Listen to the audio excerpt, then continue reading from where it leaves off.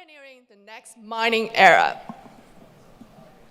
To kick off the World Digital Money Summit 2025, please join me in welcoming Jesse Law, Chairman of the Clark County Republican Party and former Senior Vice President and White House Liaison for the Export-Import Bank of the United States. He will be delivering a welcome speech, Driving Innovation in Mining Technology, a Global Perspective. Welcome.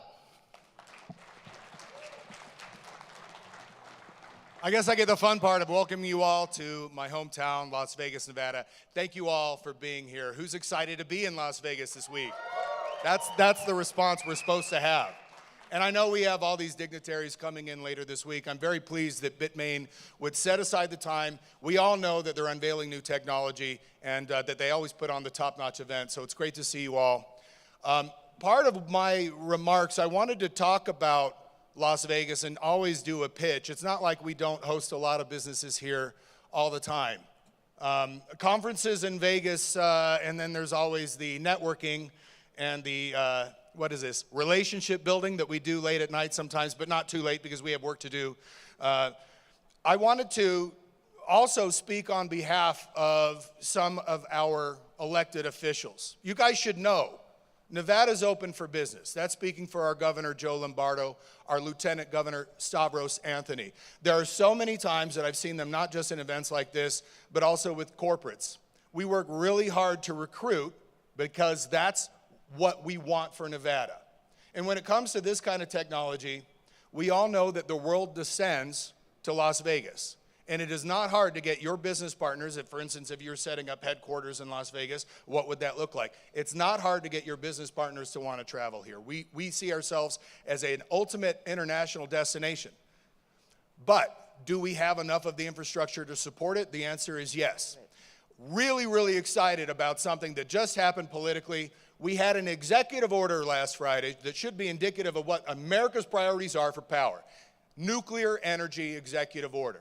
This is something that's big in the state of Nevada. We have our own secret mountain where we're supposed to be storing nuclear waste for offtake.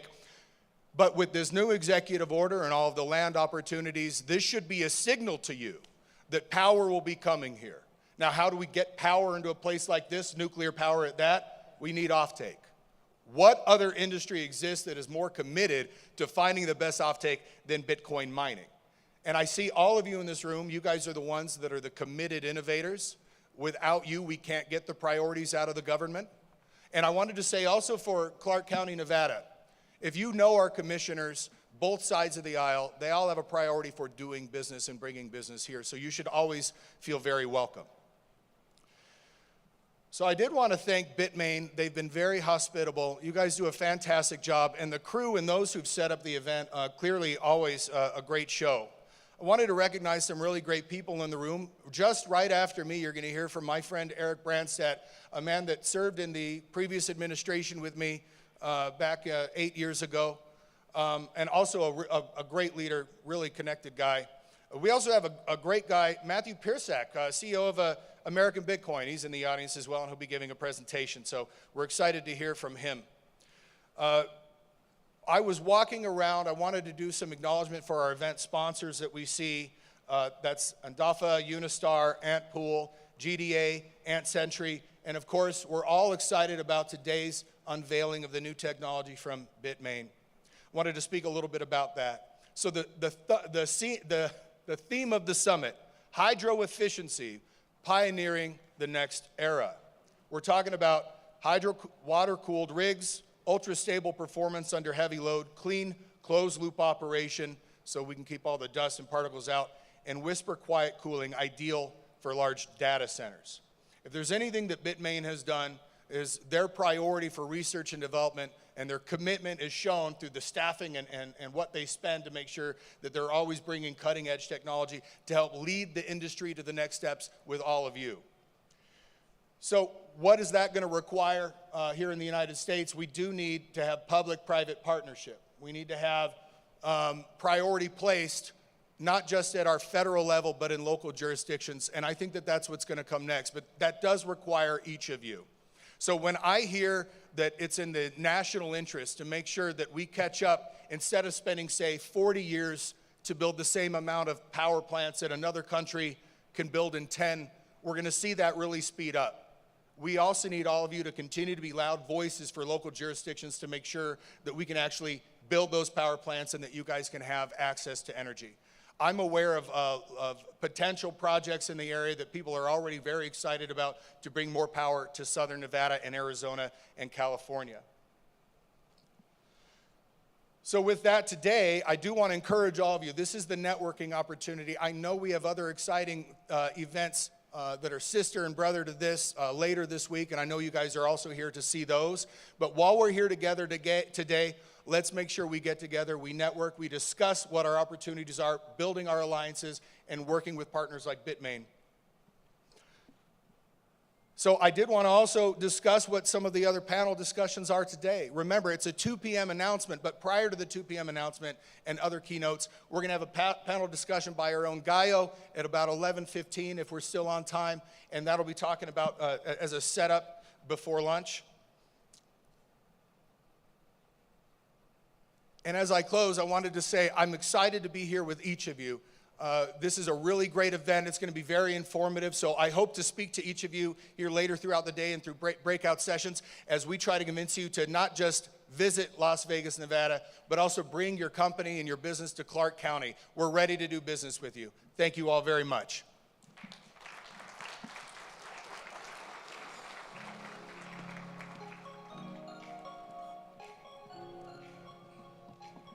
Thank you, Jesse. Next, please welcome Eric Branstad, partner at Branstad Churchill Group. He'll present digital mining industry advocacy. Welcome. Thank you so much, Jesse. Wonderful job. Well, listen, I am so proud to be here. This is such an exciting time for each and every one of us, and certainly for the industry as we look into the future. Let me start. It's an honor to stand among so many visionaries, leaders, and builders. You all aren't just watching the future unfold, but actively, we together are shaping the future of this industry. We're more than technologists, more than entrepreneurs. We are advocates of a new economic paradigm.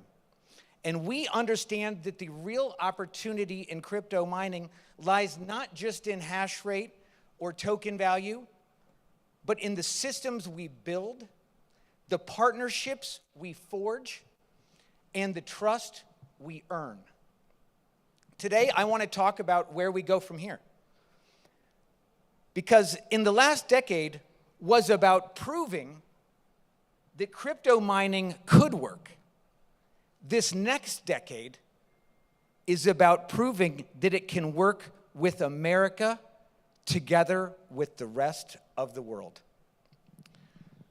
Our role as industry stewards, as the leaders in this space, we carry more than just company goals. We carry industry responsibility.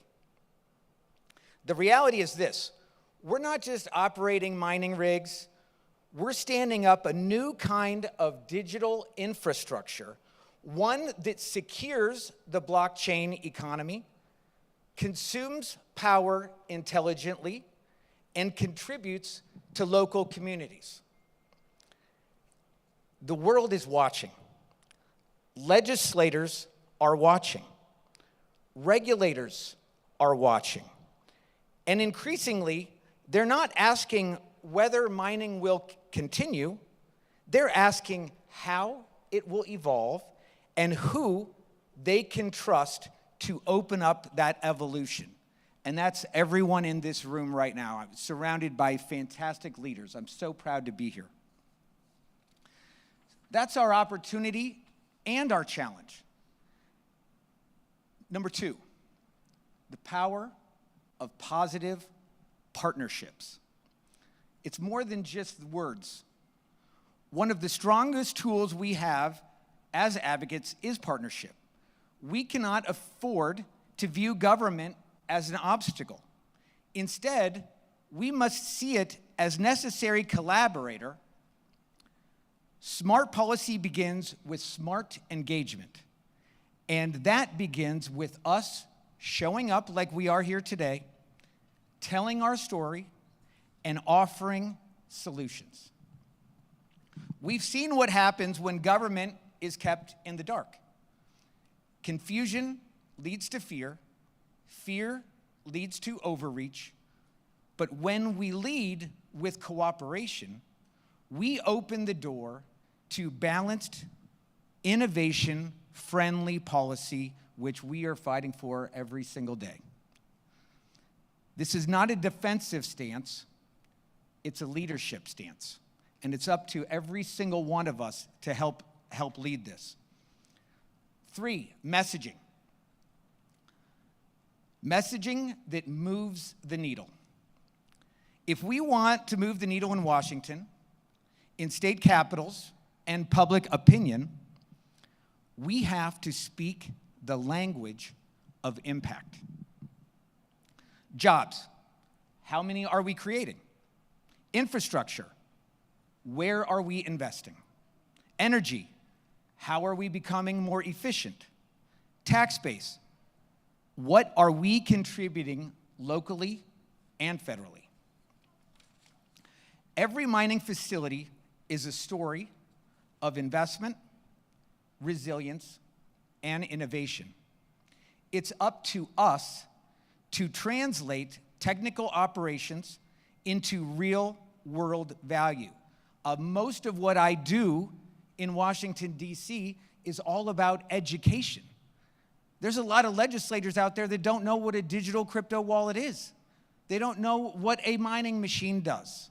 They don't know how it works. It's all about the education right now with a lot of folks that have never touched or been any part of our amazing industry. Advocacy is it's not just about saying we're here. It's about showing why we matter and how we can help solve shared problems. From rural economic decline, which I deal with in my home state of Iowa, to digital financial inclusion. And we are at the edge of all of these spots. Okay, number 4, coordinated action. What we must do next. Here's where we need to go next as an industry united. Engage early and often with regulators at all levels, local, state, federal. Collaborate across sectors, utilities, municipalities, and energy providers. Amplify, all of us, amplify advocacy organizations that represent us consistently and professionally in our policy area. The fragmented approach of the past won't cut it any longer. We need alignment, shared messaging, and policy blueprints that we can take to lawmakers, not just to fight regulation, but to shape it in ways that benefit what we're doing today. That's innovation, competition, and sustainability. 5, a future we can lead. Imagine this future and let it guide our efforts. Mining operations operating under clear and fair guidelines, federal and state programs that include digital mining in infrastructure development and rural revitalization, American blockchain infrastructure leading the world, secure, ethical, and sustainable. That future is not only possible, it's up to us to lead that right here today. In closing, like I've said and described today, our moment to lead is now. Fellow leaders, this is our moment. We are not outsiders any longer. We are builders of infrastructure, partners in energy, contributors to local economies, and defenders of open networks. Let's use that position not to avoid oversight, but to guide it. Not to resist regulation, but to shape it. let's be clear, loud, and united in our message. Digital mining is good for America when done right with integrity, transparency, and partnership. Together, let's lead with facts, not fear. Let's bring solutions, not just opinions. And let's ensure that this industry is not just profitable, but permanent, principled, and proudly now in America. I've had the honor to be the senior White House advisor to the Department of Commerce in the first Trump administration. I was on the China team. I was on trade teams around the world. And I'm so excited for what we are seeing as an industry, what we are seeing in the mining world. And I really look forward to get to know each and every one of you and talk about these partnerships, how we work together, and how we shape our collective future.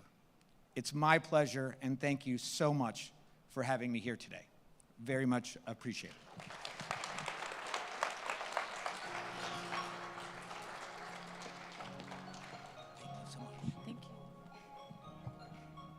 Thank you, Eric.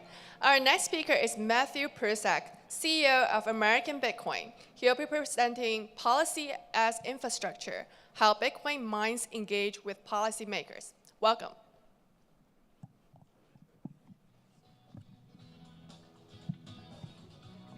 Thank you.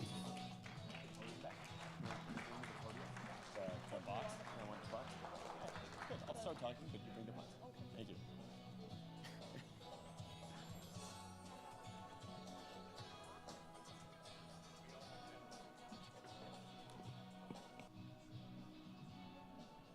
Hey, everybody. They're bringing back my box, so give me a minute for my lectern.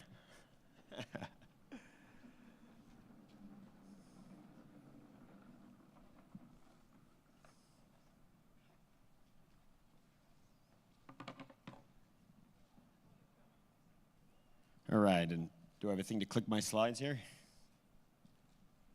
Very good. All right, good morning, everybody. I'm Matt Prusak. I'm the CEO of American Bitcoin. Some of you may have heard about us. We launched in the Wall Street Journal on April 1st. We co-founded the company with Eric Trump. We're carving out the Bitcoin mining assets from Hut 8, a very large North American Bitcoin miner, to create a new pure play vehicle, giving investors access to exahash into Bitcoin accumulation. So we don't build data centers for fun, though believe me, it is quite a lot of fun. We build them to stack sats, we build them to secure Bitcoin, and we build them to assure American dominance in the digital monetary frontier. So in the past, with Hut 8, US Bitcoin, Ionic Digital, and now with American Bitcoin, I've led teams that have built over 1 gigawatt of infrastructure across the US. And if there's one thing I've learned, it's actually this, that political engineering is the highest leverage variable in infrastructure execution and the least understood. So what this talk really is about, it's not about transformers or tilt wall concrete. This is about narratives, this is about veto power, and this is about how to win on the political front as a growing business and a growing industry. So if you think you're in the energy business or the compute business or the Bitcoin business, you're half right. Underneath it all, you're in the business of politics, in the political business. You're negotiating for permission nonstop. Social permission, legal permission, grid permission, capital markets permission. It's just that your counterparties don't always wear suits or ties. They wear ERCOT badges, they wear city council pins, or they have X accounts with 20,000 followers and a vendetta, and we've seen it all. Bitcoin, you have to see, is political. It's a monetary asset with no central bank. It's radical. And radical ideas don't survive on technical merit alone. They scale by surviving political resistance. Governments set tariffs on ASIC imports, grid operators write the rules that determine curtailment policy, and zoning boards decide whether or not your next facility is a job creator or a noisy data center. So, there you go there. ABTC exists to win that game, and you should too, because we don't sell Bitcoin, we accumulate it using American energy, American engineers, and American political tailwinds. So let's dive in. Political engineering is the forgotten variable, right? Let me give you 3 mega points that don't relate to megawatts. You've got permits, right? So your groundbreaking date is a function of how early you engage the stakeholders, not exactly just how fast you pour the concrete. It's about power. In ERCOT or the Southeast, interconnect queues are where good projects go to die, and you win by understanding transmission planning cycles, curtailment triggers before you file the paperwork, right? It's important to treat the grid regulators like design partners and not like obstacles. And then finally, public sentiment. You got to invite the town inside the fence. Let them see what 180 kilowatts of liquid-cooled ASICs actually looks like. Let them hear it, touch it, explain to them why it matters. Because Bitcoin, frankly, in some places has a public image problem, right? And we have to solve it locally and face-to-face. The core principle here is you win early in politics or you pay forever, right? Permitting is path-dependent. As they say, if you're not at the table, you're going to be on the menu. So why does political alignment matter? This is a great quote that I like to finally use, which is, you may not be interested in politics, but politics is very interested in you. There's a myth in this space that you can stay neutral, build clean, and avoid controversy. And fortunately, that is not the case. That is false. If you're building at scale, you are on the board, whether you like it or not. So let's talk about the 3 political boards that you are on. First, there's federal politics, right? This is the invisible hand, unfortunately, on your supply chain. Tariffs, Treasury guidance, SEC policy on custodianship and mining disclosures, it's all relevant. Trade war with China, working on it, right? These are the politics that we thought we could get around, but they're here and present dangers to us today. American Bitcoin has responded in a few different ways, and I invite you to do the same. First, through tight relationships with our suppliers. So thank you to Bitmain for being such a supportive partner. Second, build relationships in Washington. If politicians and policymakers don't know you or know what you do, you're going to be collateral damage to their vision, right? And then third is you have to constantly watch policies. The space is changing. There's volatility in the markets. There's also volatility in policies. The second level is state politics. 50 states, 50 problems, right? This is the most underestimated risk on your balance sheet. ERCOT, as an example, our grid in Texas, isn't just a grid. It's a battlefield for pricing rules, for interconnect priority, and for market structure. So one rule change in Austin, which is the capital of Texas, can wreck your 10-year plan. So what we do at American Bitcoin is we track legislative sessions like earnings calls, right? We model scenarios, we draft testimony, we speak to legislators, and we coordinate with our allies. If you're not in the room, someone else is, and they're writing the rules that could cut your revenue in half. And then finally, there's local politics. This is actually your first veto point, so I would not underestimate the local politics. As they say, all politics in the end are local. Whether it's county judges, zoning boards, and economic development officials, they might think your S-curve is interesting and the digital sovereignty is helpful, but they ultimately care about road wear, they care about fire risk, they care about water rights, and they care about the votes, right? 20 jobs in a reliable tax base flip votes. Being invisible does not, so don't fly too far under the radar. The playbook here is to walk the local politicians and policymakers through your sites, show them the power of what we do, and work with them to make sure that policies are good for you and good for them, frankly. If you have not walked your local mayor through your data center, you're missing a huge opportunity. You've already lost. All of this comes together in a big flywheel. So everyone here understands the power of compounding, typically in tech, whether it's in treasury growth or market cap, but political capital is also something that compounds. When you harness it right, it also is a flywheel, one that spins faster with every project and pays off in uptime, better economics, and better relationships with your local partners and timeline control. So there's 4 forces here that are quite relevant, right? The first is to get the early green light, right? You want to pull months off the Gantt chart. You want to make sure that you've got local buy-in, you've got that green light. Then you move to socialize it. You invite the town inside the fence. You think about, hey, how can we get the community involved? How can we get them excited? Is it a barbecue? Is it supporting local charities? Believe me, we've done it, and it's frankly not that expensive compared to the stuff you might have to do at a higher political level, but it is quite meaningful, and you really see the benefit of your impact. All right? Then you have to have regulatory foresight. Since you're already working with them and you're socializing it, you shouldn't be surprised. You should already have a texting relationship or a phone relationship or a coffee relationship with the local policymakers who are the make or break guys in your facility. And then finally, you got to monetize. You've put in all the hard work here. You've got faster permits. You've got a faster build time. And you've got faster hash rate. It's time to get faster Bitcoin, right? So it all comes together, and then you pick a new site and you run the flywheel again. So this is an edge that we've built out at Hut 8 and at American Bitcoin. It's not just about building fast. It's about building in an aligned fashion. And that alignment starts with the politics and not with the concrete. There are 3 groups. You can tell I like frameworks. There are basically 3 groups in local politics, if you want to do what I'm describing, that will be most helpful for you. This is an old political science trick. There are the saints, there are the sinners, and there are the salvageables, right? So the saints, I mean, we've got saints here today. God bless. I love you. Thank you for coming. We love the local support, right? So saints vote yes before the meeting starts. They've self-educated. They like Bitcoin. They like sovereignty. They like tech. And they want you in their town, right? These are folks that you want to welcome. You want them to be your storytellers. You want to be their ally. You want to find out what they need, and you want to supply to them, right? Second are the sinners. Sinners are tough. There's sinners at every level, local, state, federal. Sinners are the folks that are just not interested in what we're doing, and they're not interested in why we're doing it, right? That is a group that you need to focus on containment more so than actually trying to convert them. It is unlikely you will convert them, right? You just need to do your best to make sure that they're isolated or boxed, and you really need to focus your firepower elsewhere, right? You don't want to argue with the absolutists. You want to argue with the middle 80%. And that brings me to the third group, which I think may actually, next to the saints, be the most important group. That is the salvageables, right? They're not against you. They're not necessarily for you. They're just uncertain. And when people are uncertain, they vote whatever way makes them feel safer, right? These are school board members, small landowners, fence-sitting regulators. They need three things. They want clarity, they want calm, and they want confidence. And if you bring these things to those groups, they will like you, right? You're not going to win them over with jargon. You're not going to win them over with cryptography. You're going to win them with local hires. You're going to win them with explaining how you're not going to impact their real estate. You're going to win them over by explaining that what you're doing is not going to impact the water table, right? You want to have a walkthrough with these folks. You can turn curiosity into support when you answer the exact thing that they're scared of. Nothing more, nothing less. Don't overdo it, but don't ignore it either. So some closing thoughts for you. Bitcoin is political. Now, it's political in fun ways. It's the future of currency. It's digital sovereignty. It's also fun. It's also political in unfun ways. You've got local, state, and federal officials who want to see that calm, they want to see that confidence, and they want to see your conviction in what you do, right? And it is really incumbent upon you to do it, because as I said, you can ignore them, but we're so big now at a $2 trillion asset class that they're not necessarily going to ignore you, right? So my final takeaways are this. Political engineering is engineering. It is as important as the construction when it comes to getting sites built.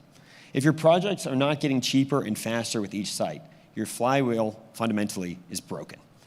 At ABTC, we're not interested in building monuments, right? We're building at speed with alignment, and we're building to stack Bitcoin, and I invite you to do the same. So with that, let's plug in, spin up, and stack Bitcoin. And that's the politics of progress. Thank you.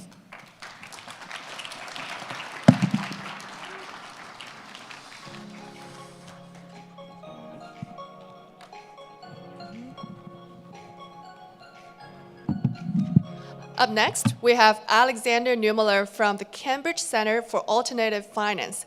He will share Digital Mining Unraveled, Insights from the Cambridge Digital Mining Industry Report 2025. Welcome.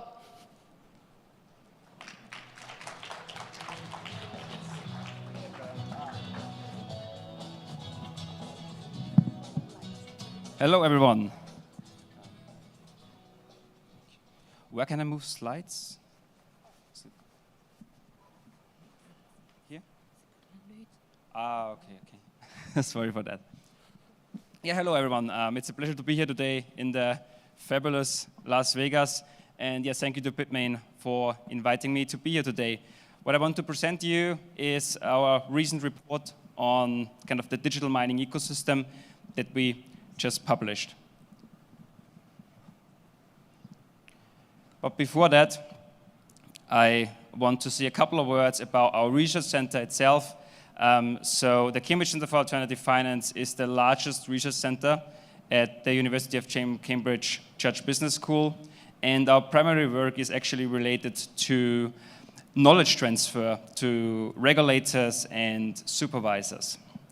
So we just actually celebrated our 10-year anniversary recently. And over the last 10 years, we really could publish over 60 thematic reports, like the mining report that was published. We managed to educate more than 3,500 regulators and supervisors through our capacity building programs, one of which is also related to digital assets. And we created what we call regulatory knowledge exchange, which is essentially a community-driven platform to really facilitate collaboration between supervisors and regulators globally, with now over 2,500 members. My work is just a small part of the center, but it's primarily related to kind of trying to help understand the environmental impact of digital assets. So we have a website where we provide daily updated data on Bitcoin's electricity mix, for instance, Bitcoin's electricity consumption, and other metrics that are updated on a daily basis. Here in the past, we have primarily relied on theoretical modeling, and this is what has changed now. And this is why I'm also here today. So just recently published our mining report about 4 weeks ago, and it was kind of a long process, and to this end, I really want to give a shout out to the Bitcoin Mining Council team. Ben is here as well, who really provided kind of invaluable support in connecting us with relevant industry stakeholders that ultimately made this possible. To give you a bit of an idea about our respondent base, so essentially, we were quite humbled, actually, by the strong engagement that we saw from the community in our work, which yielded, in the end, in us being able to surveying nearly half, also 48% of the kind of entire global Bitcoin mining activity. And to this end, I'm, as said, incredibly grateful for the participants, some of which you can see here, but also others that decided to stay anonymous, but ultimately, without their contribution, none of this would have been possible. To give you a bit of an insight into where kind of our respondents came from, so we saw close to 50% from the US, which naturally kind of translated to some extent a bit into when we look how mining activity is distributed in terms of geographic, so the mining activity in terms of geographical distribution, the 16 countries are headquarters. So ultimately, we, I think, still found some directionally relevant developments. We saw the US undoubtedly solidifying its position as a key global mining hub. We see kind of notable activity in South America, the Middle East. We see continued activity in Northern Europe, emerging activity in Africa. There were also some countries that we know we did not serve it that well. We did not receive that many responses. For instance, Russia is a good example where we know there is considerably mining activity taking place, whereas I think in our survey, this was not like perfectly reflected. So starting with the kind of first highlight, hardware and firmware market.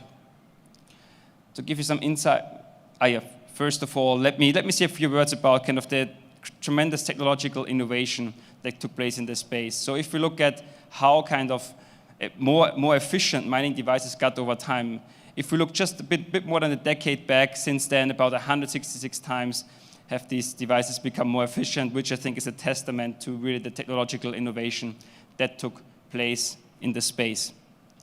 If we look into the kind of hardware market, there is kind of, it's quite concentrated. There is one manufacturer, Bitmain, that has quite a large market share, close to 80%, around 80%. But if you look at the largest 3 manufacturers, it is almost the entire market. That's quite concentrated. If we look at the firmware market, we see that it's a bit more fragmented, where still manufacturer firmware is often being used, but we see also third-party solutions and proprietary solutions being commonly used as well. Talking about miner efficiency, network-wide electricity consumption, so what we saw based on survey data essentially is that over the last 2 years, we saw quite a good amount of kind of improvement there as well, about 44%.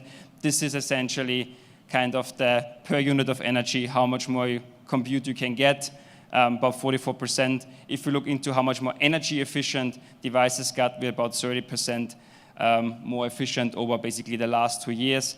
And an interesting finding is actually that when we compare our theoretical, kind of the estimates of our theoretical models with the estimates we get from surveys, we see that those are closely aligned. So I think those corroborates kind of the validity of both models, and it was quite interesting to see as well. Quickly, if looking into kind of how hash rate and electricity consumption estimates have evolved, so we can clearly see that hash rate grew much, much faster than electricity consumption, basically on a ratio of 4:1. Looking into a topic that I think receives most of the attention sometimes, is, particularly in media, is electricity mix and emissions. And here we found that basically our latest estimate now is that there is about 52% of mining activity, 52.4% of mining activity is powered by sustainable sources, that is essentially renewables plus nuclear, whereas the fossil fuel mix was also quite interesting because compared to our previous estimate, we saw a stark shift in the composition of the fossil fuel mix as well, with basically natural gas largely substituting coal. If we look at the impact that this had, basically, if we look at our most recent estimate for emissions, it's about 43% lower than our estimate that is based on essentially the electricity mix of 2022. Another super interesting topic that personally I'm very excited about is emission mitigation, specifically when it comes to the reduction of gas flaring. And here we managed to get some interesting data from our participants that allowed us to create emissions as mitigations estimate. You can't see it properly here, but essentially what we estimated now, the emission mitigation potential is between somewhere 0.3 and 4.7 million metric tons CO2 equivalents, and that's quite substantial. And generally, the reduction of routine flaring is a very important global issue. There is a World Bank initiative with the target to essentially eliminate routine flaring by 2030. Very briefly, mining economics. I mean, you are all experts here, so I will, okay, you can't see the US dollar bars, but essentially block rewards have gone down right over time in BTC. But what was quite interesting to see is that if we look at the US dollar revenue, so for instance, last year, total miner revenue, if you use daily values, was about 15 billion. So you can usually see that there is even though block rewards are decreasing, mining revenue in US dollars was quite increasing substantially. And another very important metric for mining economics is hash price, which over the last 5 years also has kind of decreased in US dollar, but despite quite a substantial gain in BTC price, that is due to kind of the notable, really significant increase in hash rate, but also we had 2 halvings, so that's the reason why, despite Bitcoin increasing, still hash price is substantially lower. Miner sentiment, so we also wanted to get some insights from miners about what keeps you awake at night, what are your key concerns. What we found there, possibly not too surprising, long-term energy price increases are a key concern. We see unfavorable governmental action is a key concern, as well as adverse development in BTC price. Related, we then asked to how do you actually manage your risks? And key risk management strategies that were named were power hedging, for instance, diversification of business models. So I think over the course of the day, you will hear some things about AI as well, and geographical diversification. We also ask what are kind of your key growth inhibiting factors. So what basically constrains your growth. Lack of deployment opportunities was named as the main growth constraining factor, but also procurement logistical challenges, as well as the availability of financing, whether that's debt or equity. Now that kind of concludes the overview of the survey essentially and the report that we did. I briefly want to touch upon another topic that is related, but really relevant, specifically digital mining, kind of the intersection with AI. Many of you are, I'm sure, aware that there have been really a tremendous increase in the computational demands of leading edge AI models, and over the last decade, right, or even before. And since about 2010, the computational intensity to train these kind of leading edge AI models has increased by about 6 to 7 times per year. So that's quite substantial. You can really see kind of the exponential growth on the chart here as well. But that has implications, right? So you need then the infrastructure really to kind of, that allows this growth to happen. And McKinsey recently published a report where they estimated AI-specific workload to increase to about 3.5 times current power demand for AI workload. And that's quite substantial, right? But it's not just about the increase in kind of power that is needed. It's also essentially the kind of load pattern that specifically if you do AI inferencing, that is that kind of your data center would exhibit, which goes like in waves, right? So you have sometimes high utilization, you have low utilization, which naturally it may cause, if you do this at the large scale, a bit of issues with your utility operators. So you need essentially to convince them to give you access to large variable load, which might be increasingly difficult. And here, this is really where one of these points where, for instance, Bitcoin mining could come in, essentially filling those valleys where if you have low utilization rates of, specifically if there is not much demand for AI inferencing, you can ramp up your mining activity, and when the demand for, let's say, AI inferencing increases, you just ramp down, right? So you really kind of fill the valleys, but then ramp down when the utilization gets higher, but ultimately you can really demonstrate a very steady and predictable load profile, which I think, utility operator will appreciate, and it will also most likely get you in a much better kind of negotiating position. That actually concludes now my presentation. Thanks a lot for your attention. Thanks again, Bitmain, for inviting me today.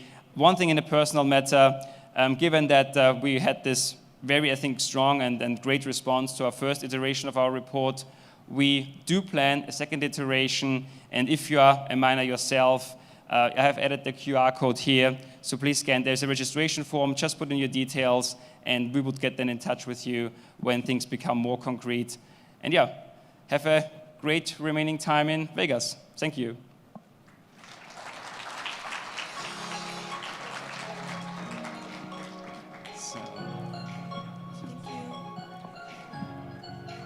Thank you, Alex.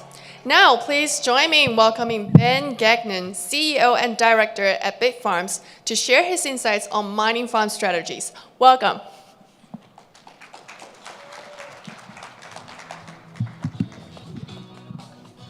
Okay, thank you everyone for being here. My name is Ben Gagnon. I'm the CEO of Bitfarms. Bitfarms is one of the oldest publicly traded Bitcoin mining companies out here. And today I'm going to talk about how Bitcoin mining has really evolved over time. When I first started mining Bitcoin in 2015, the industry was in a completely different space. Bitcoin mining facilities looked very, very different. And while Satoshi could have designed the emission schedule in any number of infinite ways, he chose this halving methodology, which I think is actually very, very beautiful in the way that it matches the relative risk and reward over the halving eras. So when Bitcoin first started back in 2009, I call it the hobby era. This is back when one PC, one i7, could have maybe had 10% of the entire network and was producing 5-10 blocks a day even. And the relative risk and reward was not something that really drove a business decision. This was something where there was no market for Bitcoin. There was no certainty around what Bitcoin was or if this was going to take off. And so you were giving a whole lot of Bitcoins relative to just putting in some amount of compute. But over time, the industry has evolved and it's changed a lot. When the CPUs turned off into GPUs, it started a arms race. And there was finally a methodology here where people could start to compete for scale and efficiency and productivity. And in 2012, when you had the first halving take place, you entered into what I call kind of the venture or the entrepreneur era. This is when you could first start to buy FPGAs and ASICs and actual specialized dedicated hardware specific just for mining Bitcoin to try and gain an advantage. It was also the first time that people started building real businesses on Bitcoin mining, and it wasn't just something that somebody did in their basement for fun. As you moved on, in 2016 and 2020, the industry was entirely dominated by economies of scale. It wasn't good enough anymore to just have a few of these high-end computers and having them in your garage or what have you. Now you really needed to start building out facilities that were measured in megawatts instead of kilowatts. And so you started seeing the emergence of 100 megawatt facilities, 20 megawatt facilities. And as you go over in time, you can see that the relative increase or the relative decrease in the amount of Bitcoins per block is really matching the risk that these companies are taking on over time for supporting an industry at different levels of its evolution. In 2020, it was really defined by the corporatization of these Bitcoin mining companies. The scale demanded huge access to capital, and the cost effectiveness of your capital, how much you could raise, at what prices, at what time, was your large determiner of success. And so it was the corporatization here which really started to drive Bitcoin in a different way. And you can see how each one of these halving eras sets up the next halving era. And now that we're in the institutional adoption era, it's hard to imagine that companies like Fidelity and companies like Goldman Sachs or JP Morgan or the strategy and the Bitcoin accumulation strategy which are really dominating the market today would ever really been supported had Bitcoin mining never left the garages where it came from. It needs the companies like Bitfarms who're making these investments into real facilities to give them the trust and the certainty that the technology is secure, the coins are here to stay, and the industry is going to keep evolving. But what happens next? What happens next is what I believe is the infrastructure phase, and I think that the infrastructure phase in 2028 is probably going to be the final phase. At that point, we will be in the roughly the one and change Bitcoin era. And this is going to be the time where models start to really, really look different because the industry is now going to be at such a relative risk reward that this thing is here to stay. Bitcoin is reaching the point of too big to fail. Now, as we have this increasing level of sophistication and this increasing level of competition and complexity, the business models really change over time. And so what I have here is just, for an illustration, a normal distribution of energy costs. And while it was totally fine to mine on average electricity prices from when Bitcoin started, maybe up until even this last halving era, over time, those relative decreases in Bitcoin and the relative lower levels of risk that miners are taking means that the market is going to get increasingly more competitive. And those energy prices, which was enough to sustain the Bitcoin mining business before, are no longer going to be viable rolling forward. And so Bitcoin mining businesses are going to have to start getting more creative. You can see that the eras of the viable cost is really shifting towards the low end of the spectrum. And where Bitcoin mining is ultimately going to end up is going to be integrated into the infrastructure layer itself. There is a very interesting dynamic that takes place in Bitcoin mining because it is a function of the energy that powers it. And this is the only market on the planet where the equilibrium between electricity supply and electricity demand is not where supply equals demand, but is where supply just exceeds demand. If you ever have a situation where you hit an equilibrium, where supply and demand intersect, you're going to have a brownout or a blackout. Hospitals are going to go offline, lights are going to go out, there's going to be issues throughout the grid. There's always been this excess capacity built into the energy infrastructure, built into the energy grid, which was never monetizable. There was never a customer that's sitting there at the end that's willing to turn on, willing to consume the electricity when it's available, and willing to turn off when it's not available. But as the Bitcoin mining reward continues to shrink, eventually this will be the only business model that I think is viable in Bitcoin mining. And so it's going to be about how you integrate Bitcoin mining into infrastructure. Not going to be about how you actually have increasing size of scale. It's going to be how can you run your energy so that it's on marginal cost? How can you absorb an inefficiency that may already be baked into your business model so that you can monetize it with Bitcoin mining? And this can be worked out in a number of different ways. For an energy generation and transmission company, maybe they're deploying Bitcoin mining containers at distribution checkpoints.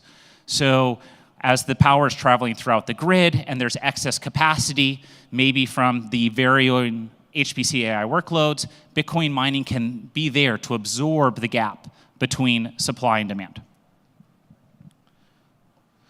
So what are the natural places for Bitcoin miners to be looking at in the future? And this is the annual energy consumption kind of broken down by industrial categories according to the International Energy Agency.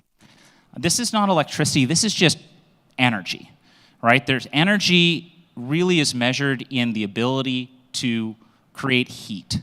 That's how we've always measured energy. It's around heat.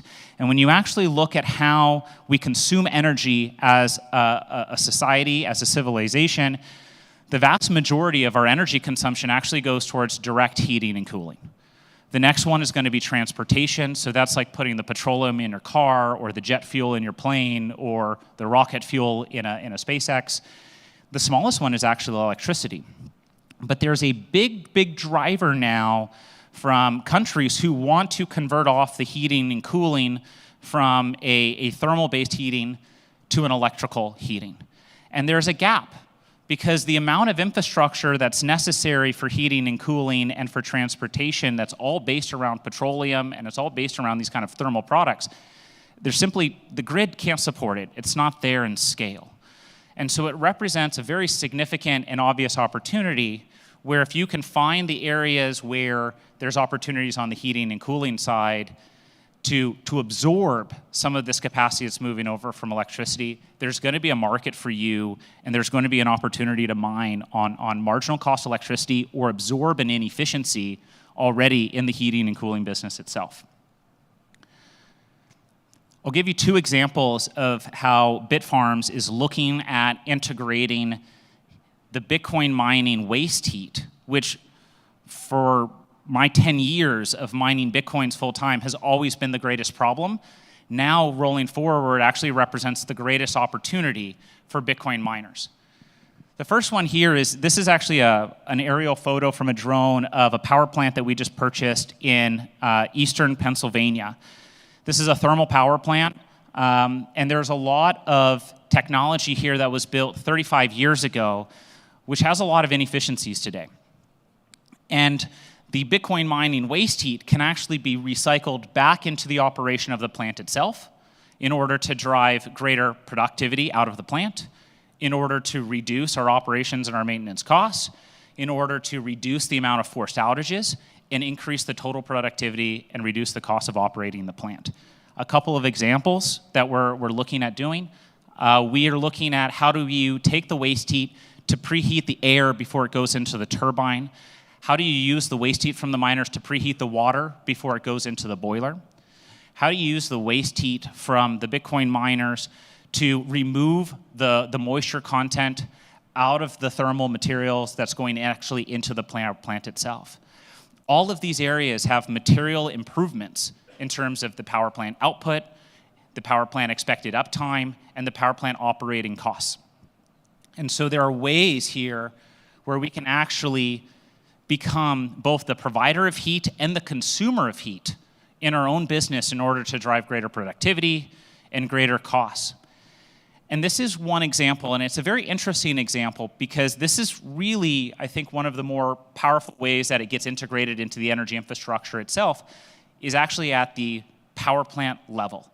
There's a lot of ways in which these power plants, which provide all the power for the grid, can actually reuse a lot of the waste heat. And they're such a big consumer of heat because it's how they generate power in the first place that they're a natural customer for heat. And so I don't actually have to go out and find a customer for heat.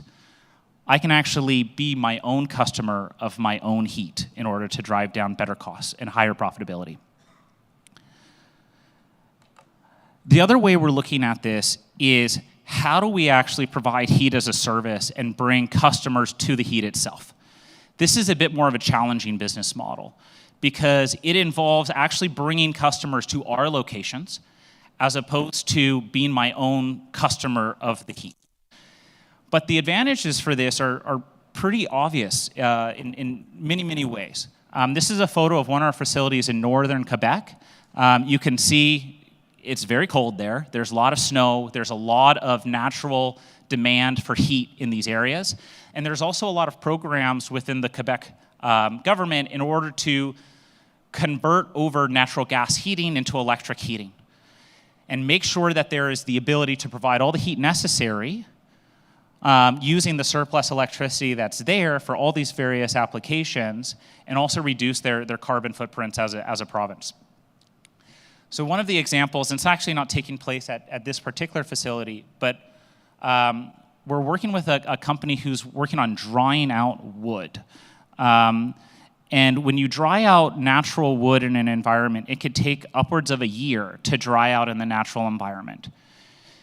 If you bring that same wood to our Bitcoin mining facility and you put it on our hot aisle, it dries out in 8 hours. So you have a multiple hundredfold improvement in the efficiency of their underlying business process. And there's a very simple model here, because they're around the transporting of the wood and the moving of the wood, that now a business can actually scale up dramatically by how much wood they're actually drying, how much wood they're processing, and how fast they can turn a raw product into a finished product. And that provides a really, really interesting market opportunity for customers. This is one of hundreds of different business applications where heat can be built in as a service. You could dehydrate mangoes. Food dehydration is a very, very energy-intensive process, and you can use the exact same waste heat like we're using here to dehydrate wood, to dehydrate mangoes, to make beef jerky, to do all sorts of agricultural products that extend the shelf life, increase the final value of the product, reduce the logistics cost, because you're removing all this weight from the final product, and really drive a whole lot of value. So this is where I think the industry is going. I don't think in 4 years' time there's going to be people mining profitably on average electricity. I think you really have to be looking for these opportunities to absorb an inefficiency, to absorb a waste, and move to something that's marginal cost or a sunk cost in order to be profitable and competitive in this space. If you're interested in heat as a service, you can go ahead and contact us at corpdev@bitfarms.com. And thank you very much for your time.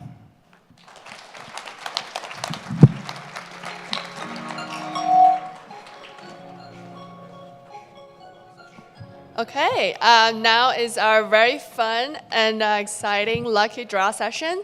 So important note is that you have to be in this room to win the prize. So now might be a good time to call your friends if they're not here. So when you enter the room, you received a note with a number on it. So those numbers will be rolling on the screen behind me.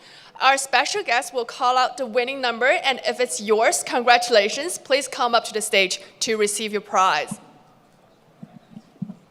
So once announced, you can collect it at the designated prize table located at registration.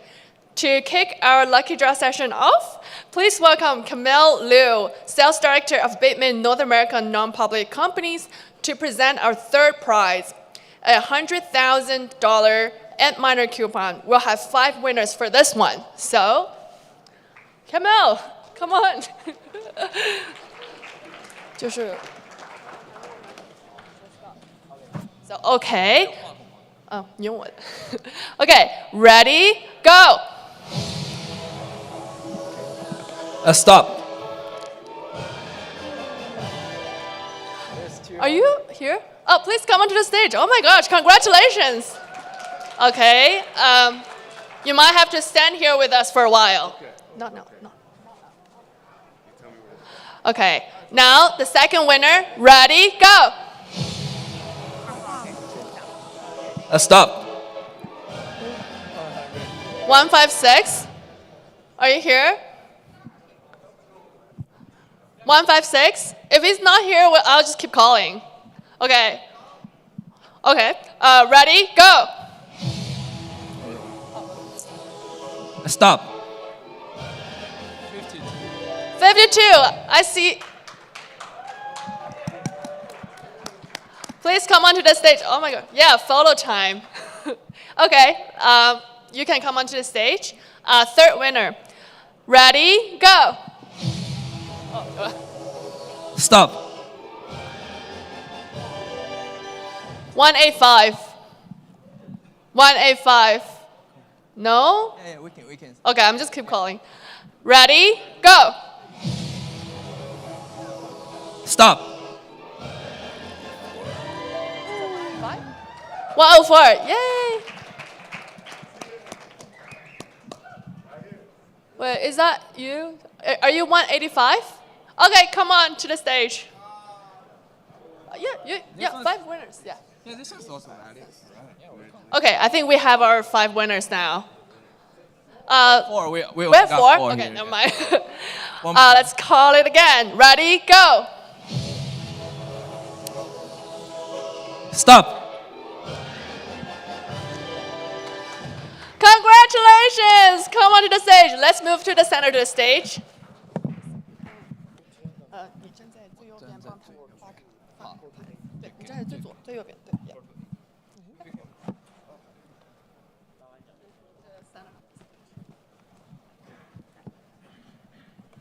And Kamel will deliver the prize. The panel mark should be 48.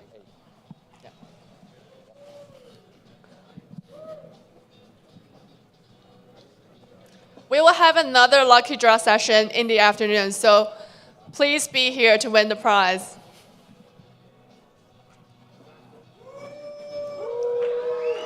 Okay, let's have a group photo together.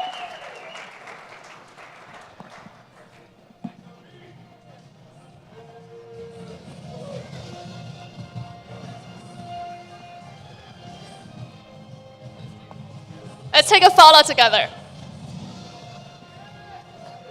Congratulations, guys! Woo!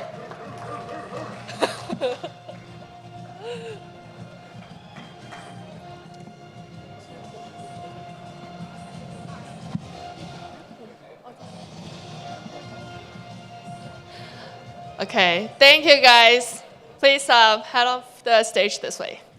And now we're gonna do our second prize. So, yeah, you can stand.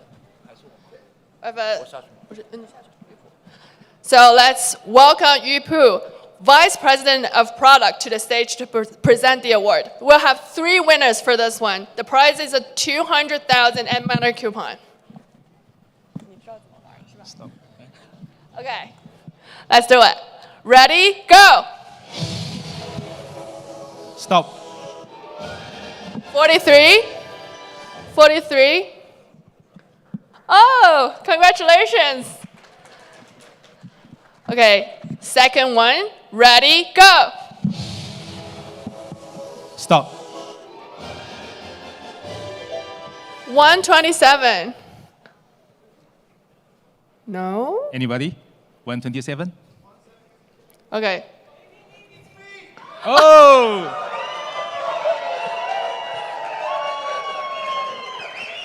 That's a pause right there. Okay, the third one. Ready, go. Stop. 93. 93? Anybody? We'll give you 2 seconds.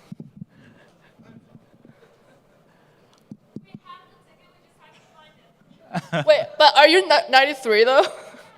Oh, you're 93?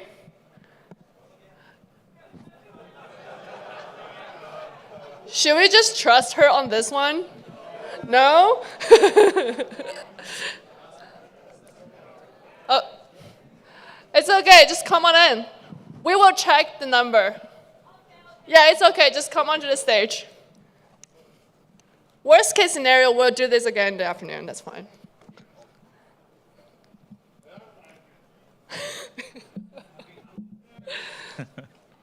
Yeah, you can come onto the stage. Yeah, you can. Yeah, you can come onto the stage. Why is she running away? Oh. Okay, great. Congratulations, winners. Woo! Please come to the center of the stage. Please come to the center of the stage. Yeah. that was quick.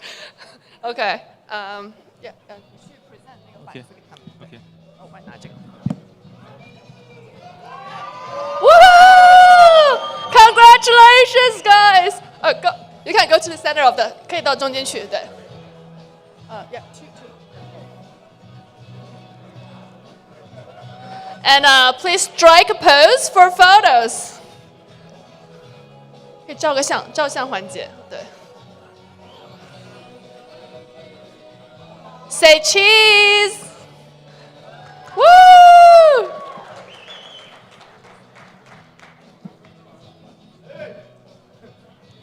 Happy faces. Okay, great. Thank you so much. Please head to this way. Wow, so exciting. Told you guys you need to be here. Okay, next we will have a panel session called Building a New Hydro Mining Farm from Design to Operation, Theory and Practice. Please welcome the moderator, Gaio, Sales Manager at Baitmain. Panelists including Feloni Francesca, CFO from Alps Blockchain, Reza, CEO of Mining AI and Data Centers at Phoenix, Jake Palmer, Senior Vice President of Development at Hut 8, and Lauren Lin, Head of Hardware at Luxor Technology Corporation. Welcome.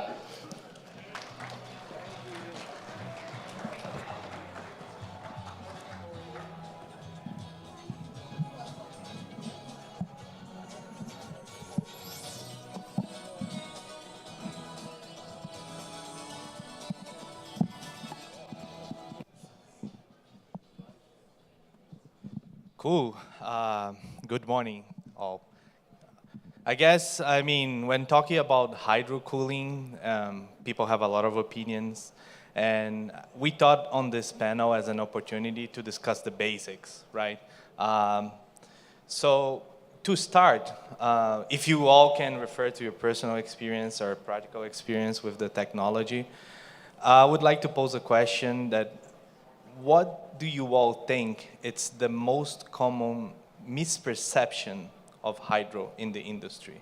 I know that like daily with clients, like they ask me a lot of questions and most of them don't really understand the technology or where it's going, but in recent years it did pick up a lot of interest and we are seeing a lot of huge deployments.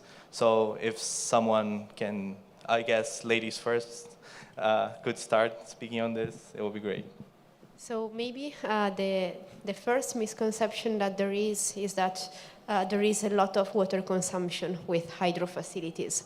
Because when we speak about our hydro facilities in Oman, in the desert, what people say always is, how do you handle the water consumption of these facilities? Because there is no water in the desert.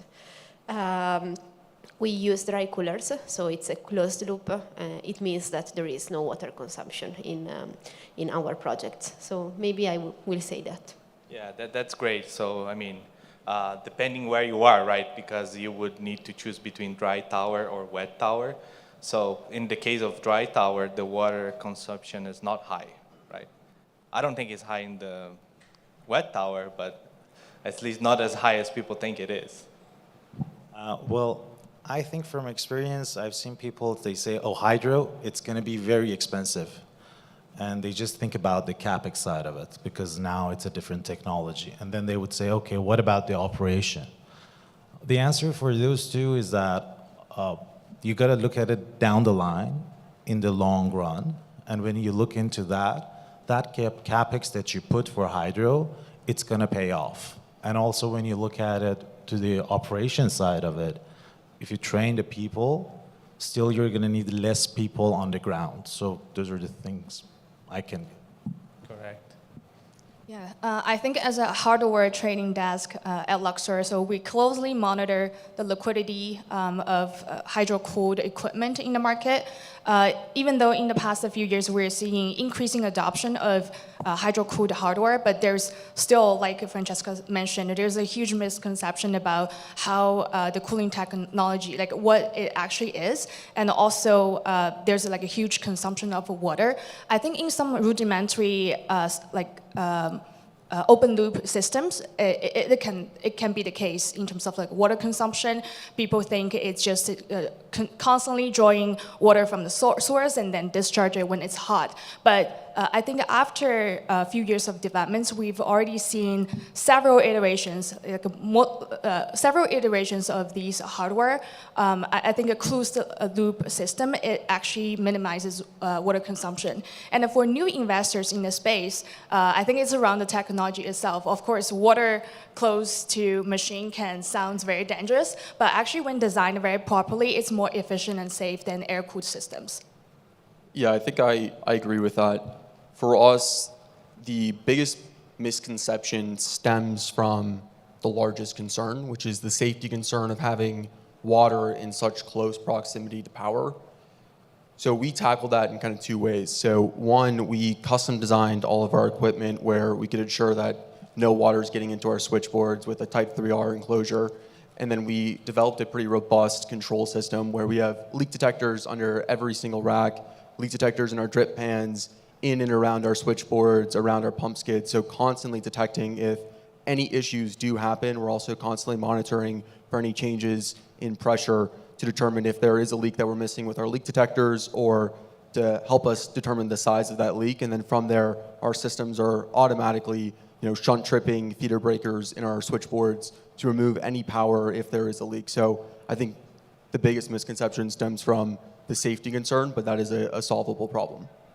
Yeah, and just building on that, like, what would you think are the first decisions that you have to make on a hydro deployment to get it right from the beginning? Yeah, I think there's three key decisions you have to get right from the very beginning. So the first is going to be your water chemistry, and more specifically, it's going to be the ratio of water to antifreeze in your fluid loop. So antifreeze, whether that's ethylene glycol or propylene glycol. We took a pretty conservative approach for our facility. We looked at the 50-year low temperature and then ensured that our fluid would not freeze in those conditions.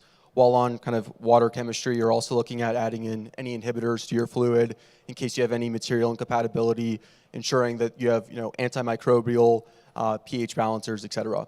The second is going to be the sizing of your pump. So this requires looking at what is the desired flow rate that you need per server. For our deployment, we went with the U3 deployment of those servers are generating 11.18 kilojoules of heat. So you have to look at how much flow of fluid do I need to have go through this server to achieve your desired delta T, which for us is a 10C delta T. So remembering the first point on your fluid chemistry, when you add in antifreeze into your fluid, you are reducing the specific heat of that fluid. So looking at water, for example, you have 4.18 kilojoules per kilogram per degree Celsius. With antifreeze in your fluid loop, you're essentially reducing the amount of heat that can transfer per kilogram of your fluid, so you have to flow more fluid. So for us to dissipate that 11.18 to achieve the 10C delta, we need 5 gallons per minute. Our system's a modular design, so we have 180 servers per, so that's 900 gallons per minute you need to flow through your pump. One of the mistakes that people make is when sizing their pumps, they are looking at flow rate as if it's just water, but you have to account for by using an antifreeze in your fluid loop, you're increasing the viscosity, so it's more difficult for your pump. So working with your pump manufacturer to get that right, and then determining what is the kind of pressure loss across your entire system to determine what the head pressure you need on your pump is. So pressure loss across your manifolds, your piping, your servers, your dry cooler, your filters when clean and when dirty, to really determine what is it that your pump needs to do. And then the third one is going to be your cooling mechanism. So I think it was brought up earlier on kind of water consumption. So this is where you make that decision on, is this facility going to be consuming water or not? If you're consuming water, you're using it to evaporate water, whether it's in an adiabatic system on a dry cooler or an evap tower. So determining, are you using water? If you're not using water, which we are not using water for our system, so use a kind of size your dry coolers to be larger to account for the approach temperature that you desire. So for us, it's a 5C approach temperature, designing our dry coolers to be able to handle that. Cool. And Francesca, would you like to add anything on? Yeah, maybe the business part. So when starting a hydro mining facilities, all the considerations about the possible projects are quite the same to another business development. So you need to consider like local temperature, humidity, salt, whatever the conditions there are. And then the energy price, geographical risks, regulatory risks. So all these considerations are the first to be done in any kind of mining project. Then for the hydro part, considering the specific requirements that there will be, you need to perform a study on, as I said, the temperatures, humidity, and other characteristics that can make you decide what kind of cooling technology you will use for that facility. So the dry coolers or wet towers. For example, we have operations in the desert where temperatures can rise a lot, so we don't have any problem of ice in the containers. We have the problem of heat, and so we need to consider if it's possible to use dry coolers or wet towers in that specific conditions. And then there are the more financial considerations that have to be done, because infrastructure is quite different for hydro than for air, and so a business plan is needed as always, and so we need to consider also that part. Reza, would you like to add some points on this? I think, first of all, I would always start with ambient temperature. That's when I want to do the hydro cooling, because that has a main effect in the design of the whole system. We've seen it firsthand in Phoenix, in our Canada, Manitoba side, that it's like minus 20 Celsius. And at the same time, we saw the same thing in terms of operation in Abu Dhabi when it gets to 51 degrees Celsius. So I would say ambient temperature first. Second, always look for the regulatory and rules. When you operate, especially in North America, you're gonna have different counties having different rules. You're gonna have different concerns when they hear, oh, so what's gonna happen to the water? What's your contingency if there is a leakage? So you just have to make sure you address these two. And I think that's a good start. And then you go ahead and design the system based on those two things, so you can address those concerns properly. Perfect. Lauren, would you like to add? Yeah, I think some of other common key considerations is one, accessibility to skilled laborers. Because right now the hydro farms are all over the world, in a lot of the remote countries as well. It's not very accessible for hydro farms there to either foster local skilled technicians or bring someone outside of those countries. And the second, as Reza mentioned, it's the regulatory or political stability. Because compared to air-cooled mining farms, hydro farms has, just relatively speaking, a lower liquidity on the secondary market. If you want to exit a mining destination completely, it's going to be harder than air-cooled mining farms. So that should be a key consideration when you are designing or set up a hydro mining farm there as well, especially for remote countries. Yeah, I think you touched a very important point, which is the liquidity in the secondary market. As of today, it is as you described, but I guess as adoption ramps up and as new models come to the market, we will see more and more a market for these machines, right? Yeah, that's. I think the increased adoption is already happening this year. In the past few weeks, we're seeing at least 3,000 to 5,000 units of demands of hydro, and this is just a phase one. So we're already seeing the increased adoption for it, which is a good trend. Yeah, which I think we can shift the discussion on a more practical side. We touched several points, but from your experience, and if you can add practical comments, when you are selecting a site, what are the key points that you have to watch? Because we all need access to energy, probably access to water, who knows? Then what about the local city? How would you negotiate with them? And these facts. And I mean, we have hydro deployments across the globe. So if we can lay out a basic plan to whoever here is thinking about going hydro, what should they pay attention to when they are selecting a new site? Yeah, I would say first start with the location that you're choosing. So look into that. These days, usually nobody likes to use the open loop systems. People prefer to have closed loop systems, so you have to be mindful of that one. Once the location is finalized, make sure that you consider all the aspects of it, from technicalities involving temperature, wind even, and I'll get to that why we saw it firsthand, and the surrounding of it. And I would say don't go for okay, I buy this system, now it's gonna work. So our mandate is that we always try to over-engineer a bit, because when you face those challenges and you say, okay, I designed the system, this is gonna be for 40 degrees, or this is for 41, and you just go ahead and you design it, and one day you're gonna have 45 degrees, the whole system is down. So I would say a bit of over-engineering is gonna help down the line, and make sure that you have all the operation team that can deliver this, because commissioning is one side of it, when you wanna operate it is another side. So you need to be mindful of all of these together. Would you like to? Yep, for sure. I totally agree with what he said. Maybe what I can add is at the beginning there is a study on the possible requirements, the ones we said in the question before. So ambient temperatures, like study of the site, regulatory risks, financing of the project, and whatever.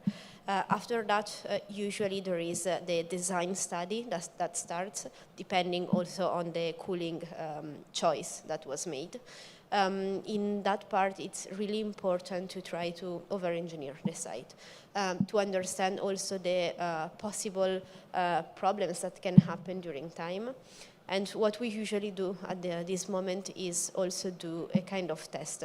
So we do a kind of pilot project for the site, because usually for scale sites, it takes like more than 1 year to build all the infrastructure. And so we use this year to do a kind of test to understand when the containers and the miners are on site, what kind of problems can happen, because there can be wind, there can be salt, there can be sand, whatever can happen on site, and it's important before starting to understand these kind of requirements.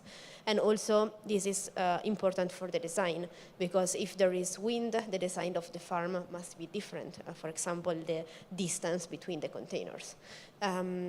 So we can say initial requirements, tests, layout of the site, and then like the normal process that is building the infrastructure, energizing the infrastructure, and then have the right people on site to do the maintenance. Jake, would you like to add on this? Yeah, I think in general, once you have a location with power and decent amount of space, you can put hydro pretty much anywhere. And I think there is that kind of misconception that, you know, forced air can go in certain regions, immersion can go in certain regions, hydro can go in certain places. But in general, hydro can pretty much go in any location. It really just comes down to an engineering problem of ensuring that you're taking into consideration all of the variables. So knowing what are the lowest temperatures, what are the highest temperatures, you know, what's your wet bulb, dry bulb temperatures, what's your given space, what's the density that you desire in your facility, and it's just really an engineering problem from there. So ensuring you get your fluid right will make it work, ensuring you have the right cooling mechanism, whether it's kind of an open cooling mechanism system with evap or adiabatic assist, or a closed system with just a standard dry cooler. So pretty much anywhere you can put hydro. Just make sure you design with the given parameters of your facility. Yeah, that's great. Just to summarize a little bit what we just said, the first point is hydro can go anywhere. So if you're thinking about the hydro deployment, like, and you are, I don't know, in the mountains, in the desert, I guess not in the ocean, but like maybe there you cannot go, but anywhere like landlocked, it can be done. And the first step is definitely to do a very detailed plan, over-engineer, make sure you get all the points right. Ideally, do a pilot, right, test, and scale from there. And the same goes for the operational side, which I think is the next question. We should speak a little bit more about it, because one of the misconceptions people have is that the operational side is expensive. And is it or is not? So that's the question for you all. Like, if you can speak from your own experience and the benefits. Maybe there is a learning curve that once you go over, and the benefits of the technology of being more stable with less, I would say, downtime and etc. So, Francesca, if you could please. So the O&M of the facility was our first concern when we started the hydro projects. That was more than 2 years ago. So it was a kind of the beginning of this kind of projects with dry coolers. What we can say after 2 years is that it's important to have the right people on site because maintenance on the containers is the key to have everything working well. But apart from that, if the design was made correctly, there are really less downtimes than air-cooled sites, and there are also less faults in the miners than in other sites. If we think about the percentage of broken miners on air sites compared to our hydro sites is like, in some conditions, 10 times less. So it's really better for the O&M part. And also, the work that has to be done on site is not so much. There are some continuum monitoring, there is some physical maintenance on the containers, but it's less than air-cooled sites. So yeah, it's not the biggest trouble for sure of hydro facilities. For us, I can say from experience, 2022, when we deployed 240 megawatts in Abu Dhabi, we learned it firsthand because when we got the containers from Bitmain, the planning was done properly. How? We made sure that when those containers are coming in, so not just the design part that I talked about, when they come in, the manufacturer itself being Bitmain in this case, we always make sure that their team is on the ground. They properly train the people, and we always make sure that we have a proper handover and a commissioning. So Phoenix staff will be on the ground, yes, but we always make sure that in that case, Bitmain technicians, they're there. It was new at that time for everybody, so we also make sure, guys, you got to stay for like 3 months. So that transfer of know-how to make sure that, okay, what if this goes wrong? What if that goes wrong? That handover is the key. And once you have your staff getting trained on that, then it's much, much easier because, yes, it's a bit of more of work compared to what you have when you do air cooling. But at the end of the day, if you plan and make sure that your operational team knows all the elements involved in that system, mechanical or electrical, then you'll be fine. And you just have to make sure that everything is proper. You have a proper system of O&M that can take care of it and ticks all the boxes for you. You want to go, Jake? Yeah, I can go. I think taking a step back, what destroys a server is dust particulate, vibrations, and thermal cycling.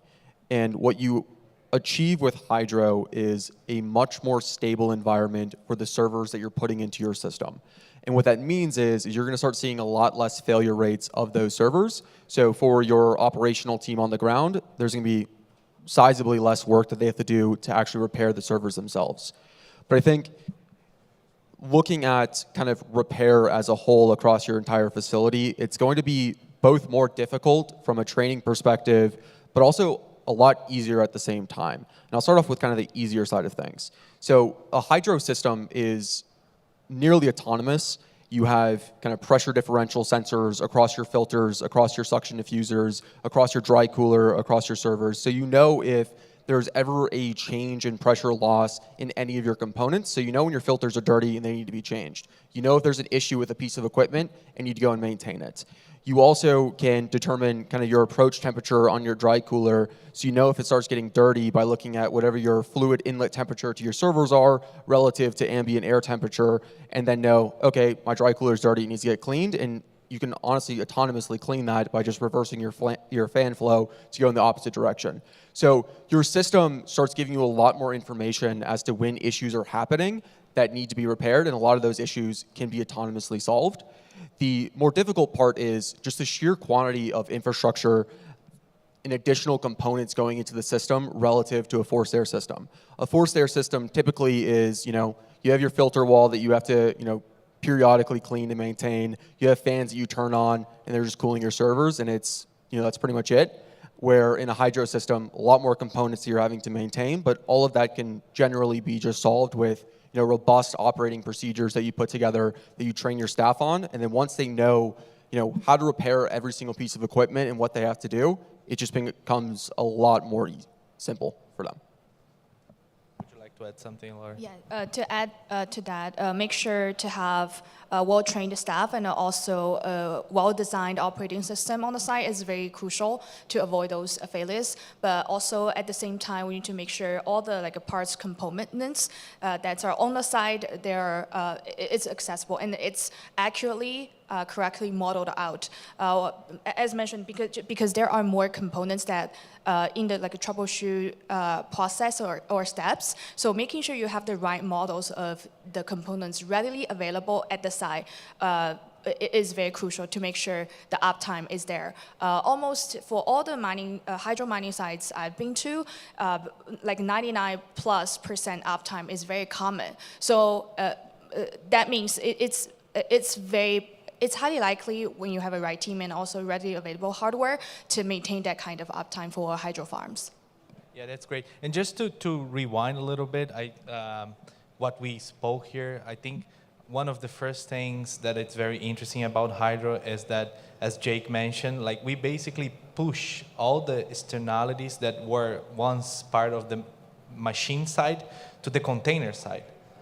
And then, as Francesca highlighted, you should pay attention to the system, almost like a body, right, that has a circulation, and it's full of sensors. So we will send you some tips that is not doing okay, and if you act quickly, you can, avoid a major downtime or something. So I think on this side, hydro is really standing out as an excellent option. But one of the points too that I think maybe we should touch upon is the cooling of the machines itself, right? I don't know if you guys want to add some comments on the side, how the cooling actually works. The machine comes, it's more on the technical side, but compared to air and immersion, for example, what are the advantages of the cooling? We know that uptime is one of the advantages. We know by a stand that there is a lower RMA rate. But how would you compare these three types of cooling methods on a, I guess, nutshell? I would say, well, for the air cooled, it's very easy. You deal with CFMs and flow of air. That's how you do your calculation, and just make sure that that number works for your system.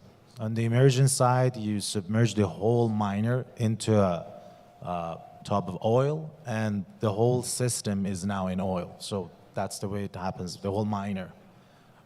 With a hydro, the way it happens is that you have the liquid that could be distilled water, anything that suits your local conditions.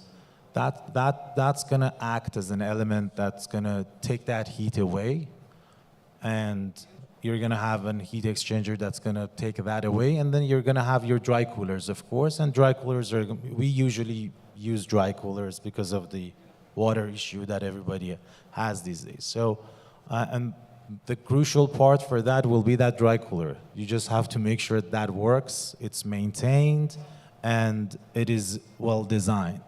And it's very important that also your team knows about how to take the miners out, take it in. Comparing to immersion, the guy just goes there, okay, in air-cooled, I was just pulling the plug out, and that's it. On the immersion also very similar. On the air-cooled, it's not like that, because usually you got a circuit of water that flows into all of your miners. So you just have to be a bit more careful and have a team that does that. So I think on the design side, how the heat is transferred out, and on the operational side of it is how do you maintain the site on daily basis and manage the miners. Maybe if we can say some pros and cons of all these methods. For the air, for sure it's easy to build. There's no need of a specific know-how to handle everything. You only need a kind of container to put the miners in, and there can be water curtains if there is a lot of heat in the environment, but it's kind of easy to handle. That also means that everything in the air goes into the miners. So if there is any kind of sand insects or humidity or whatever, this has an impact on the miners. And so this is why there is a higher FIDO rate in these miners. And also it's not so a kind of efficient cooling on the miners, because if the ambient temperature is high, the miners will have a higher temperature, running temperature. Considering the hydro, depends on the water towers or dry coolers, but there is a kind of plate in which the cold water is near the chips of the miners, and this is the way we are cooling the miners. And then this water goes into a closed loop. In the case of dry coolers, goes into the heat exchanger, dry coolers, and again goes back into the miners. It means that there is no risk of contamination because it's closed, and it's kind of easier to handle like ambient problems because again it's closed. The con can be that if there is a failure, you need to know how to handle that. The know-how required for hydro is far more than the air ones. Regarding immersion, there is again a risk of contamination because there is the oil, and every kind of environmental problem can have an impact on the oil. And this means that there can be these kind of problems also for the O&M, because to do the O&M, a person must work directly with the oil. And so this can be a kind of issue for sure. And then you need to consider all the liquid that has to circulate in this kind of model, and there can be issues also with that. And finally, environmental and regulation requirements for the oil, because it's not water, it's oil. And so in some kind of countries, you can have regulation and environmental issues to handle the oil when used. Thank you, Francesca. Jake, would you like to add something? Yeah, so I think Bitcoin mining from a kind of mechanical standpoint is really just the conversion of electricity or energy into heat. So the question of forced air or immersion or hydro is really a question of how are you going to be dissipating the heat from your ASIC chips on your server. So in a forced air scenario, you have a heat sink on your server, you have fans just blowing air through that in order to try to dissipate that heat. The kind of disadvantage of that is you're taking your exterior environment and you're throwing that through your very, very expensive server.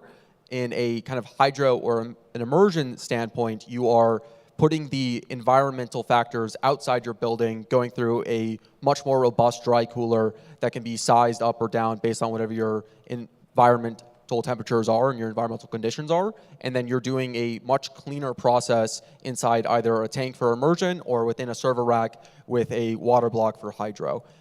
The advantage of kind of both hydro and immersion is kind of the specific heat of the oil fluid, whether it's a kind of a mineral oil or specific heat of your water antifreeze solution is significantly higher than that of air, which means you have to move a lot less of that fluid through any given server than you do in an air scenario. So it ultimately allows you to really control for those environmental factors and keep a much cooler, much stabler environment for your server, which I think is critical given just the sheer investment that you're making into servers. It's better to have any failures that you're going to have on your infrastructure side of things. Typically, your infrastructure is going to be much, much more robust than a pretty delicate server. So create the best environment possible for your server. Keep it cool with kind of going with a different paradigm. Would you like to add something, Lauren? Yeah, just to add to that, I think among the three cooling methods, of course, the air-cooled model is easiest to set up, but hydro is still the most efficient, even though from the type of hardware that gets into these cooling technology are different. For example, air, they need a very strong HVAC system. They need a lot of very strong fans. It's quite straightforward. Well, on the hydro side, you need to have all the like water blocks, the right tubing, the pumps. It looks like there are more components in hydro, but I think we also need to look at how efficient the hydro system is, because, and also the hash rate density.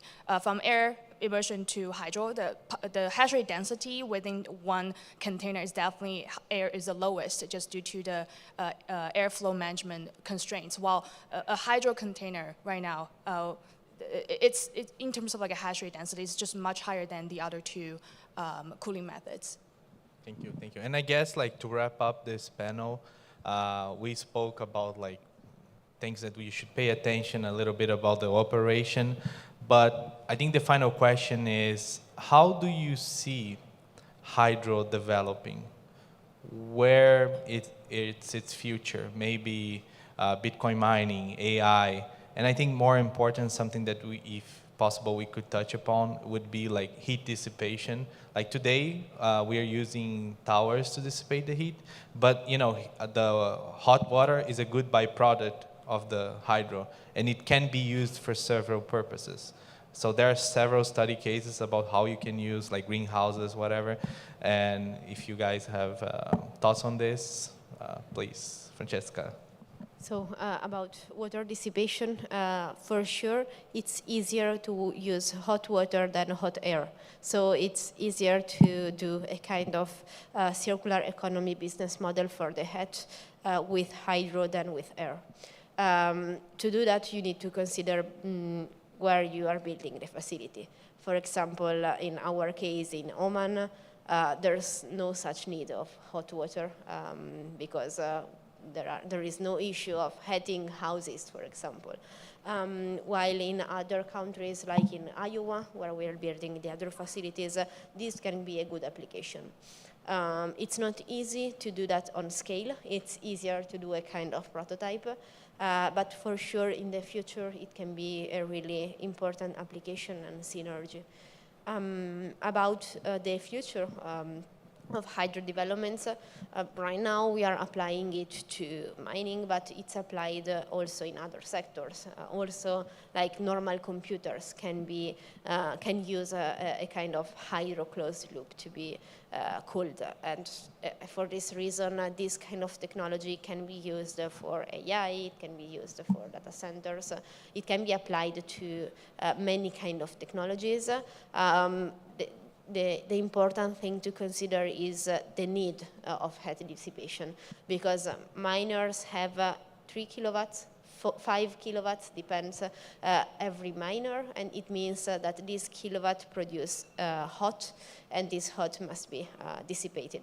AI data centers don't have this big issue of heat dissipation. There is for sure, but it's not such important as, for example, mining operations.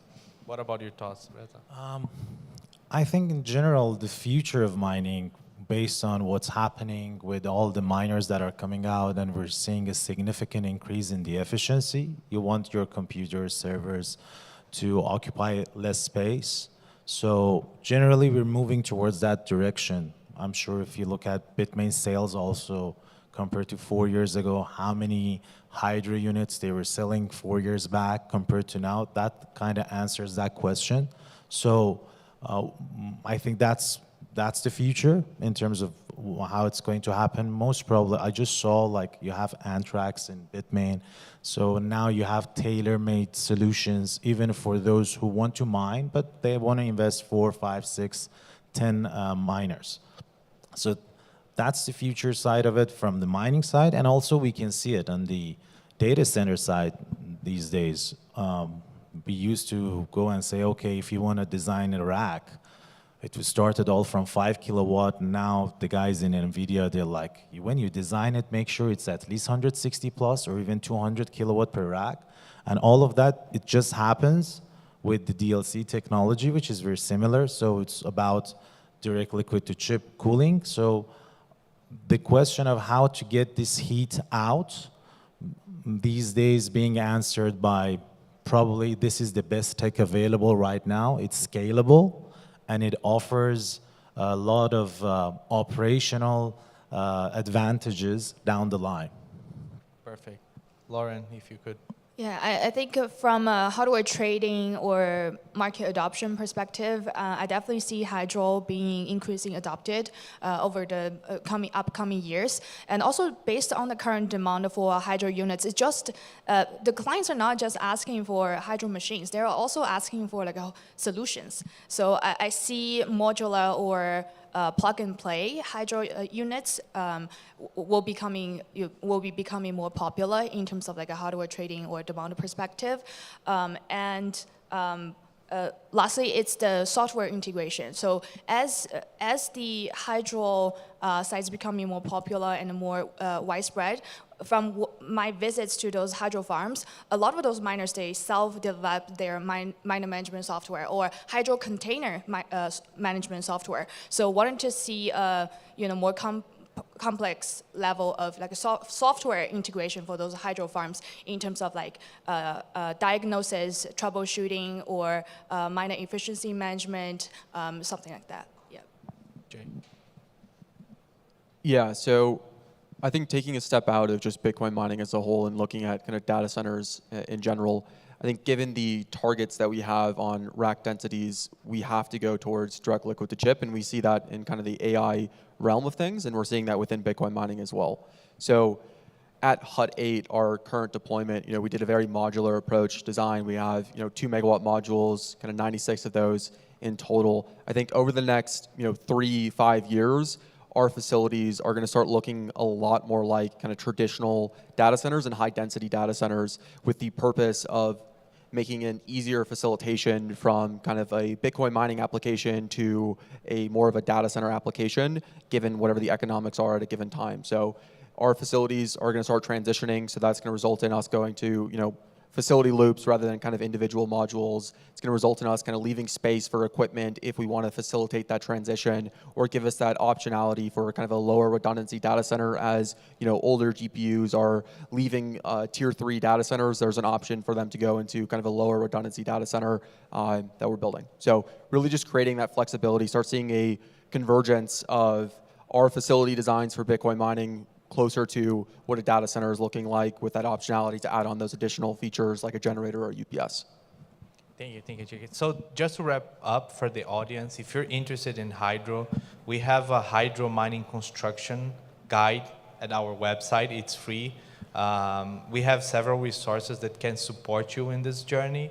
And if you have a project, whether 1 megawatt, 100 megawatt, reach out to us. As Reza pointed out, we are able to support on the deployment side, teach the operation and maintenance, and make sure your project is successful.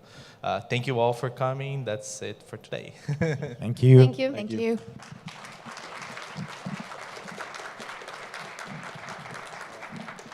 Thank you, everyone. This wraps up our morning agenda. Our afternoon registration will open at 12 p.m. with the agenda officially starts at 2 p.m. We'll kick off our afternoon agenda with a big product launch moment. So don't be late. See you in the afternoon. Also, the winners, don't forget to claim your prize at the registration. You'll need to claim the prize today before 4 p.m.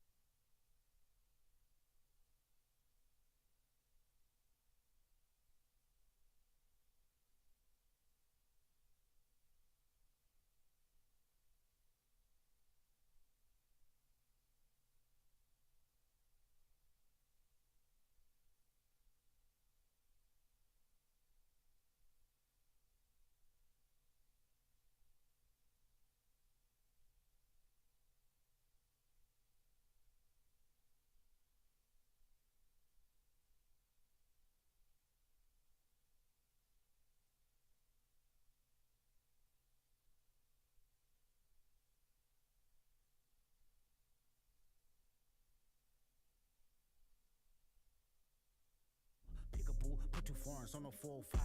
Pickable, kashi pepper, if I'm doing pasta.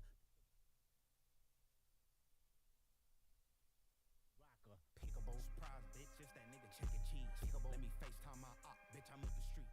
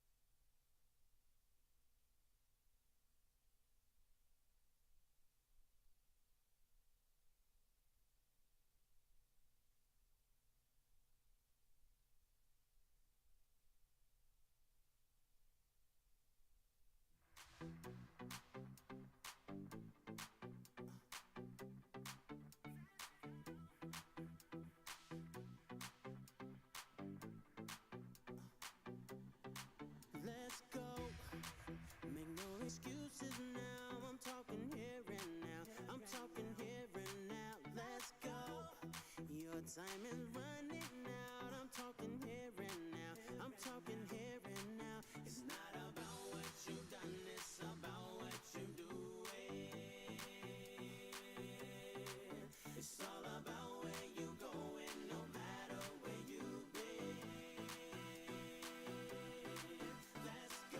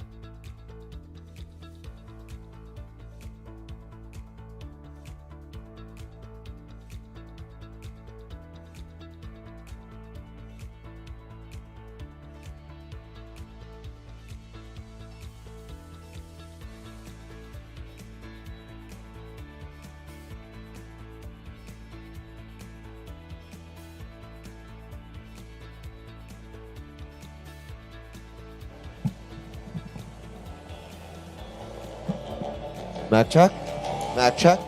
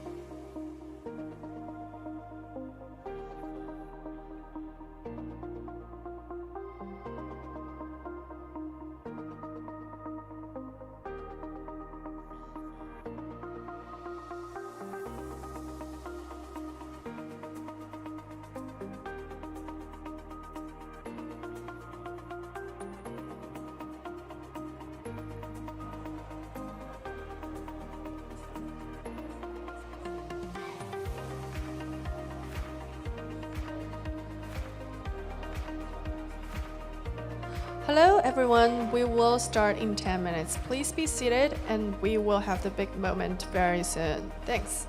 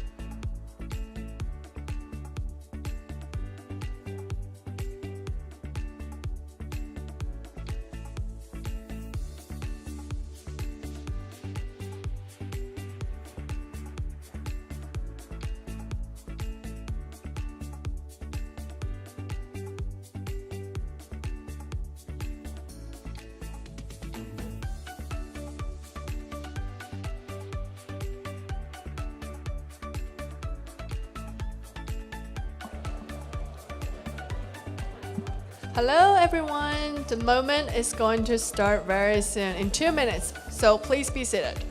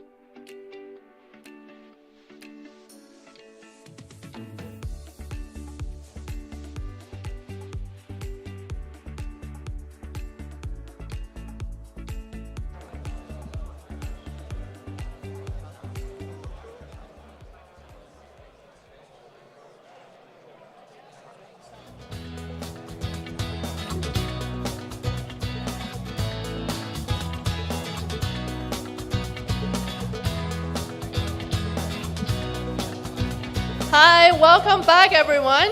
We're going to kick off the afternoon's agenda. Bitmain is committed to producing crypto miners with the best performance and optimized energy efficiency. This latest product is a testament of this vision. Now it's time for the moment we have all been waiting for. Please look at the screen.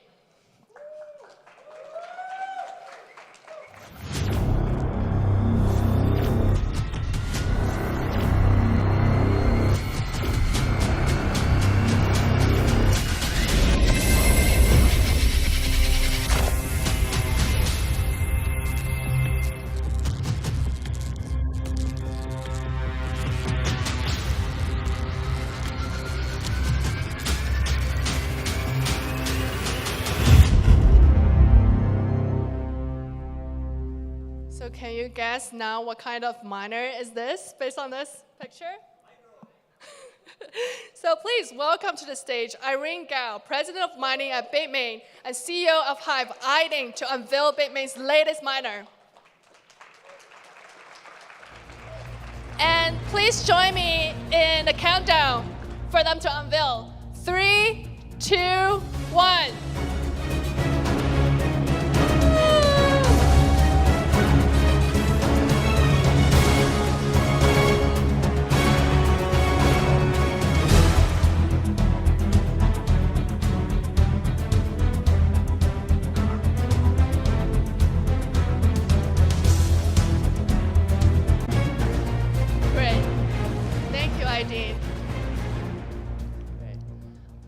Please exit the stage for a moment. You will be back. I'm sure you all cannot wait to know more about this product. So Irene now will further present our new product, Breaking Barriers, Building the Future, a new era of mining innovation. Welcome, Irene. Thank you, everyone. Before we start, let's take a look over the video.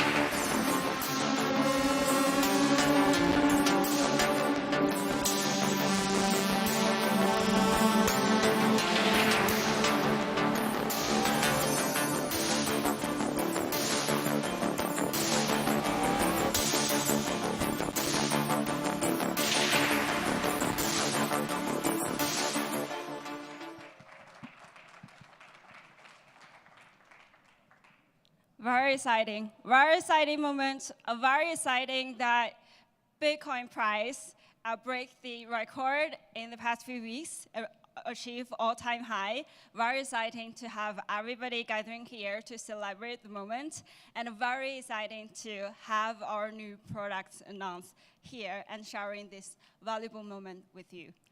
And many of you have been with us throughout the past few years, supporting us, attending Wdms, and sharing the products announcement moment and Wdms promotion. Today, same thing. We will share with you about the key features of Antminer S23 Hydro and the Wdms promotion special for you. And Bitmain, as a leading mining rigs manufacturer, our commitment is to deliver the best products with the best efficiency and the best service. And since the first launch of our Antminer S1, 2,000 joule per terahash, until now, it's been increased for 3,221 times in hash rate and 210 times in efficiency. So that's what we've been committed, and we're working, put all of hard work to ensure that those, the best, the leading products can be provided to you and to the mining world. We've been working effortlessly in developing the hydro cooling technology. And you could find throughout our data, there are more than 3,000 megawatts hydro mining cooling centers throughout the world. Obviously, United States have a very large proportion, and then Ethiopia, Oman, and Paraguay, and other countries. Many of the mining farm owners, they are just here with us, and if you have interest in how their performance with the hydro cooling solutions, I think they will happily share with you how stable it runs with the hydro cooling miner and solutions. It's usually work as a straight line in the hash rate stability and uptime. And these cooling solutions also provide you, the clients, and support the multiple needs, no matter to meet the demand response projects or the heat recovering projects, and also those large-scale mining operations.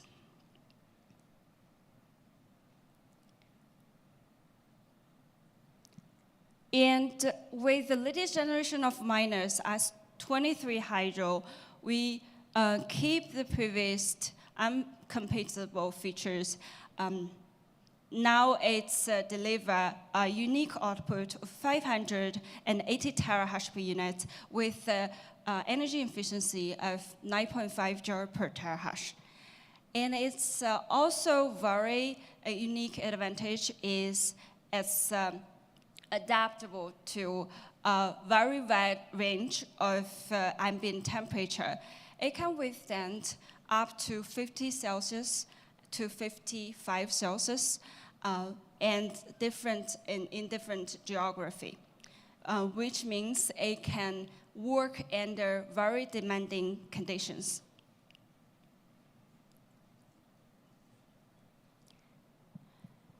And in WDMS, we usually offer the best ever solutions for clients, and this time is the same. We can deliver the goods, and it'll be set for 2026 Q1, and it will be delivered in each month to our clients' hands, according to their demand. And the price, this unbeatable price, is the after coupon price, 25.5 US dollar per terahash, that generally we will grant our loyalty clients coupons that you can take advantage of. There's up to 15% of coupon that you can apply to your order to reach to that price. And in order to support our clients with flexibility, we offer this flexible payment terms that allow the client to have initial payments of 40%, and 30% will be allowed to be paid 3 months before delivery, and 30% will be allowed to be paid 1 month before delivery. And since we all expect a very promising second half of 2025, most of our clients prefer to hold their Bitcoins.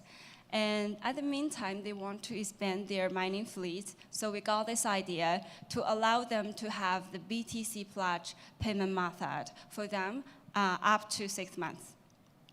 This is a special solution for our S prime clients and A prime clients, which means if you don't want to sell your BTC to exchange the hash rate, you can use that collateral with 100% LTV and 0% interest rate.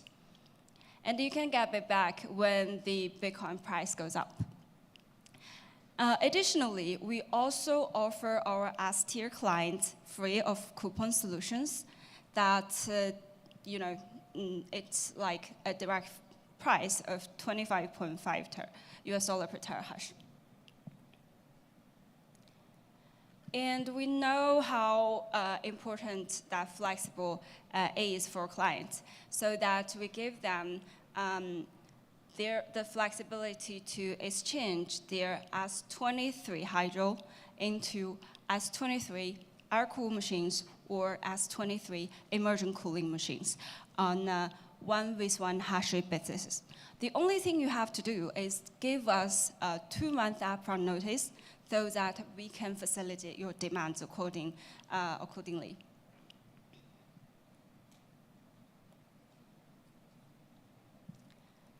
And here's, we want to show you the latest specifications of Antminer S23.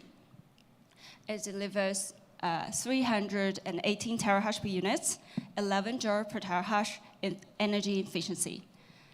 And for our S23 immersion miners, we have 2 energy modes, as always, and some of you might be very familiar with that. For the normal energy modes, it delivers 368 terahash per unit with an energy efficiency rate of 11 joule per terahash. And if you want to turn on a high energy mode, it can deliver 442 terahash per unit with a 12 joule per terahash efficiency. We truly believe those solutions will be very helpful for your future expansion, especially delivered not only mining profitable, but also an improved user experiences. And after a month of work with our team, we're so proud here to announce that we can provide our clients in the US with localized manufactured products, especially for the new generation S23 hydro. You could see that we continuously invest in the production lines with the local partners that to upgrading their infrastructure to the latest generations to ensure it can produce the most advanced equipment. And also, we offer the flexibility on the deliveries. So the client can choose what do they prefer. And according to our hard working, we can not only support with our global supply chain, but also the localized manufacturing. And before I finish the announcement, we would like to say that again. Thank you everyone to come and join us every year. Keep supporting us in the past few years. And our commitment is to give our clients the best product and the best user experiences.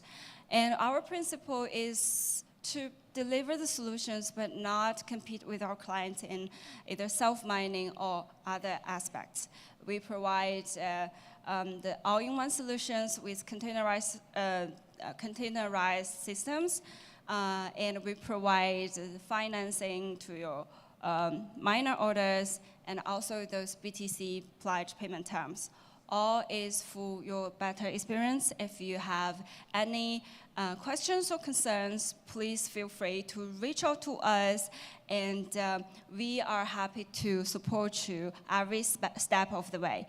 And we just show units of the S23 Hydro, and they move it to run in the showroom there. And if you have time later, you can go there and check how it works.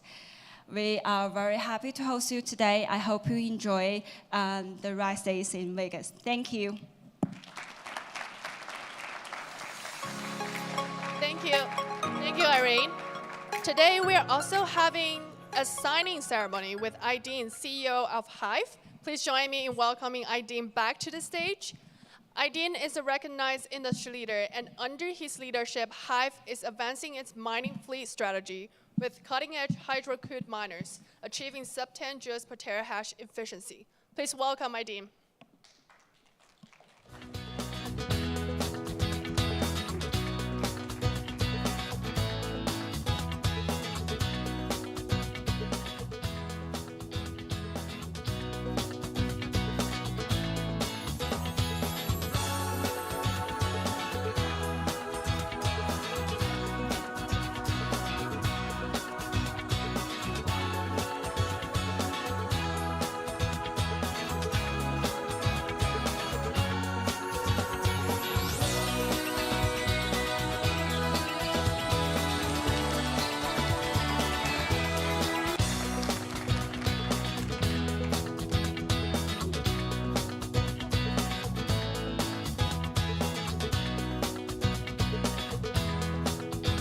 Thank you, Irene.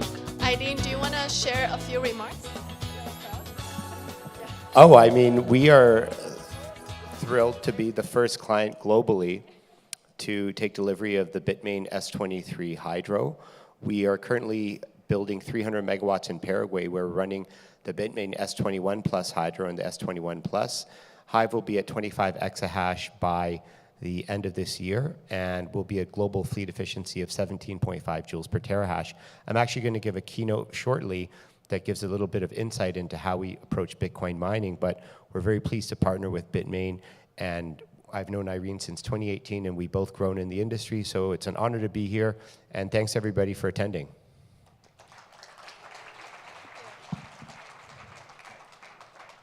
Thank you. Our S23 Hydro is displayed in the booth area there, so feel free to check it out. Our next keynote is from Yuan Liu, Mining Farm Technical Director at Bitmain, and she will share hydro mining farm solution and service. Welcome.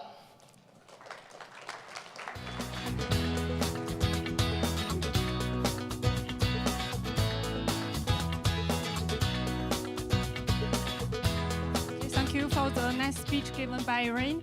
Good afternoon. I'm Mining Farm Technical Director. My name is Yuan Liu. It's an honor to stand here. I'm sure some of you have already used our containers or about to deploy our containers. So thank you for choosing us. Over the past 5 years, we have been steadily growing from the original Antbox to highly refined Antspace HK3. So today, we are launching a more complete and stable solution for the whole mining process. First of all, I know that you are all most curious about our products of the containers. This year, we are proud to introduce our 4 flagship models. Let me start with HW5, an all-in-one wet and dry cooling container. At full load, it delivers 1.2 megawatt, and the maximum placement of the miners is 210. It can achieve an industry-leading PUE of 1.03, and it offers 3 key advantages. The first one is rapid deployment. The fully integrated and factory-tested system, including the cooling towers, goes from delivery to operation with only the simply power and the pipes connection. Secondly, with only one 40-foot standard container, comply with the intermodal transport standards and greatly reduces transportation costs. Then, and finally, inside the container, an intelligent internal layout with all piping pre-connected reduces the labor, so it can significantly shorten the setup time. Then there is our dry cooling tower, which you are already familiar with. And this time, we are bringing in an upgrade in both performance and form. This year, we have bid farewell to our old generation of HK3. The HK3 series gives us a very solid experiences. So with that experiences, we have upgraded to HD5. It can deliver to 1.5 megawatt, supports 308 miners, and it can drive your PUE down to 1.02. It is also UL and CE certified, and it can be shipped worldwide. Compared to HK3, the HD5 has a more efficient dry cooling tower with lower PUE.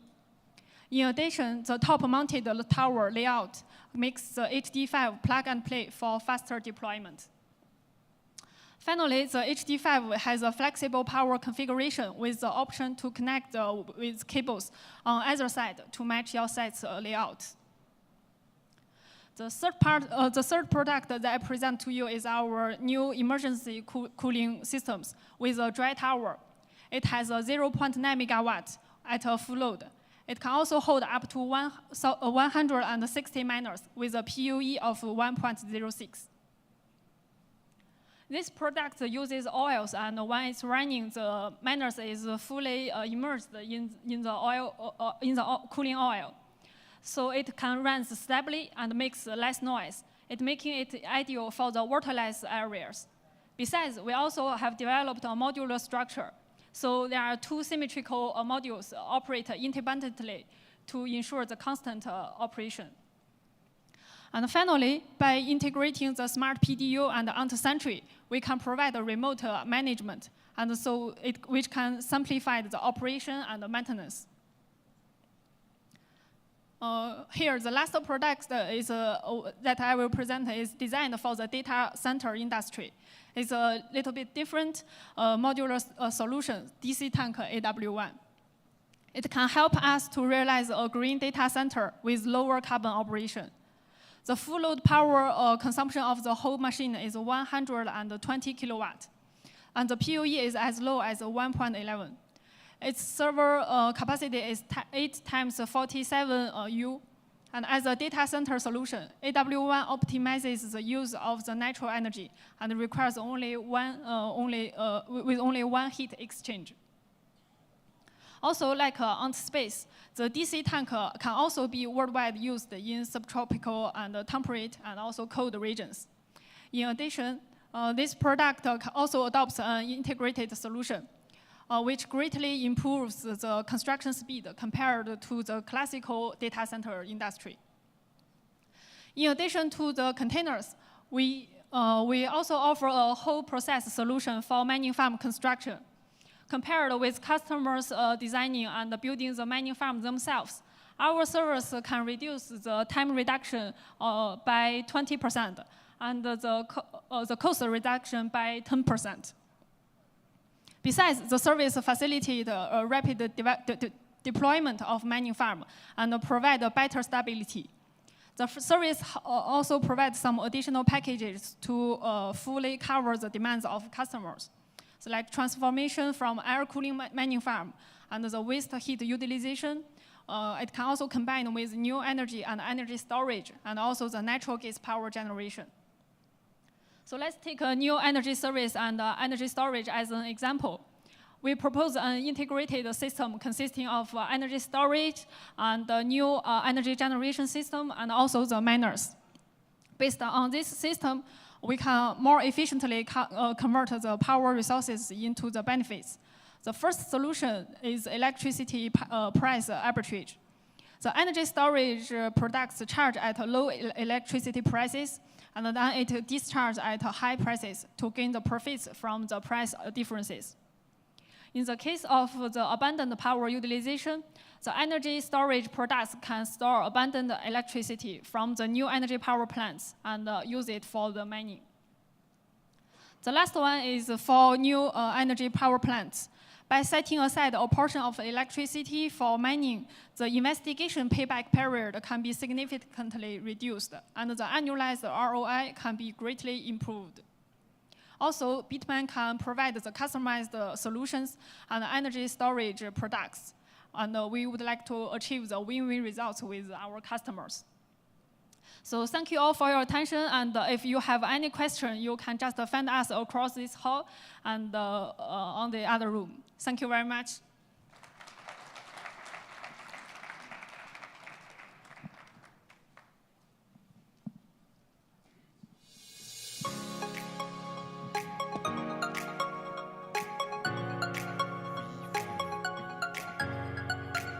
Thank you.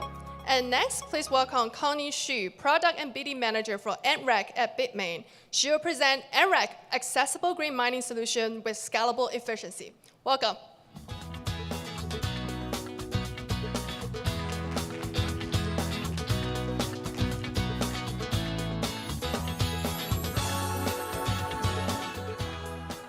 Good afternoon, everyone. I am Connie Xu, NREC Product and BD Manager from Bitmain. We understand the complexities of modern mining, and we are dedicated to provide the right tools for your success. Whether it's our high-performance miners, large-scale container solutions, or other essential services, today we are focusing on a key element within our infrastructure offering, NREC Lite, designed for accessible green hydro mining with play and plug heat recovery. Now I am excited to showcase the distinct features within the NREC family. Let's first highlight our established NREC V1. V1 is a highly successful, accessible cabinet solution trusted for bringing cost-effective performance to operations. Its integrated design ensures organized wiring and a well-maintained water circulation system, guaranteeing efficient cooling and stable mining operation. This contributes to its low failure rate and reliable quality in the field.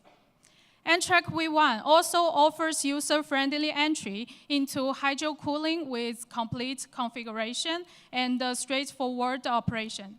Installation is remarkably quick, enabling rapid ROI, often installed and running revenue generation within hours. Its enhanced mobility on casters and the simplified maintenance, mainly periodic water replacement, further underscore its accessibility and ease of use.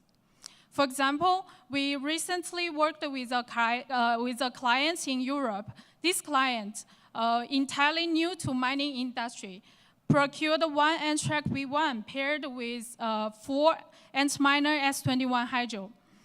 Our team completed the setup and the miner commissioning in just 2 hours. And they began generating revenue almost immediately.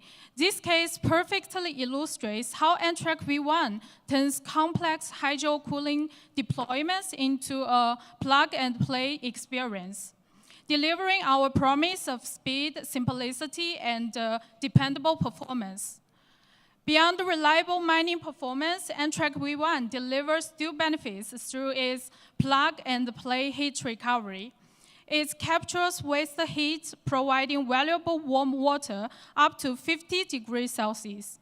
This is already creating significant value for clients in real-world green mining applications, like heating family pools, supplementing hot water in commercial hotels, and supporting specialized agricultural needs. NTRAC V1 is a proven model for achieving tangible green benefits. So, in all, NTRAC V1 provides robust, accessible performance and effective heat recovery for many applications. However, we found that in some projects demand even higher temperatures for heat utilization and require more compatibility with larger miners available. To meet these needs within the accessible cabinet solution, we have created the next level. Today, we are cheered to launch the next generation, NTRAC V2. NTRAC V2 carries forward all the core strengths you look in NTRAC. Cost effectiveness, efficient cooling, stable operation, user-friendly design, quick installation, enhanced mobility, simplified maintenance, and reliable quality, but introduces two key innovations for more advanced requirements. First, enhance the plug-and-play heat recovery for higher temperatures. When NTRAC V1 gives you up to 50 degrees Celsius, NTRAC V2 integrates an external high-efficiency heat pump to achieve output water temperatures up to a powerful 80 degrees Celsius. This leap dramatically enhances the dual benefits through heat recovery for green mining. It paves the way for compact heating solutions. Think spas, springs, community buildings, greenhouses, malls and markets, and factories, unlocking higher energy savings and new income opportunities beyond the standard applications. Second, NTRAC V2 raises compatibility to simplify and speed your deployment of next generation hardware. Like V1, it supports 4 standard Hydro Antminer or 4 2U server for miners. But importantly, NTRAC V2 now also accommodates 2 of the larger, higher density 3U server for miners.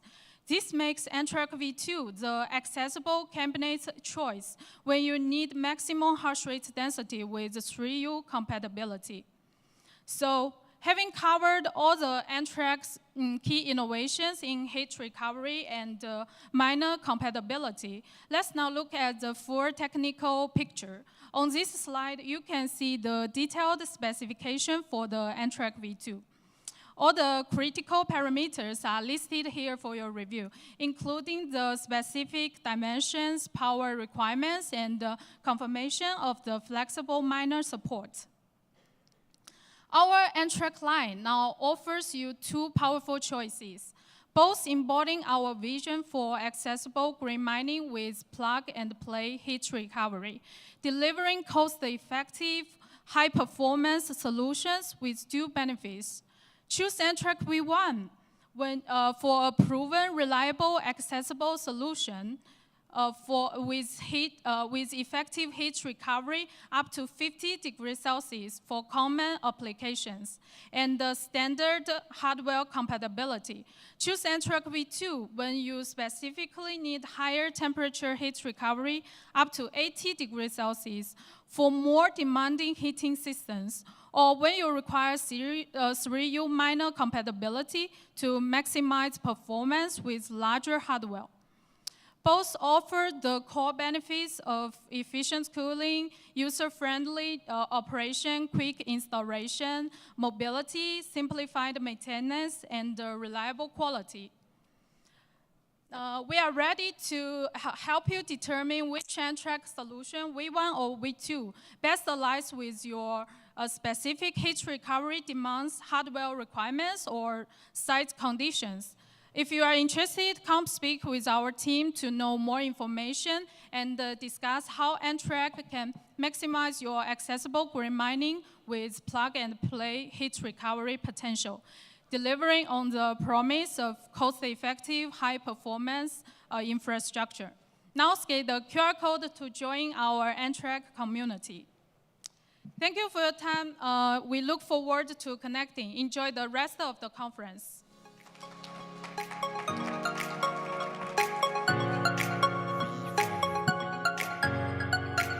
Now here comes our favorite part, the lucky draw session. So when you register, you receive a note with a number on it. So those numbers will be rolling on the screen behind me. Our special guest will call out the winning numbers, and if it's yours, congratulations. Please come up to the stage to receive your prize. So there's an important note. You must be present in the room to claim your prize. So if your friend is not here, it's now a good time to call them. Once announced, you can collect it at the designated prize table located at the registration desk before 4 p.m. today. So to kick things off, please welcome Joyce, Sales Director of Europe, Middle East, and South America, as our lucky draw guest. She will present the first prize and the lucky prize. The first prize will be a brand new S23 Hydro and 300,000 Antminer coupon. We'll have one winner for this prize. So let's look at the, yeah. So, ready, go. Stop. 337. Oh, come on the stage, please. He's so calm. He looks really calm. He's like, yeah, I'm here. Hey, do you want to stay? Oh, really? Yeah. Yeah, you can join us for a photo.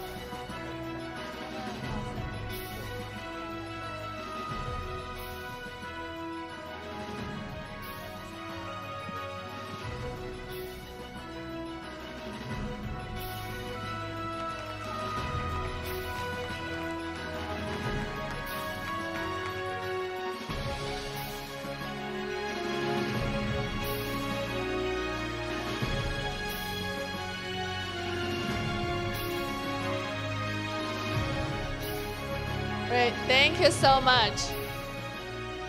You guys sit here. Now we're presenting. Now let's move on to the ultimate lucky prize. 1 NRAC and 2 S23 Hydro miners. We will also have one winner for this award. So are you ready, Joyce? Yes. So, ready to go.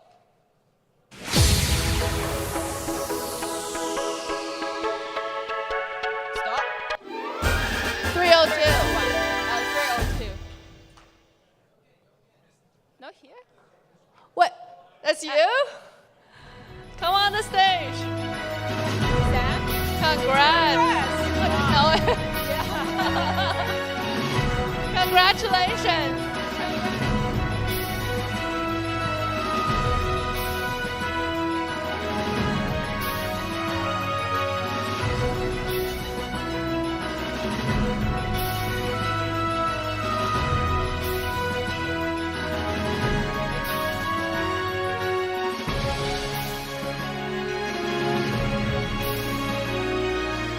Great, thank you so much.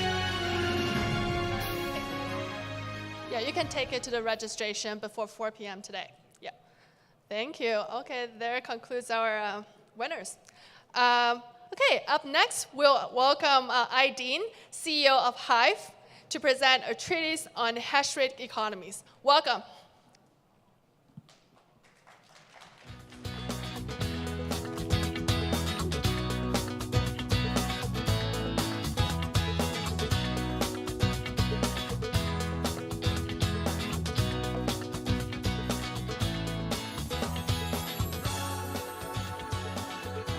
All right, everybody. So this is my presentation. It's called A Treatise on Hash Rate Economics. This will be a very in-depth, groundbreaking exploration of Bitcoin mining modeled as if it was a physical system. So we'll delve into the physics of hash price economics. So the working title of this presentation is B2B Wakwang Demimi, which is a secret of Bitcoin mining. So this image here, okay, it looks much better here. It's narrow there. So really the premise here is that Bitcoin mining is not just economic, it's physical. The global Bitcoin mining network is a dynamic system, like a circuit. The input is energy and the output is Bitcoin. Now, when we think about the Bitcoin mining network, it's a massive array of mining facilities globally. We're in Sweden, we're in Paraguay, we're in Canada. And in each country, we have numerous facilities. And in each facility, we have thousands of workers, so thousands of ASICs, and then there's many facilities, and these are spread around the world. So they're almost like the components of an electrical circuit.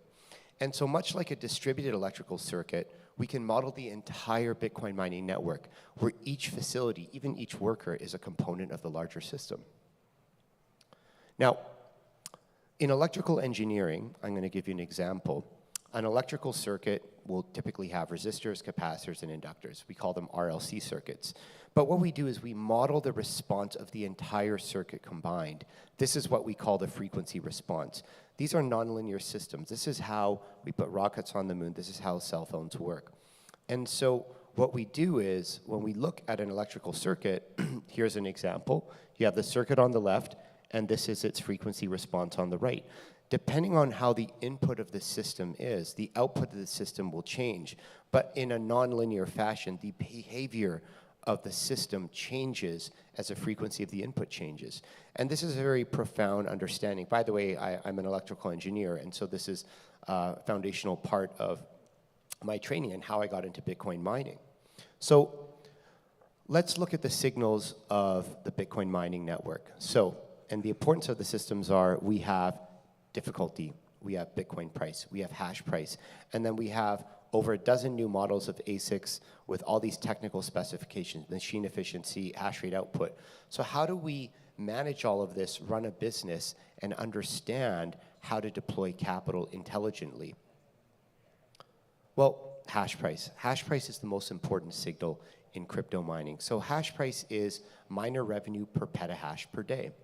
Now, the historical hash price we've seen in the last halving cycle, after the 2024 halving, it got to a low of about $40 a petahash a day.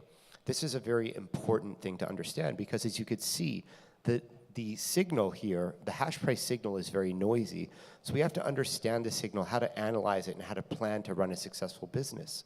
And at Hive, we're leaders in Bitcoin miners, and we'll get more into that shortly. By the way, in the previous halving of 2020, the lowest hash price we saw is $75 a petahash a day. And there's a reason why hash price will decline with time. It's because we have more efficient machines. This is the equation to define hash price as revenue, which is Bitcoin price times a block reward, currently 3.125, times the number of blocks per day, times the number of seconds per block, divided by difficulty times 2 to the power of 32. And this is commonly understood for most expert miners. However, we must also look at hash price as cost. And this helps you understand your hash price as a cost. And so if you want to know the break-even cost of your miner, the shortcut and the correct way to do it is you take the efficiency of the miner times your electrical price times 24 hours in a day. So if you have an S19J Pro, it's 30 joules a terahash. If you have 5 cent power, 30 times 0.5 is 1.5 times 24. Your hash price break-even would be $36 a petahash a day. That's one example. Now, you can put it all together and understand what your daily profit would be as a Bitcoin miner. So again, your inputs are Bitcoin price, difficulty, efficiency, and electrical costs. So this equation below is your profit as a Bitcoin miner broken down to fundamental input variables of the Bitcoin mining network. Again, difficulty, Bitcoin price, machine efficiency, and your electrical cost. So now that we've established these foundational principles and breaking it down to a physics equation, we can perfectly model not just the profitability of a single miner, but of the entire network. And so if you really think about it, what can we measure? We know that the global hash rate of the Bitcoin network is about 880 exahash, might be a bit higher today. And we know it outputs 450 Bitcoin per day. But what we don't know is what is the global average of the network in terms of efficiency and how much power does the network really consume. People think and commentators speculate that the network consumes about 28 gigawatts of power. This is very important because then you can calculate the global average efficiency of the entire network, which is very important. And why does this matter? To plan for a profitable life cycle of your ASIC fleet, you need to be able to run your ASICs for as long as possible in order to profitably mine, in order to ROI as the network grows. A lot of people go bankrupt in crypto mining. In 2022, big public miners went bankrupt. Hive has navigated 2 Bitcoin halvings, even an Ethereum merge, and we've even built our own ASIC miner. So we're experts at this, and so we want to provide this expert insight into the attendees to Wdms. And finally, it's very important to understand this so you can plan your upgrade cycles of your ASICs to ensure a net profit. If you are not making a net profit from your mining operations, meaning if we put $100 million to buy the latest fleet of ASICs, we should make much more than $100 million after cost. Otherwise, you shouldn't be mining. Now, this is all those equations spit out this data. And so without getting too far into the details, there's some very profound insights here. So for anybody that mines in the audience, who's a miner here? Put up your hands. Okay, good. We got a lot of miners. That's awesome. So people don't know what the average global cost of power is, but you can predict and you can observe from hash price. If we know hash price has never fallen below $40 a petahash a day on a 7-day moving average, that is a measurable signal from the network. That is empirical data. It's not guessing. So we know at a $40 hash price, if the global average cost of electricity was, say, 5 cents, that means the break even, get the laser thing going. Oh, sorry. That's not the laser. The break even network efficiency is 33 joules a terahash. If the global average cost of electricity is 6 cents, which, by the way, you should also consider other operating costs, staff, real estate costs, et cetera, and amortize that into your OPEX, the global average network efficiency is 28 joules a terahash. Once you understand these parameters and you know the global hash rate of the network, you can therefore predict the size of the network. So if the network was 28 joules a terahash on average, and I know people will say, what about people who host? What about people that mine the loss? That all averages out, and the net measurable effect is the hash rate of the network and hash price. And the fact that hash price never drops below a certain level is something that we can measure. And we know the Bitcoin network has a physical size in terms of gigawatts. So we try to understand what this is so we can plan for the future. So our estimate is that the Bitcoin network average efficiency is in the low 30 joule per terahash range, and the network is about 30 gigawatts. Now, that's summarized here. Why does that matter? Well, at Hive Digital Technologies, our fleet efficiency will be 17.5 joules per terahash by the end of this year, with 25 exahash producing green energy mined Bitcoin from the largest waterfall system in the world, the Iguazu Falls, from one of the largest hydro dams in the world, the Itaipu Dam. Now, because of these fundamentals, we actually can calculate that we can mine profitably until a $21 hash price at this efficiency, assuming a 5 cent OPEX. So put that into consideration. 2020 halving, the lowest hash price we saw was 75. Recent halving, lowest hash price we saw was 40. We can mine profitably until $21 hash price. And so that will come at the earliest, we believe, post next halving. So I believe at Hive, we're well equipped to mine profitably through to the next halving. To summarize the concept, hash rate grows, the network is more secure. As hash price gets smaller over time because of the commodification of hash rate, because the latest machines, as we see now, produce 500 terahash, the S9 produced 13 terahash, and it's growing ever since. But the equalizer is the machine efficiency, the joule per terahash, and that's the bridge equation that I presented. And that's what normalizes profit. As companies like Bitmain release new, more efficient machines, that is what allows miners to continue to thrive and flourish and have a great business case. And it's through these deep analytics how we've emerged as one of the leading Bitcoin miners in the world. We're publicly traded on NASDAQ. Now, if you really want to get into the math, this is how you calculate your ROI on ASICs from first principles. And me, that's my COO, Luke. We do this all day. We love it. This is my executive team here. We've got Johanna from Sweden, Tim from Bermuda, Tiffany's from Vancouver. And so this is how we do it. But in summary, hold on. I just want to give you the qualitative understanding. You're always got to analyze your hash price ranges. Of course, you favor low-cost electricity zones. That's a given. But you've got to understand what your break-even is so you know how long you have to mine profitably on a time horizon. So, in conclusion, we model Bitcoin as a reactive impedance-based network. Lowest hash price is, of course, the best time to deploy capital.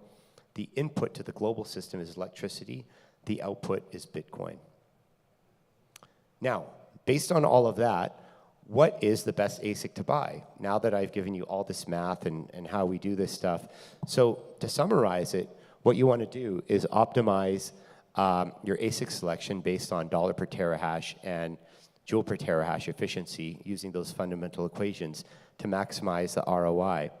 And the best ASIC to buy is 第一个比特币挖矿的秘密是跟随 Hive 数字科技，并购买我们选择的同型号 Bitmain 矿机。基于我们先进的分析，关注我们的新闻发布。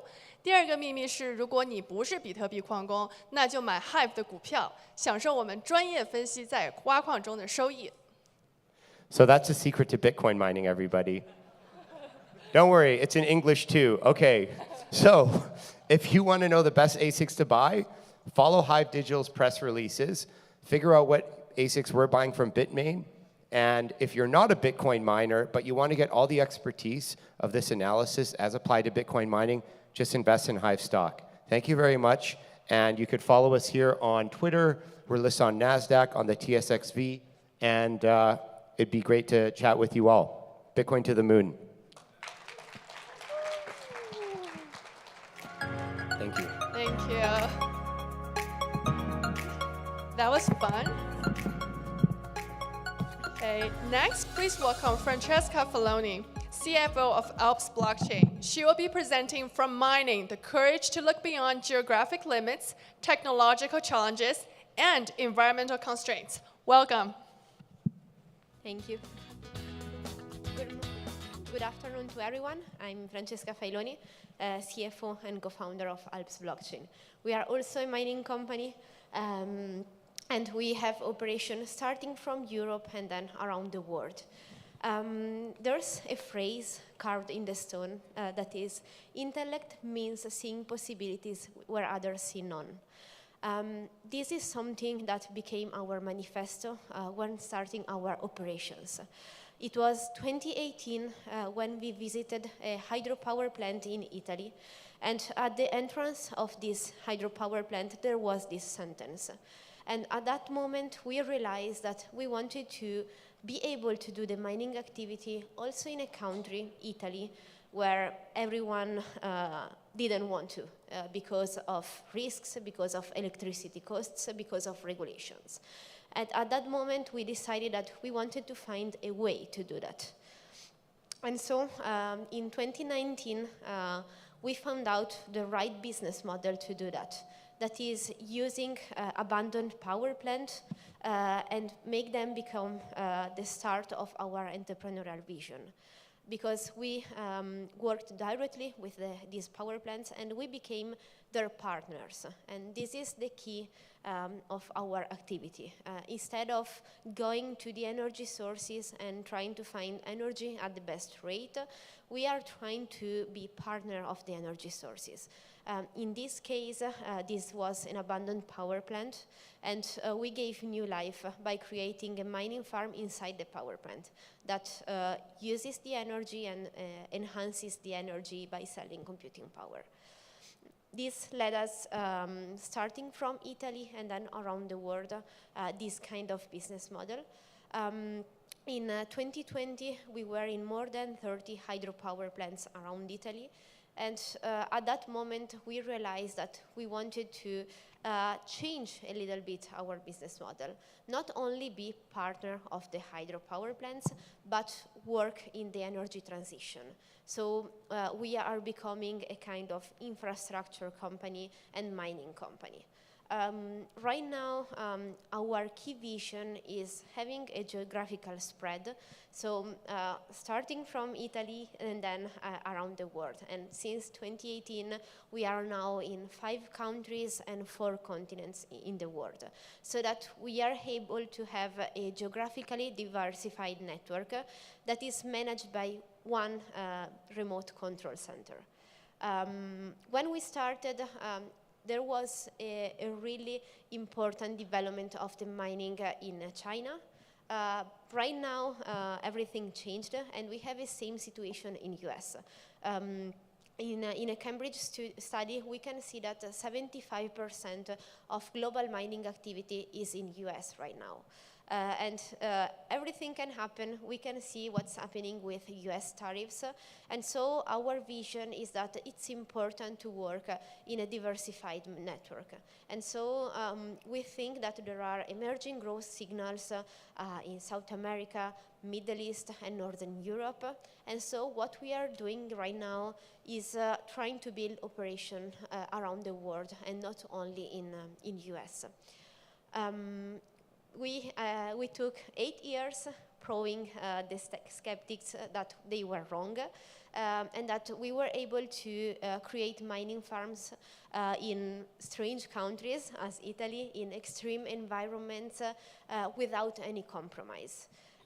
So our biggest facility is the one you can see in the background in Oman, where we built 150 megawatt in the Omani desert.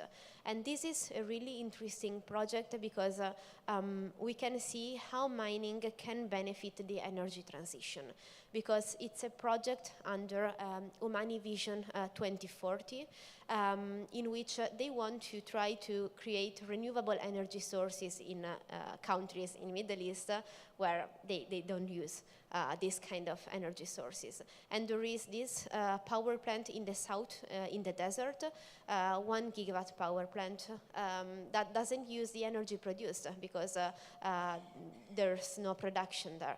And so what we are doing is using this energy and give the revenues of the mining farm to create new energy facilities that will be renewable facilities. And so we are helping the energy transition of the country. Then we have another interesting project in the Ecuadorian jungle where there is 98% humidity, and we are in the Amazon forest in a hydropower plant that is not connected to the grid. And so again, this is an example of how mining can benefit the energy sector, because we are using this energy that will be wasted. And in this way, we are giving new life to the hydropower plant, and we are giving work to the people, the local people. And so mining can be sustainable not only for the energy part, but also for the people. Then there is the example when we started, the Italian Alps, in which we have mining facilities in the Alps where there is no altitude problems and high energy costs. And I think that the key of all these examples is try to see the problems in a different way and make them opportunities to develop these kind of facilities. Mining is a really interesting kind of business because you can create mining farm all over the world. There are not big internet problems, and in this way it can be seen as a really important activity for the energy transition and also to handle the grid problems. Then we have the new projects in US, in Iowa, where we are building a 70 megawatt there to try to be also in the line with US listed companies. And all these activities are handled by, from Italy, where we have a 360 degrees remote monitoring control, where we handle all the parameters of all the farms around the world. And it was difficult to try to build it because we are really, really diversified, from Oman to Ecuador to Paraguay to Italy and to US. So another issue that we wanted to tried to handle was the cooling part, because when we started working in Oman, the first problem was hot. It was hot in the country, and we want a really efficient mining farm, because we also think that efficiency is the key. And it was 2022, and hydro facilities were not so developed as they are right now.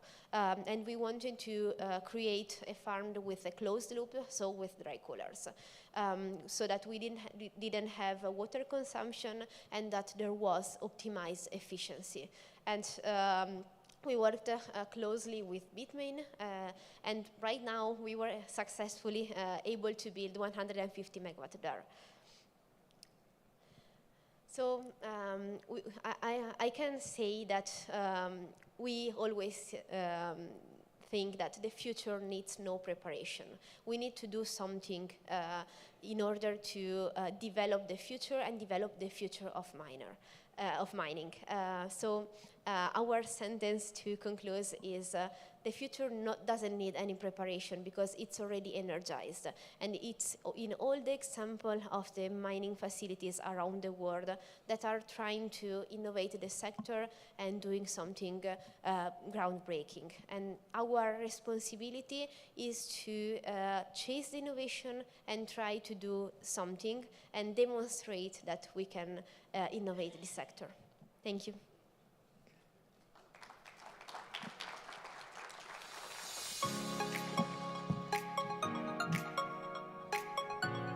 Thank you, Francesca.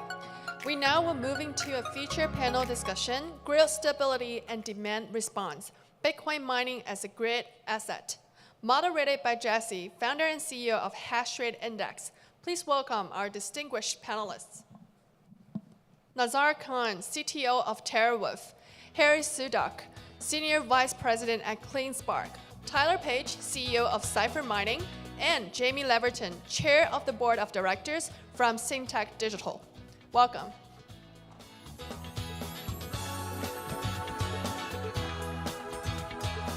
Check, check. Hey guys, how are you? Take your seats. I'm going to be Harry today. You're gonna be what? I'll be Jamie. Harry. Yeah, I'll also be Harry. Oh, wow. I didn't notice that. I think I messed Thank you it up. guys. Thanks Bitmain for having us. I run a small company called Hashrate Up. I had the pleasure of having Nazar and Harry on my podcast before. I'm still missing Tyler and Jamie, so I'll have to change that. We're going to talk about grid stability today. Most of us, I would think, have heard about how Bitcoin miners are great for grid stability, provide a very unique demand solution to stabilize grid. So I don't want to really cover the basics again. I'd love to get something new out of this panel. And yeah, first and foremost, maybe tell us, from starting at Nazar's side, how do you guys integrate with the grid today at TerraWolf? Then we can go down the line, how grid stability affects you guys. Sure. Good afternoon, everyone. It's a pleasure to be at this Bitmain conference. And you know, for us, from the start, we've always made sure that the load that we're bringing to the grid is properly integrated into the operation of the grid. And a key premise that we've always had is that our mining operations should never add a single kilowatt hour of incremental peak demand. And if we stay within that, we think we become an asset back to the grid. And so we've always positioned our load in that way. And whether that's just curtailing because of the demand, curtailing for economic reasons, or curtailing based upon the various demand response programs that we're a part of, we've always tried to ensure that we're never adding a single kilowatt hour of electricity to peak demand. And that's been an integral part of how we think about our loads. And what's interesting is that, you know, that theme, I think, will become more pronounced here over the next couple of years as other types of large-scale loads continue to be added to the grid. Harry, you want to go next?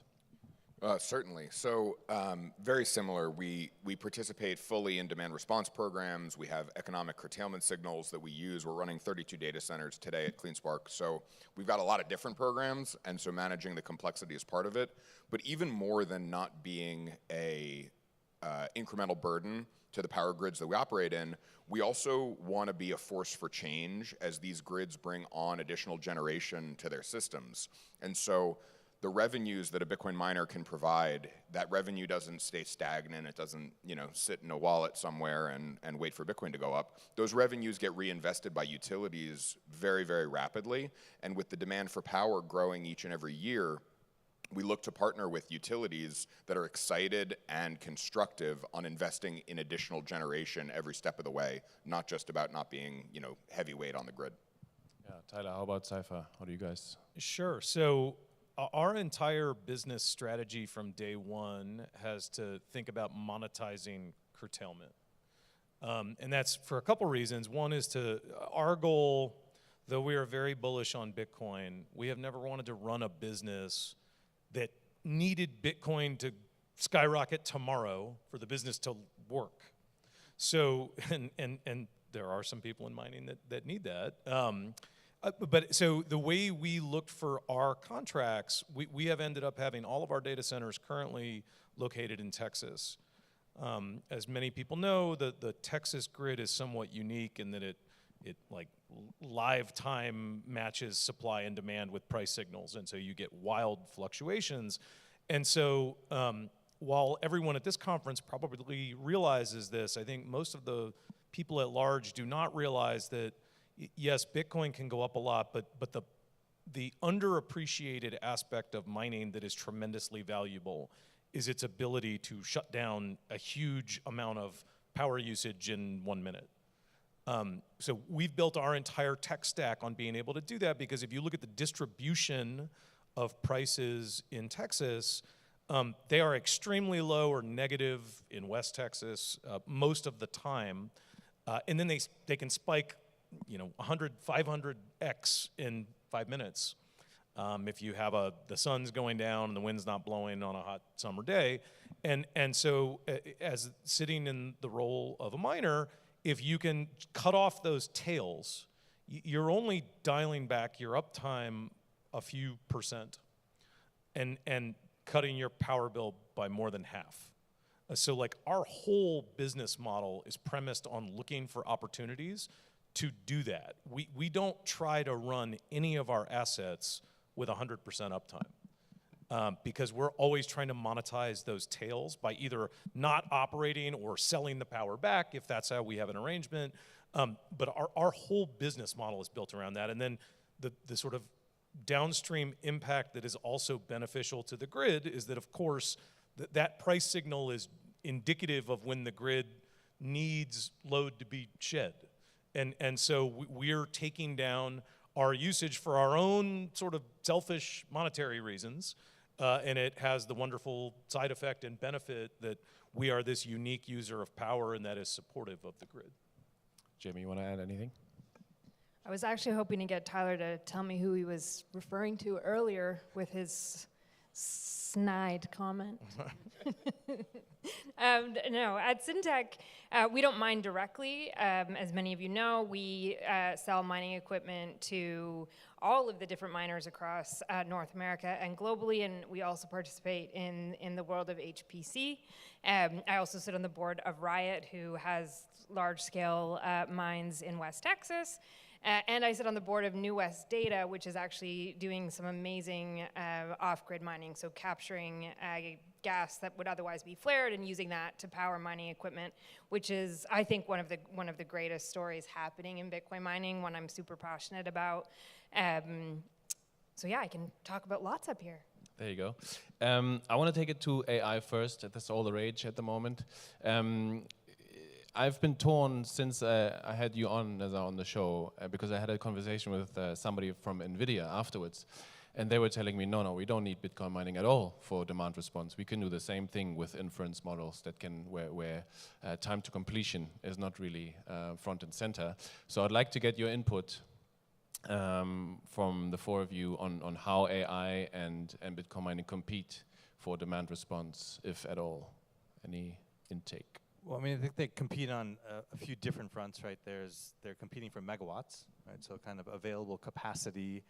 Anyone who's got scaled capacity available in the near term, they're going to consider whether they should mine Bitcoin or they should maybe use and dedicate it towards AI. So there's a competition for near-term capacity for sure.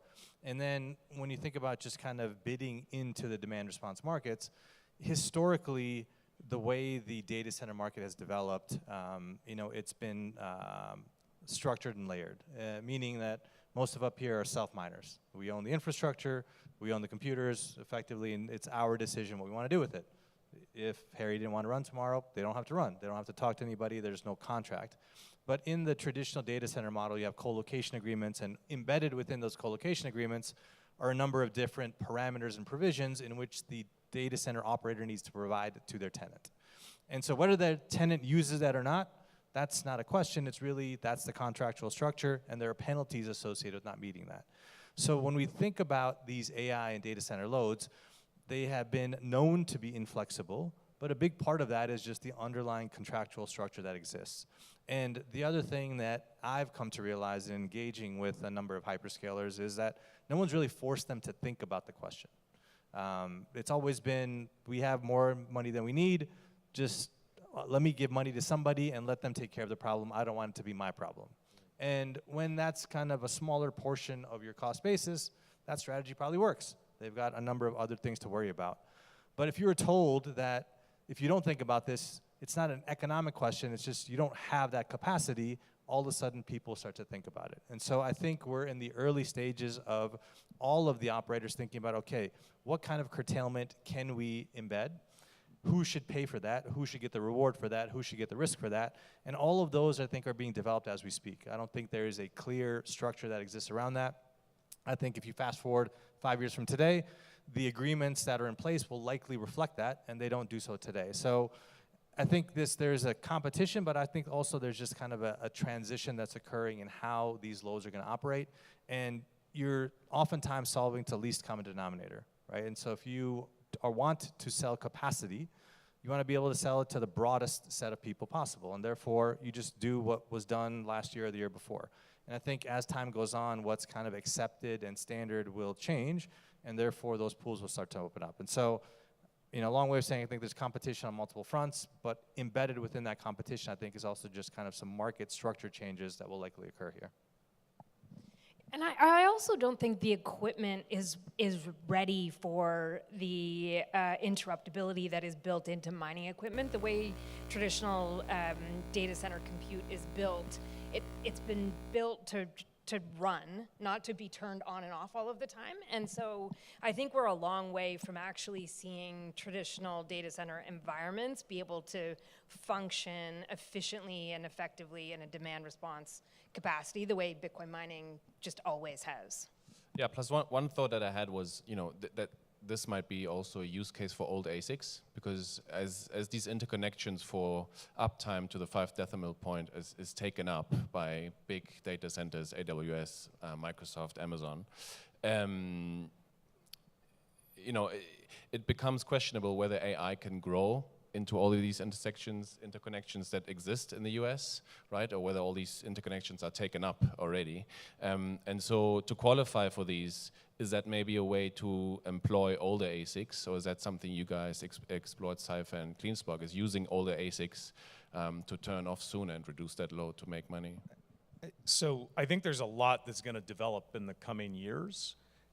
In my experience, speaking to those very large data center users, the hyperscaler type clients, the conversations around signing a lease at a site generally are focused on solving for their maximum possible use cases.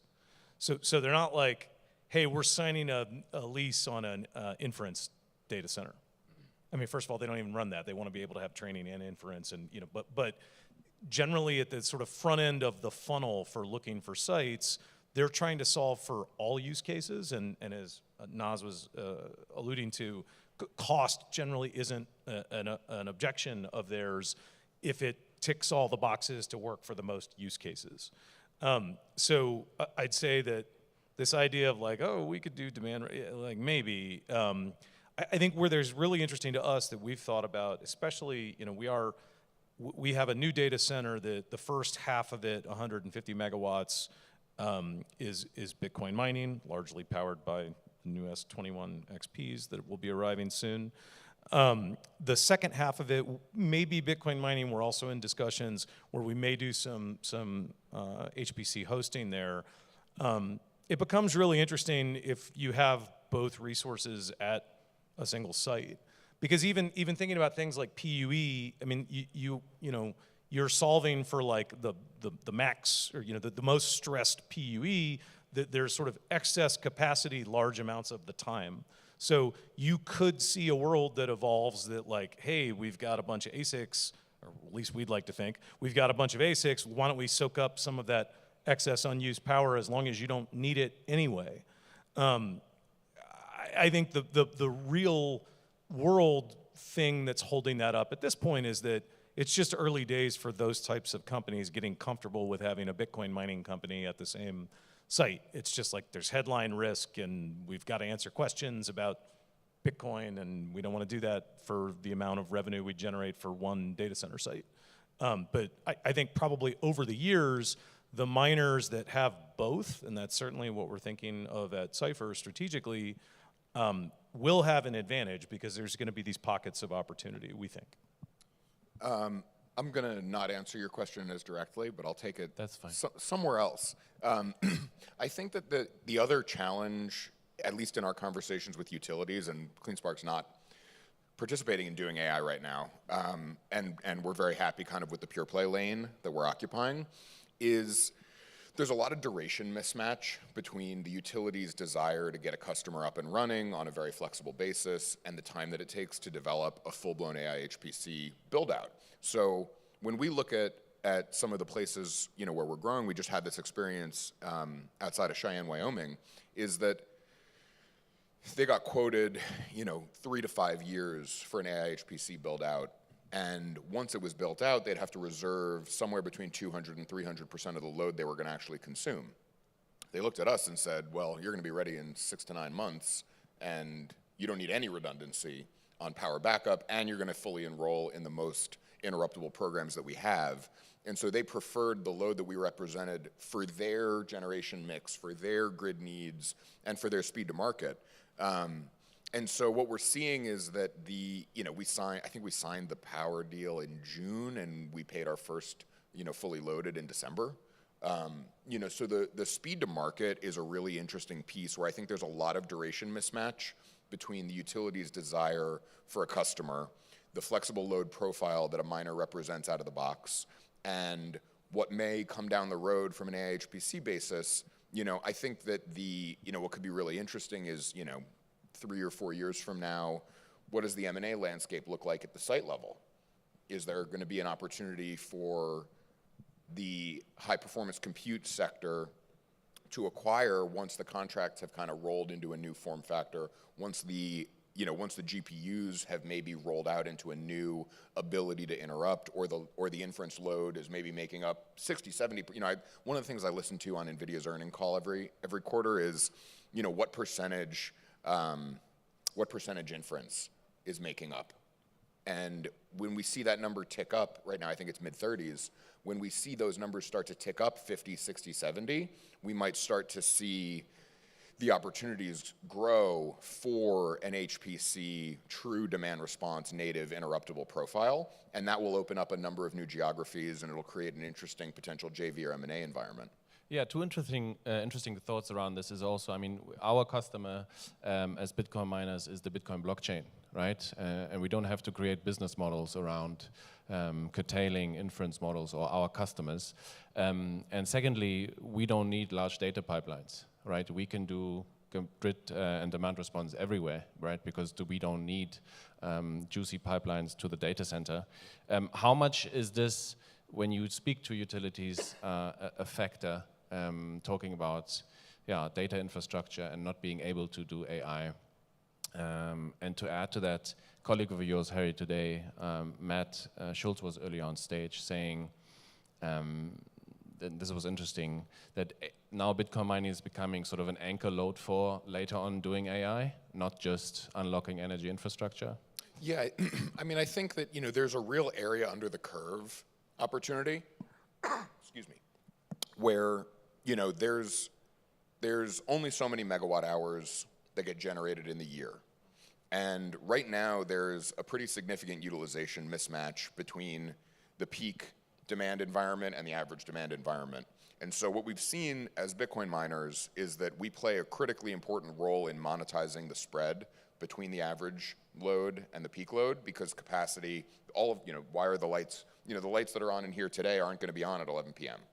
And so all the infrastructure in the greater Las Vegas area needs to be sufficient for the periods of time when the lights are on.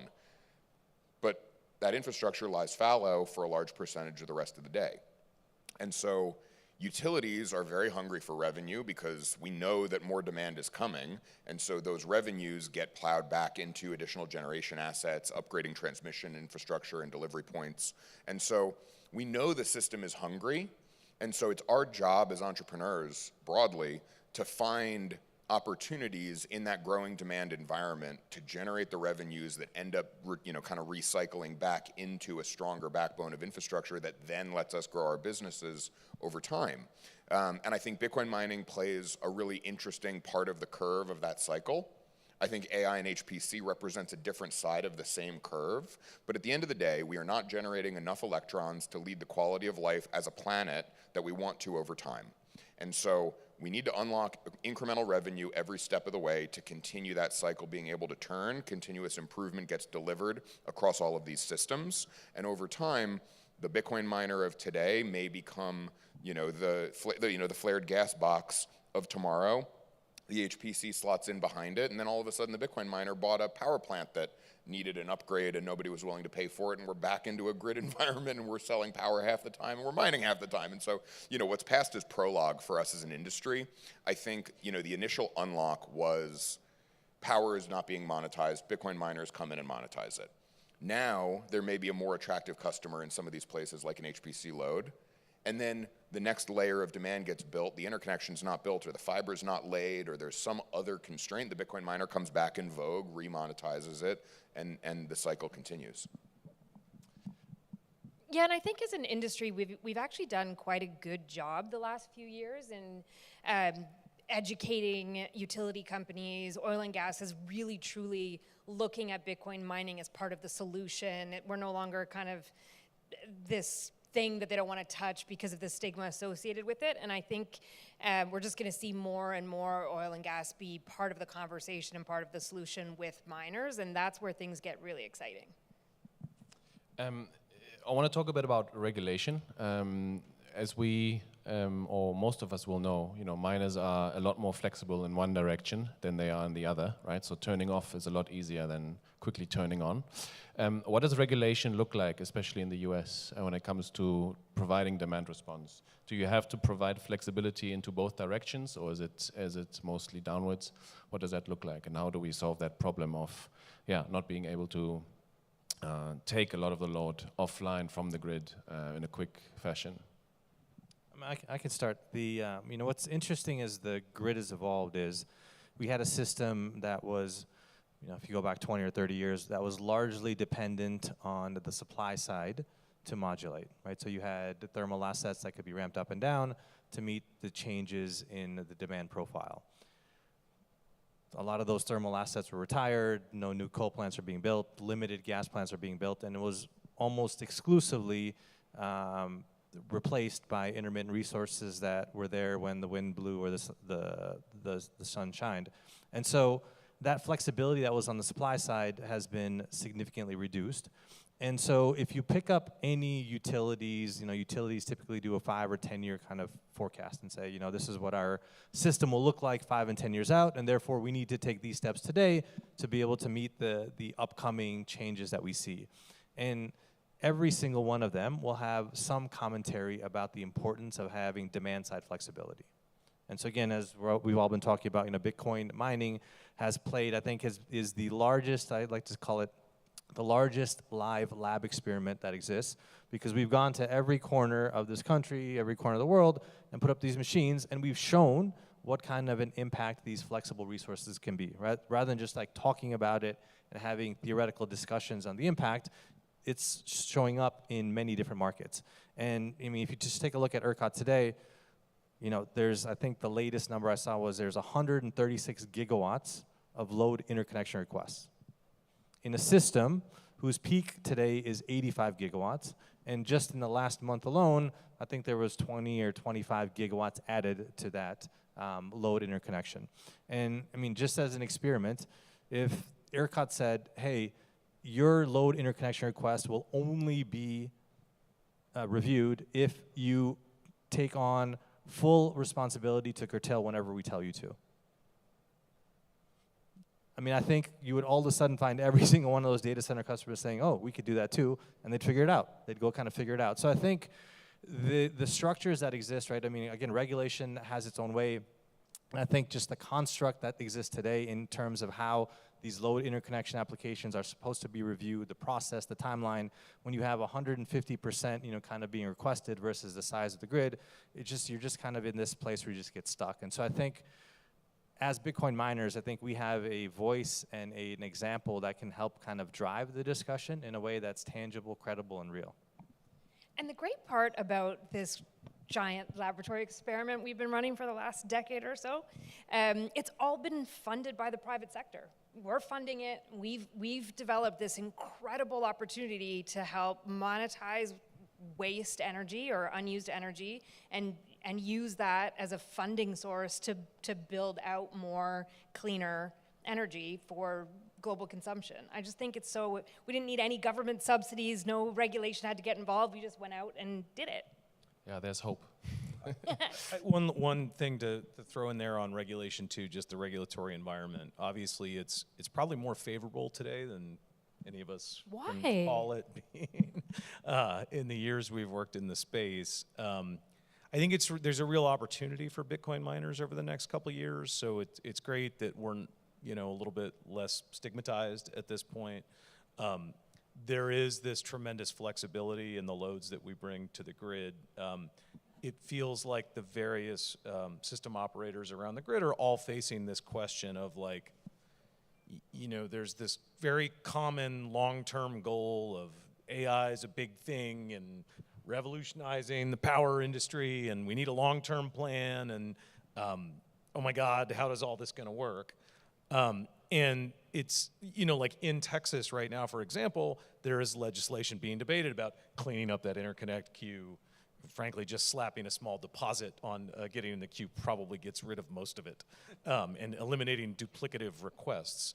But I think of the other things that get discussed. Bitcoin mining still doesn't have the respect it should have in those discussions because of this flexibility. And so, I think of the things that are being discussed as like various levels of forcing you to be able to shut down. That's everything from like, and we have this discussion on the AI side sometimes where there are hyperscalers, for example, that maybe don't have as many operations in Texas, and they're like, oh, well, what if they pass new regulations that require it to be shut down?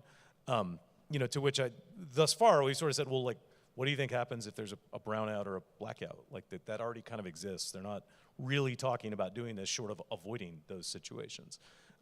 But point being, with the more favorable regulatory backdrop in general, we have a couple years here where hopefully we'll make a lot of progress to sort of advertise the great benefits of this flexibility.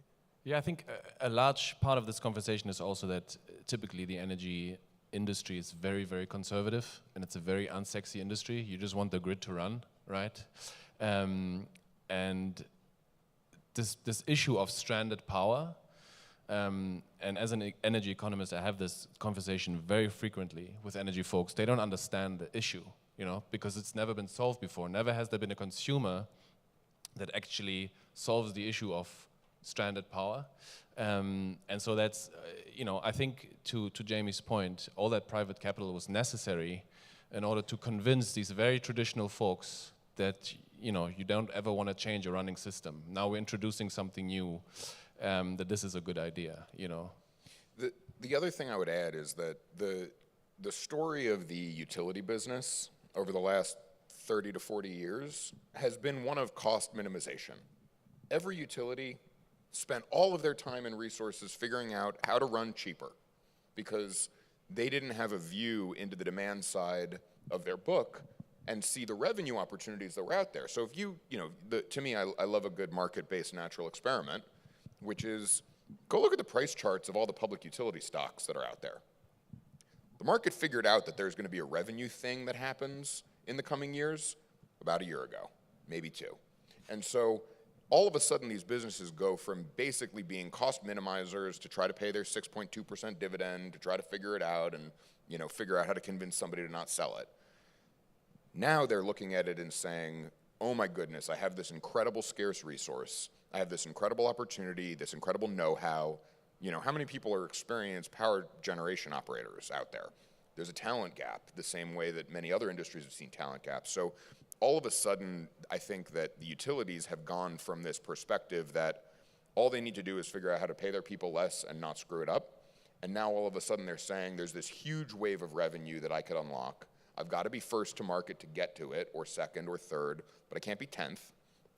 And my ability to invest in this has changed. So I think you're taking it full circle. Your regulation question is one side of the coin. The other is that it's a deregulation story at this point, and it's not being deregulated through law. It's being deregulated through revenue opportunities, basically. And so everybody is kind of unblocking their previous mindset and starting to come back to the table and say, well, what if?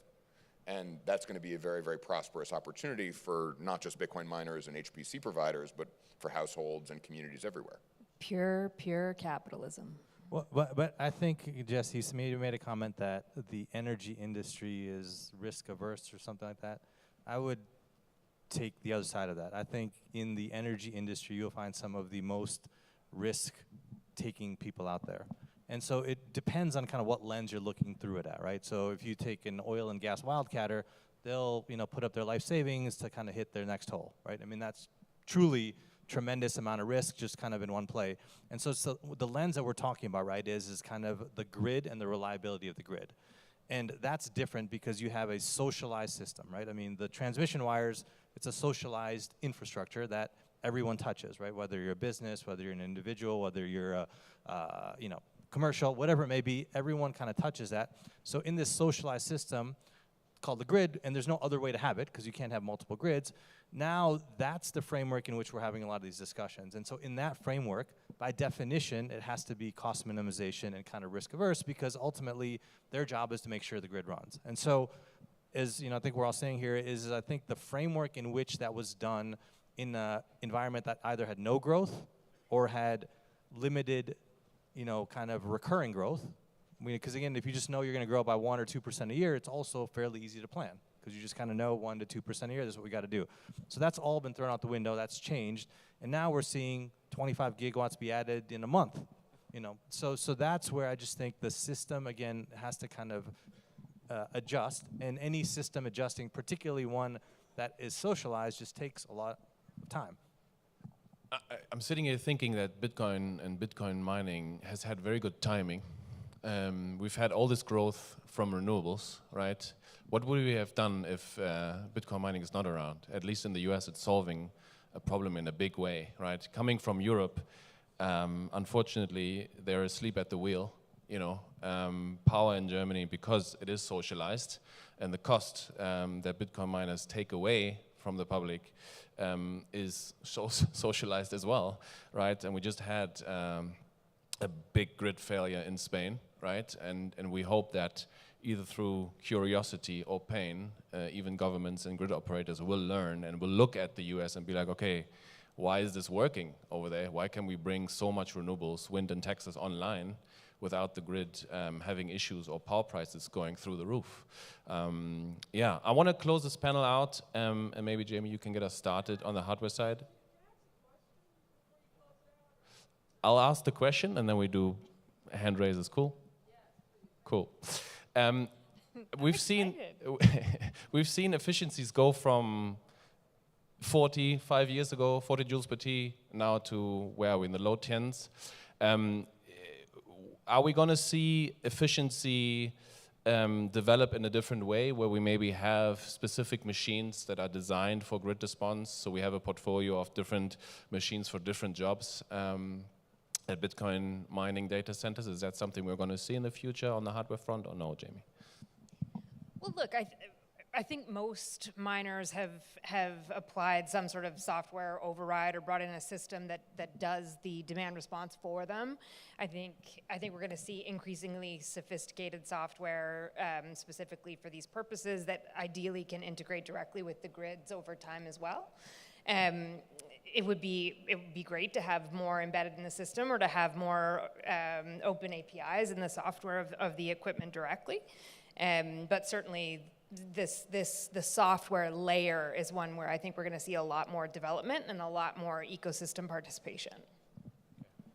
I think, well, I mean, obviously mining is very dispersed around the world, and there's lots of different pockets of miners of all different sizes, very large scale, you know, people running one machine, whatever.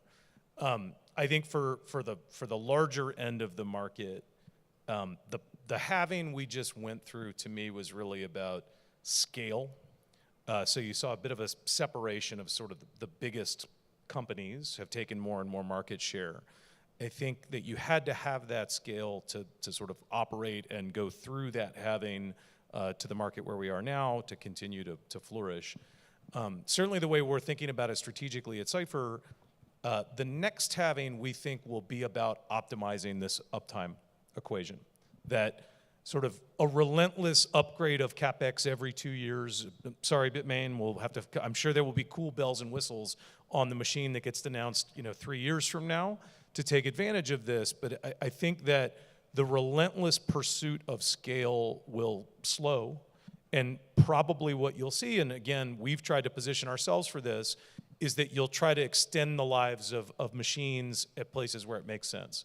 And so again, all of our sites are basically sites where we could just dial down the uptime and extend the useful life of the machines we've got. Because power prices are really low most of the time in Texas. And so conceivably, you could take a machine, run it for 10 years as long as it's still got spinning fans, and just take the uptime from 95% maybe in Texas and just run it down. And I don't know where it'll be in 10 years. It could be literally 30% or something. But it would be profitable. And you could just run it with profitability. So my sense is that's what the next halving will be about, is who's got an operating model that can embrace that flexibility.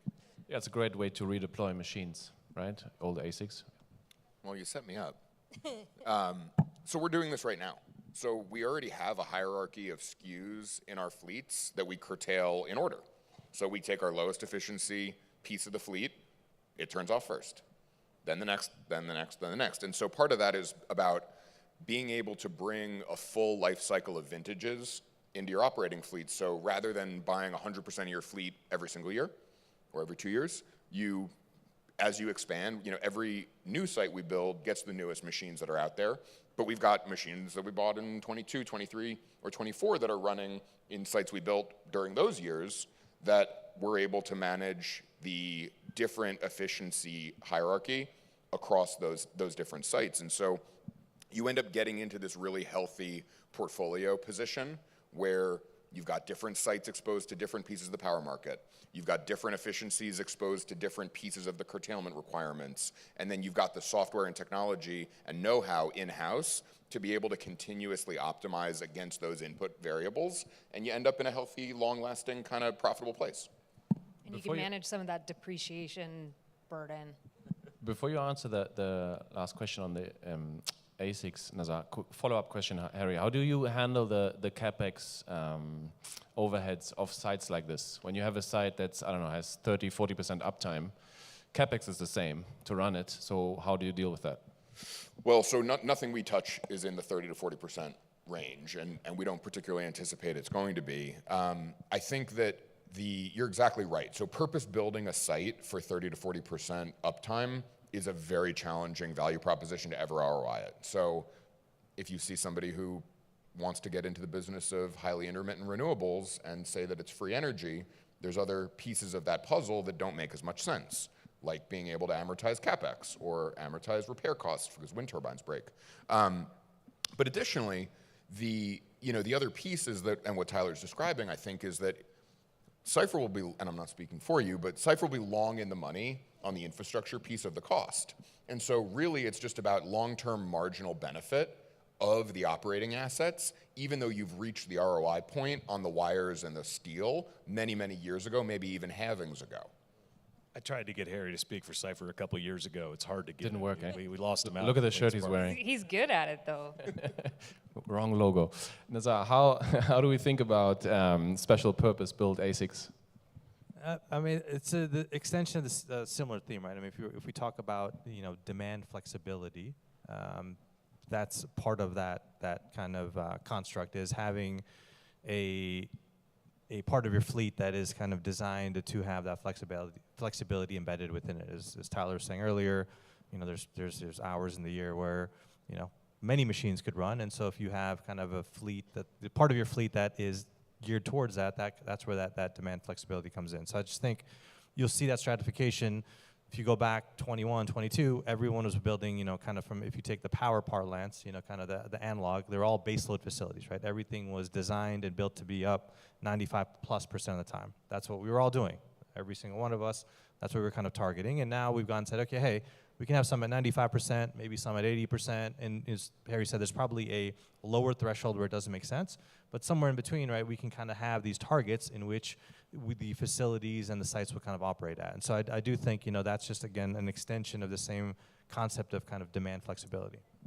And certainly a maturing of the industry overall into better economics and better returns. Cool. I'm gonna. Yeah. Yeah. I'm gonna give the mic down here quick. Okay, so my question is, are any of the companies within the industry currently looking to build and operate their own microgrids? Are you? So CleanSpark was actually a microgrid company previously, funnily enough, and that was how we got into Bitcoin mining. We were recruited to a data center in Atlanta, or right outside Atlanta, that was looking to buy a microgrid from us. And we got to look under the hood at their business and turned around and bought their business instead. And so we saw that fork in the road. We operated both of the legs of the business, for about another year and a half, and then we ended up shedding our energy business at that point because the Bitcoin mining business was growing so explosively and we saw so much opportunity. I think that, the subtext of what we heard a lot on stage today is that the integration between the power consumer and the power producer is getting closer and closer and closer. I think there's a really interesting unit economic question around the mechanics of a microgrid and how it gets generated into, who's generating into it, where do the equity interests lie in that process. So I think that it's an interesting design space. If I were a brand new entrepreneur looking to think about something, that's a really interesting problem to solve. And I think there's a lot of value there. But I think the way the economics flow today, continuing to integrate into existing systems and scaling that way is probably where I'd spend more time prioritizing. Just really quickly, I'm mentioning it because I'm representing West Virginia, and our governor just signed a microgrid law, and it went into effect about 3 weeks ago. And so, yeah, I'm looking to see who wants to come and build in West Virginia. We're in Tennessee, Mississippi, and Georgia, so we're right there. We would love to talk. And we should, at our site, in upstate New York, we've got Bitcoin mining operations. We're delivering 72.5 megawatts of AI operations. We've got 125 megawatt utility scale solar project coming in end of 26, early 27, and a 8-hour, 100 megawatt battery storage project coming in kind of 12 months after that. And so these are all independent projects, and we've tried to make them stand alone on an independent basis because that's kind of the most efficient way to kind of get them to finance.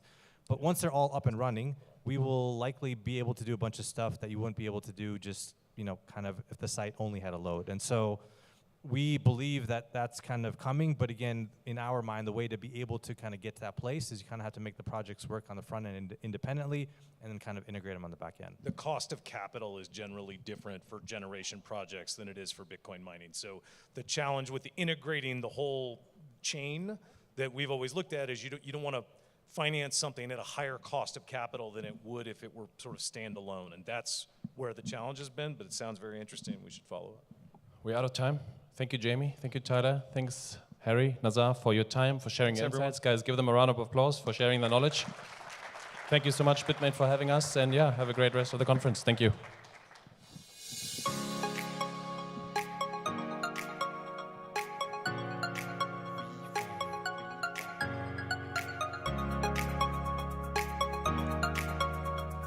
Thank you.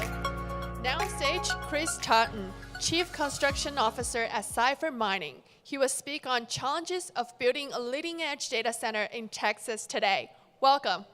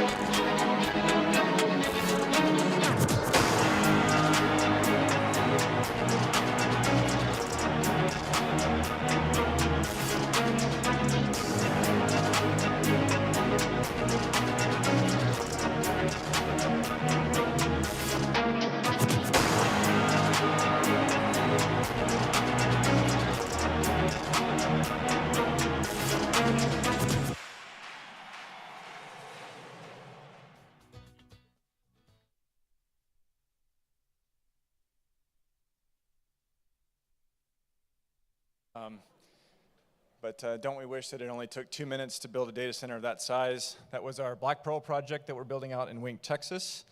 And today we're going to talk about some of the challenges that we're facing developing large-scale projects in Texas, not just Black Pearl, but in general. My name is Chris Totten. I'm the Chief Construction Officer for Cipher Mining. I've spent the last 15 years building about 1 gigawatt of data centers, a few gigawatts of power plants, but none have been more painful than raising those 3 kids. Just a quick update on Cipher's progress. So we're operating 327 data centers across 4 facilities out in West Texas.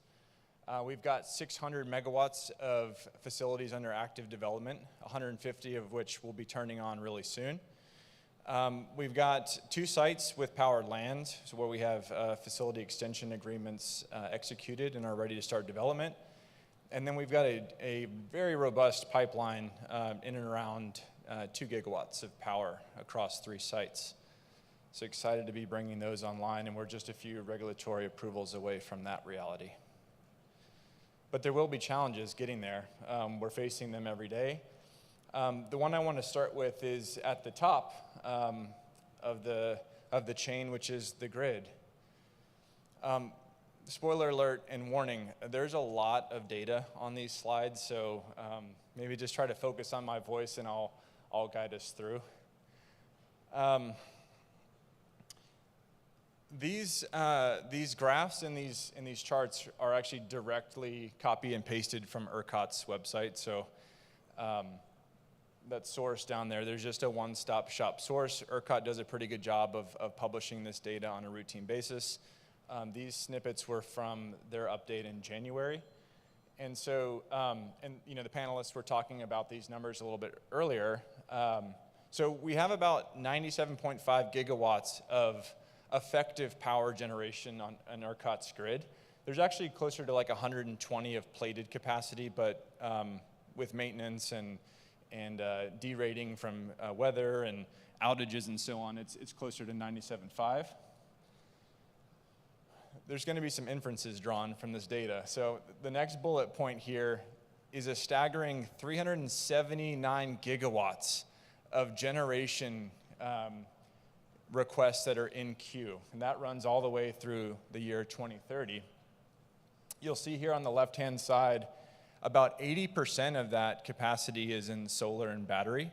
So as we know that those are intermittent power sources, so those aren't really referred to as base load. You know, those will come on and off, you know, in certain grid conditions and ambient conditions. In 2023, we added 7 gigawatts of generation capacity on ERCOT. And in 2024, we added 12 gigawatts of capacity.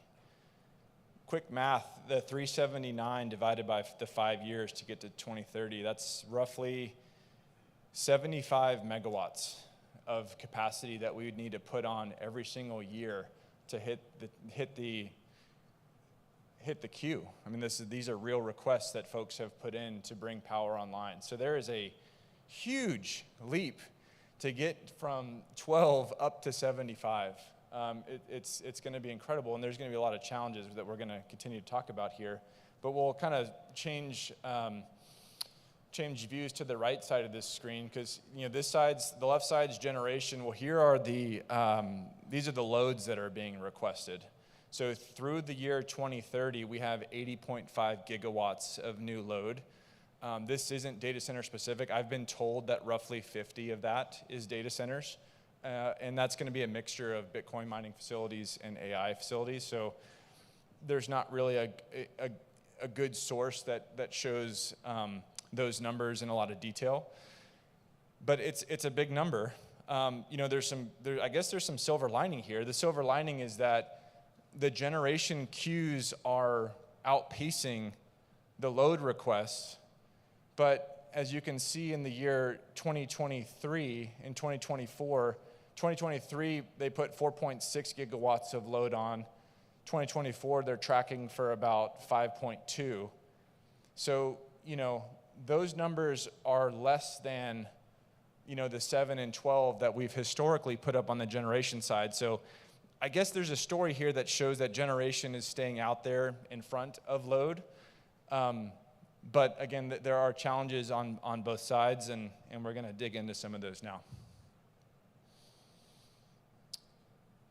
This is actually where I think the largest constraint is. While it is, some people will tell you, darn near impossible to go through the load interconnection process, be it on the generation or on the load side. It's actually only a 3-page document. Believe it or not, if you were to go and to go to encore.com and you download this, it's called a load questionnaire. It's roughly a 3-page document where you go in and you fill in these different, you know, input fields, and then you submit it to an email, and that kicks off your load request. It is actually that simple. But what follows that is a very ambiguous and non-transparent process by which you finally gain your interconnect. So that is a difficult process, but I'm going to argue that the workforce and the status of the construction industry as it relates to human labor force is actually the biggest challenge. I want to start off with a question. Can you raise your hand if you would like to enter into the construction workforce? Zero. What? 2 people. I need you to come talk to me after this, okay? We have challenges. In fact, I can tell you from my seat that 100% of the suppliers and contractors that I do business with, if I were to ask them, which of you need more manpower? Which of you need more people to come and work for you? 100% would say that yes, we need more people. But on average, about 60% of construction contractors and suppliers are reporting that they have labor challenges. I think that that number is escalated in our industry just because of the high demand. So that's kind of, we'll label that as just a general trade shortage. And it's, this is U.S. Yeah, this is U.S. Sorry, good question. I should have labeled that. So then we have, we'll move to kind of the center of the screen, the labor capacity. So what we're seeing here on that first line item is that we have, a very large increase in the, not only the size, this is actually showing square footage from 2.3 to 3.1 million square feet of data center capacity that's being put on. But we're also seeing, of course, the same measurement in terms of megawattage and just power capacity. But on that second line item, you're seeing that we're only seeing a marginal increase in the amount of construction workforce that are entering the market to support that additional growth. And so we're just continuing to squeeze the available resources into producing more product. And we're just not seeing the new entrants that we want to see. It turns out that a lot of existing companies are repurposing their departments to support our industry. And then finally, just kind of to summarize on the labor demand side, we see this huge year-over-year growth in the data center market, and we're seeing this, very marginal, if anything, growth on the labor side.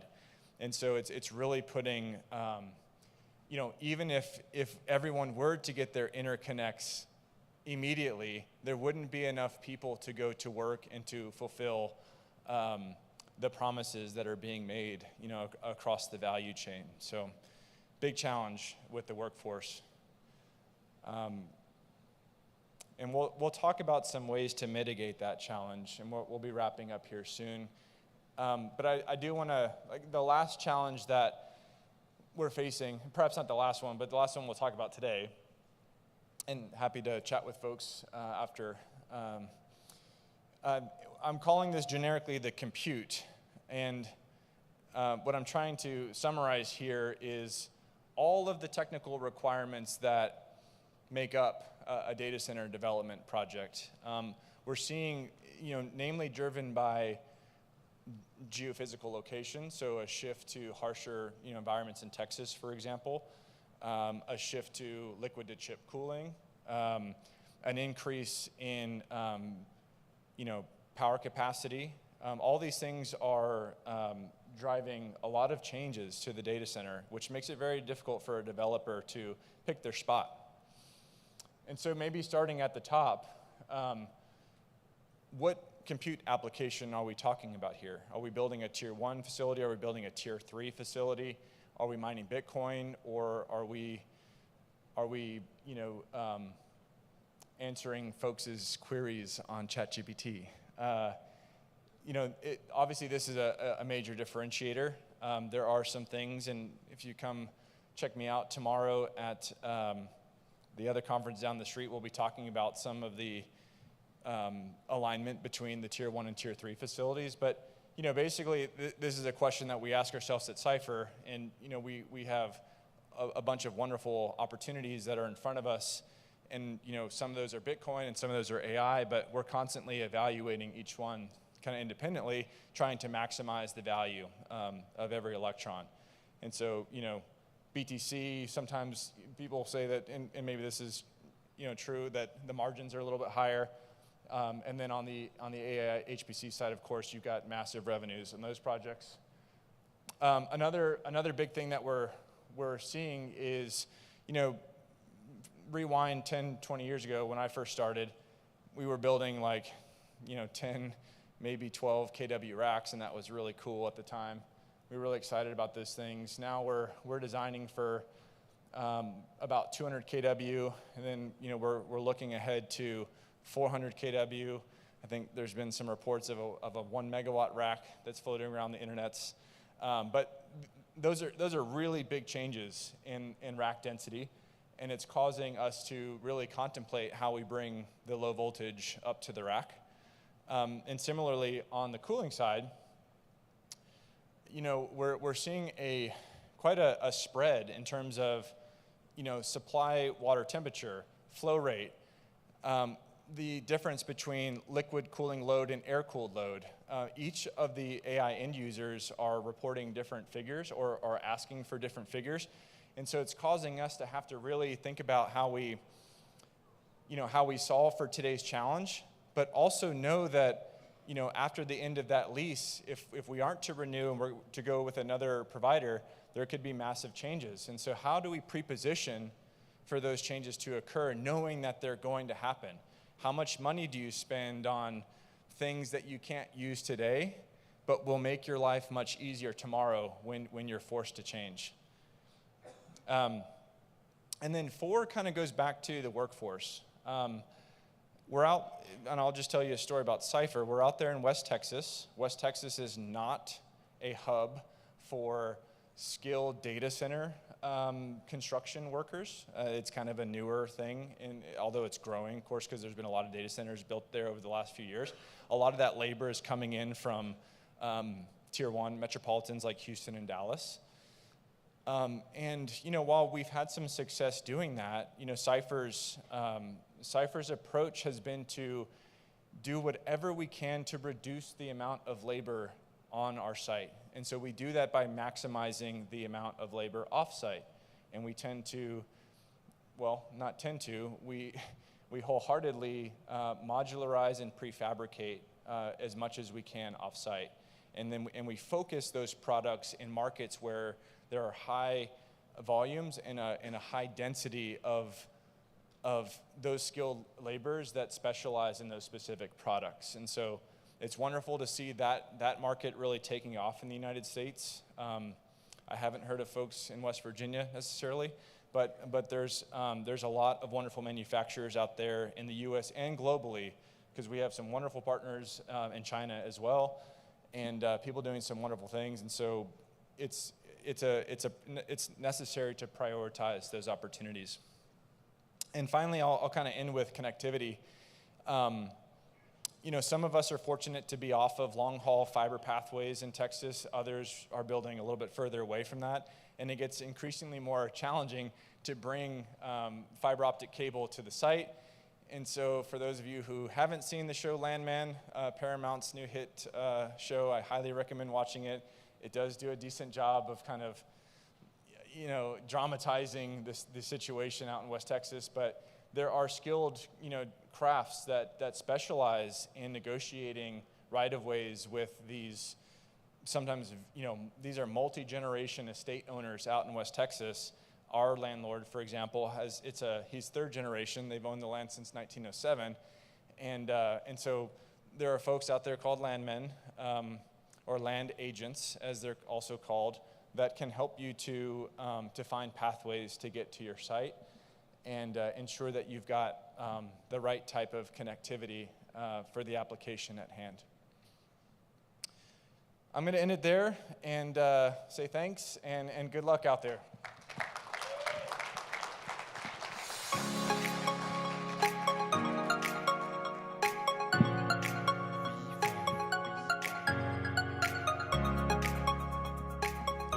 Thank you. And next, please welcome Andy Zhou, CEO of Npool, with a keynote titled Innovating for Decentralization, Npool's Technological Contributions to Bitcoin. Welcome, Andy.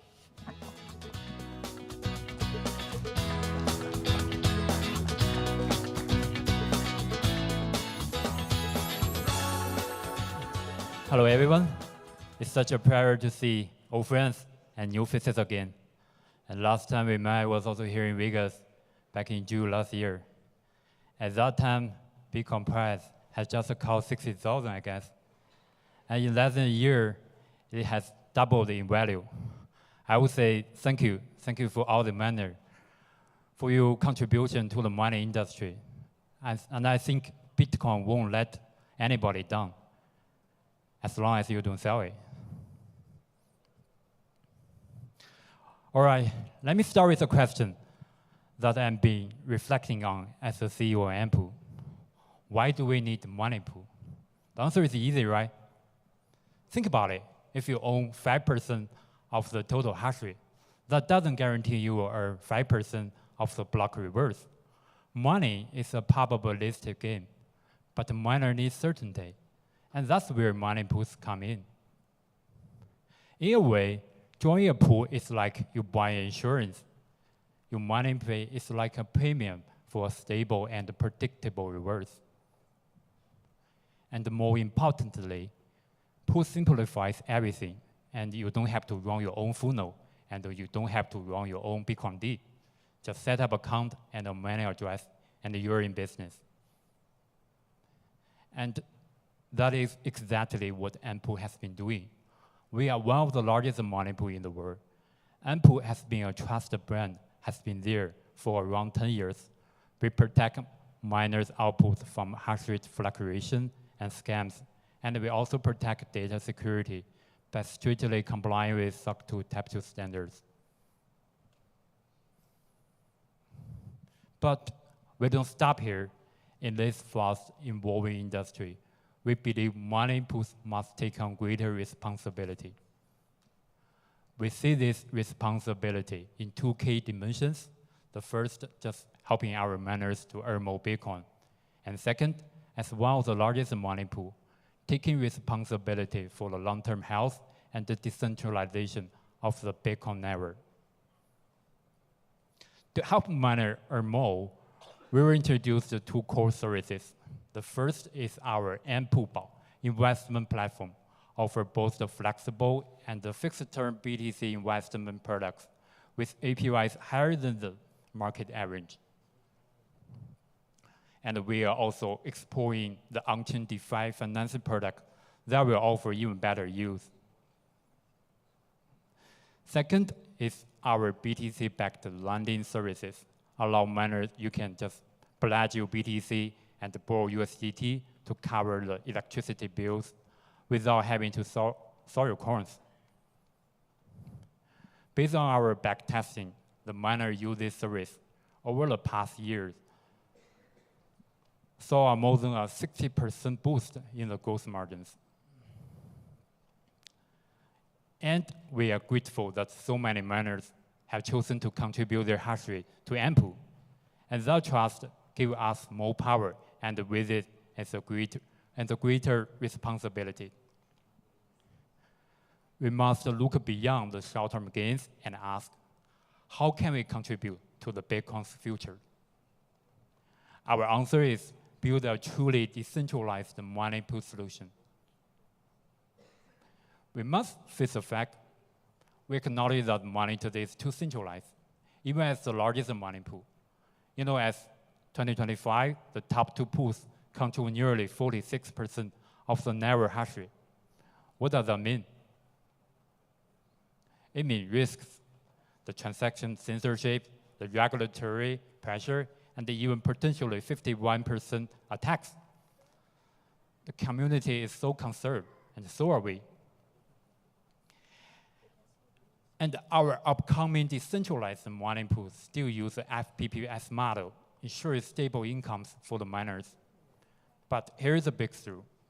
We return the block templates rights to the miners. They can choose which transaction to include or even design customer templates. This gives miners true controls. Our solution balances predictable rewards with real decentralization. At Ampool, we are proud to lead this transformation, not just by offering best-in-class services, but by taking real responsibility for a safer, more decentralized, and more sustainable BTC network. Thank you all.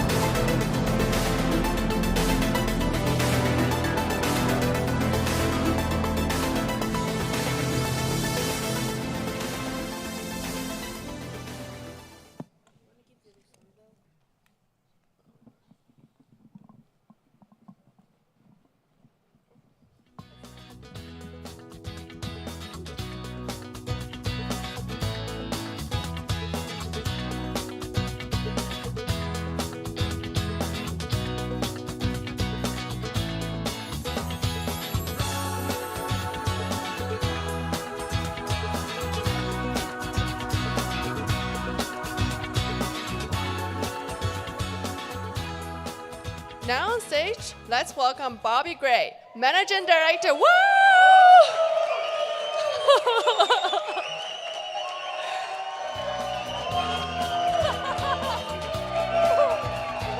Wow.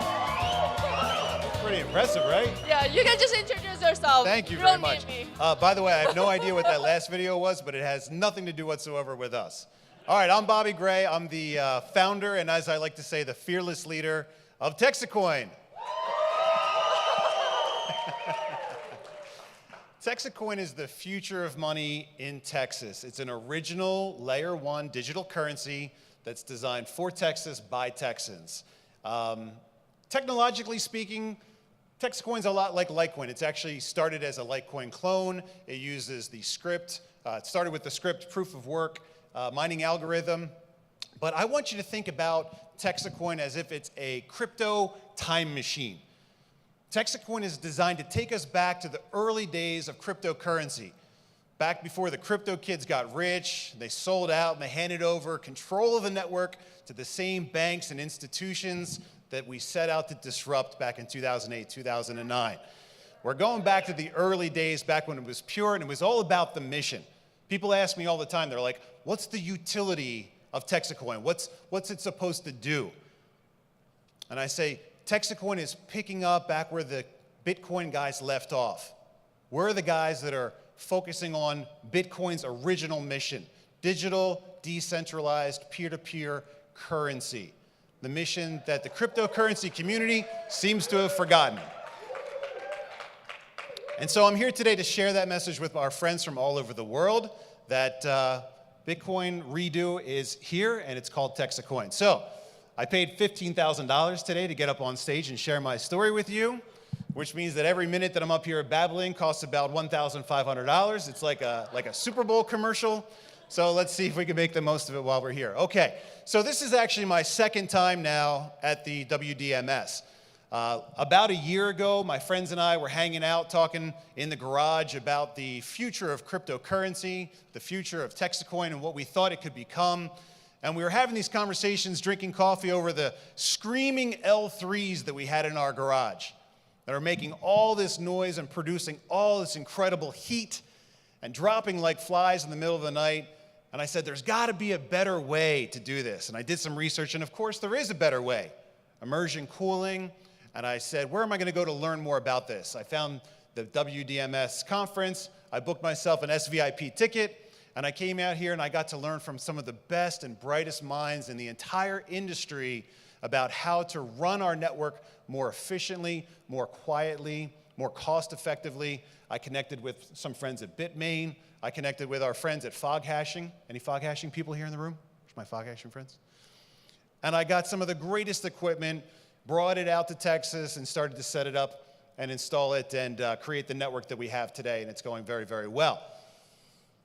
And, you know, I kind of discovered over time as we're buying all these ASICs from our friends overseas that the cost to import is starting to skyrocket, right?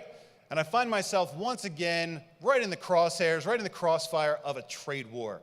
And we've got tariffs and we've got import duties. And I say, this doesn't make any sense whatsoever. How are we supposed to make friends and build relationships with our partners overseas when we have to pay these crazy costs to get the best equipment in the world? I mean, there's all kinds of stuff that's made all over the world. The greatest technology for ASICs comes from our friends at Bitmain. The greatest hydro cooling solutions come from the other friends we've made here. And the cost to import all this stuff is going through the roof. And I said, how far we've come. 250 years ago, when our country got its start, our founders warned about foreign entanglements. They advised us to avoid making alliances. They said free trade with all and alliances with none. And man, today, they seem to have forgotten at that conference across the street that it's people, it's individuals like you and me that have to pay those crazy tariffs. At the end of the day, we have to pay them out of our own pocket. And that's no way for us to make friends with our allies and our partners on the other side of the world. And I want to talk to you guys here today about Texacoin, because today, Texacoin is our second chance. It's our opportunity to learn from all the things that the cryptocurrency industry did right back in the early days when it was all about that mission of establishing an alternative honest money system so that we could trade with each other, exchange value back and forth, and not have to go through a bank or a government to do that. Today, we weaponize the dollar. We establish these import tariffs and duties to make it more difficult for us to do business with our friends on the other side of the world. And so today, I want to share our story of Texacoin with you. I want to encourage you to do your research on it. Check us out at texacoin.org if you'd like to learn more about our digital currency. We mine a block about every 3 minutes. 254 Texacoin per block is the reward. And if you'd like to learn more about our mining program and help us build out this reliable network that's designed to be big enough and strong enough exclusively in the state of Texas to power our community currencies that are coming as we develop our layer 2 in the near future, then check us out at minetxc.com. But we want to trade with you guys. There's great stuff from all over the world. We want to bring our story of peace and prosperity to you as we connect with our friends throughout the industry and continue to build our network. I decided to come back here this year, share the story, and bring about 70 of my favorite people with you guys. So thank you very much to our community for coming on back out and sharing some time. And hopefully you guys can all learn as much as I did last year. You know, I've got a lot of good ideas, but I don't have all the ideas.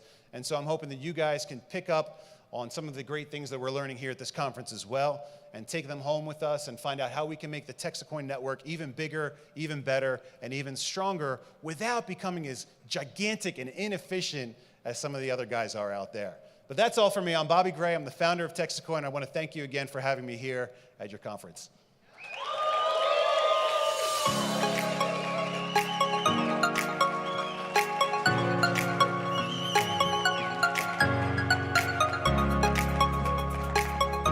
Wow, thank you. That was a great presentation. Next, we welcome Nick Hansen, CEO of Luxor Technology Corporation. He will present a keynote titled Power Optimization. Welcome. All right. All right. That was awesome. I don't know what that was, but that was awesome. Hi, my name's Nick. I'm the CEO of Luxor. We're a full stack mining company. We offer all sorts of technology related services for Bitcoin miners. And today we're going to be talking about power optimization. My goal isn't to pitch you a product, even though we have products that you can buy if you'd like. But the goal for me today is to actually teach you how power optimization works, how the big boys are doing it, and how you can too. So let's see, does that work? Yeah, all right, power optimization, how the big boys are doing it, and you can too. So who am I? I'm Nick Hansen, the CEO of Luxor, but I've been around for a while, been a miner, turned software engineer, was a software engineer at Salesforce for a while, turned to CEO. Found some pretty interesting photos going through some old photos from 2013. There we are playing poker on Seals with Clubs. Looks like that guy's playing with about 20 Bitcoin, which at the time was maybe $1,000. Of course, that's now over $2 million. And there's a Bitcoin miner turned Litecoin miner. So I started mining Bitcoin with GPUs back when you could do such a thing. But now you do, of course, with these big, powerful ASICs that you saw up here on stage and out there. They're actually boiling eggs. I don't know if you knew that, but inside that tank, if you go out there, they're actually boiling eggs.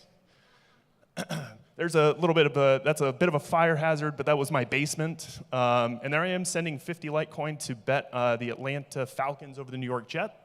It's worth about $5,000 now. I would definitely not be betting $5,000 on the Jets. But anyway, what is Luxor? So like I said, we're a full stack Bitcoin mining software services company. We build all sorts of things. We're going to be talking a little bit more about the energy management side today, but of course we do sell all sorts of different things. If you went and Googled Luxor today, you'd probably find something about our Bitcoin mining pool. That's what we're known for. We've been mining Bitcoin since, I don't even know, 2019. But we do all sorts of other stuff unrelated to that. So we have LuxOS, which is our firmware product, basically empowers the machines even further. It's kind of like jailbreaking your iPhone. We build financial products for miners called hash rate-based derivatives. So it's kind of like hedging corn or oil. So I'm sure you've heard of oil futures or corn futures. We do the same thing, but for hash rate, which is the output of a Bitcoin mining machine. ASIC brokerage, buying and selling mining machines, very simple. A lot of folks here are doing that. But we're going to talk about energy management, something that we have recently started to offer. And we're actually going to talk about power management. So what is power management in Bitcoin mining? There's actually a lot of different terms when people say power management in Bitcoin mining, or power optimization, I should say. There's active power management, which is actually reducing or increasing power consumption based on different real-time conditions. So power prices go up, you reduce your mining. Then there's also hedging optimization, basically introducing like PPAs, power purchase agreements. You can lock in your margins using those types of products. There's also portfolio management, so of course managing your power consumption, forward selling your hash rate using a product like Luxor's hash rate derivatives, or others. There's lots of different derivative products out there. Of course, I think ours is the best, but there's plenty of them out there. And then also advisory. A lot of people, when they think of power optimization, they think of advisory. So that's site selection, that's figuring out places to find behind the meter co-location, which is really a big deal. You know, a lot of these guys talk about being behind the meter or taking up off-take agreements from like wind farms and things like that. That all kind of falls under the advisory component. But we're going to really focus in on the optimization vertical, which is the power management vertical. So you all heard of like what demand response and controllable load resources and ancillary services, but we're going to dig into it a little bit more and put a little bit more tangible value to those terms. So right now, most miners, when you talk to somebody that's doing economic dispatch or power management, they're talking about just basically turning miners on and off, like a binary switch. You know, the lights are on, the lights are off.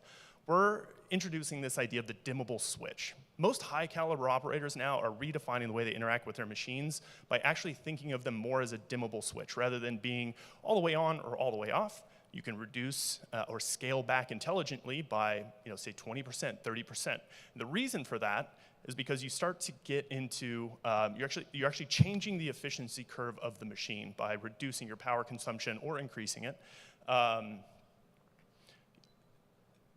And this is a fundamental shift in the way that miners are interacting with the grid.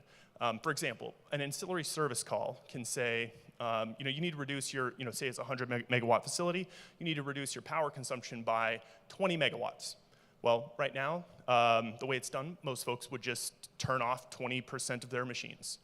Actually, ideally, to maximize your profit, what you would do is underclock by 20%. And the reason for that, let's see if I can go forward one, is because of this curve here. So you can see that as you start to increase your power consumption, you actually lose efficiency. But if you decrease your power consumption, you gain efficiency. So going back to this slide, here, you actually, sorry, my slides got a little bit out of order here from the ones that I have on my laptop. Yeah, there you go. You can see there's a sweet spot right when you start to dial back power. Say you dial back power by 20 or 30%, you're actually only reducing your hash rate by, say, 10 to 15%. And the reason that's important is because that means you're gaining efficiency. So here's how it used to work. Power price spikes, you shut it all down. Grid sends a signal, ancillary service signal, power it all down. With the dimmable switch, it's no longer on or off. It's more of a sliding scale. You can respond to prices more granularly.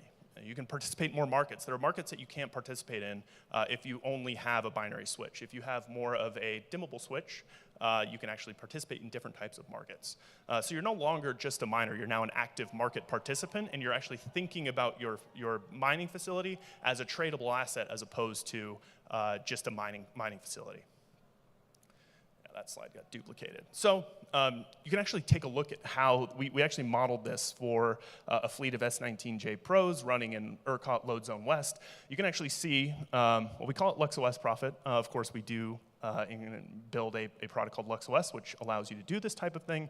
But you could do this with other types of firmware. Hopefully you do it with LuxOS. But the idea here is that you're able to actually increase your profit over a certain interval because you're monetizing at the maximum valuable time. So for example, on April 6th there, when power prices are really high, you're probably turning off your machines, the majority of them. Actually, and then you can see maybe on, what would be maybe March 9th there, you're probably actually mining at full capacity. And there's actually times when you can get paid to mine. Meaning, power prices do go negative in ERCOT, say $10 a megawatt hour or $20 a megawatt hour. So what you want to do is use up as much energy as you possibly can during that time. So you don't really care what the efficiency of your machine is, because the goal is not to increase the hash rate or efficiency. It's actually to burn more energy because you're getting paid to do so. And the reason for that is actually like wind farms and things like that. It's actually more expensive for them to turn down than it is for them to just go out and pay somebody to take the energy. So we're actually doing this today, again with LuxOS and a couple of other products that we offer. And if you'd like to explore how to do this, we offer software and advisory services. And power is no longer just a cost. It's actually an opportunity. And if you're not treating your facility like a trading desk, you're actually leaving money on the table. This is smarter mining, period. Yeah. If you do want to reach out to us, you can find me on Twitter, find us on Twitter at Luxor, at #HashrateIndex. I'm at #_Bender, of course, hashrateindex.com, or hashrateindex.com/blog if you want to read about this stuff in more detail. Cool, I got it done just in time, just in time. All right, thank you guys.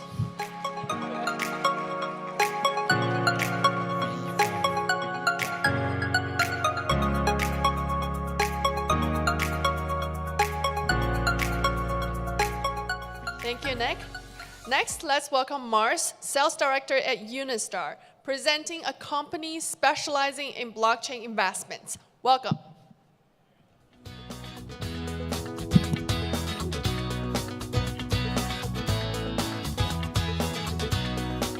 Hello, everyone. It's my pleasure to be here at the Wdms conference. I'm Mars, the Sales Director of Unistar. A lot of people, when they hear the name of Unistar, they assume that we are just a mining machine reseller, distributor. All right, I don't blame them. After all, we do sell miners. But our story doesn't end with selling machine. In fact, Unistar is a company specializing in blockchain investment. Over the years, Unistar has evolved from focusing solely on the mining machine to the blockchain ecosystem. We are treating mining machine as a derivative of digital currency. We investing in them by our own capital, buying and selling to capture the trading opportunity and achieve high returns. Our journey dates back in 2015 when we entered the blockchain arena by invest the earlier cryptocurrency. In 2016, we moved forward into the mining machine procurement and mining machine trading business. In 2017, we diving into the Bitcoin-centric digital asset investment. By 2018, we are back over 100 quantitative trading team who use the algorithm to make waves in the crypto market. In 2019, we built our first high-efficiency mining farm. In 2020, we expand our trading business globally, also build mining farm across multiple countries. Our last milestone came in 2024. We launched the Uniminer, the largest BTC mining farm project powered by surplus energy around the world. In short, Unistar's journey has been about the blockchain investment. So don't pet us just a reseller or distributor. We are playing much bigger game with much bigger story. Now, I would like to approach how we are buying and pricing our miners. That's what we call smart buying, smarter pricing strategy. First, on the buying side, we leverage the marketing analysis and the future miner strategy to play ahead with the hot selling models. Our marketing team monitors the global market to analyze the chain, which model will be in high demand and when. For example, with the hot selling machine like S21 Plus, S21 Plus Hydro, L9, T21, even the S21 XP series, we place a large-scale orders and secure the contract on this miner. In this way, when people are tracing these miners, we already secure the stock and have them ready to ship. Now, for the pricing side, we live by one principle. Let the market set the price. In other words, we don't price our miners on our feeling. We adjust them based on the real-time global data. Our marketing team will compare the price all over the world every single day to make sure our offer at the lowest mainstream market price. Simple put, let the data do the talking. So in this way, it means our customer always gets the fair and transparent price that reflects the current market. This smart buying, smarter pricing approach means we will offer the best price, also secure the stock at the same time. For our clients, it means cost saving and peace of mind. That's what we want to deliver. So, what sets Unistar apart in this industry? Let me summarize the 6 core advantages. First, the direct source advantage. We are now working with over 500 large-scale mining farms all over the world. Also, we are the SVIP level clients of Bitmain. It means we always get the newest machine and the newest information, in which we create a unique edge for our clients. Second, the logistics support. We provide the delivery service for our clients. I mean, we will take care of the shippings, custom clearance, to make sure your miner will arrive at your door with all logistics being taken care of. Third, the factory direct orders. We are, as I say, we are the SVIP levels of Bitmain. We place max order, over 100,000 units annually. So it means no markups and no middleman between us and our clients. Fourth, the global warehouse. We're now having warehouse in Hong Kong, US, Dubai.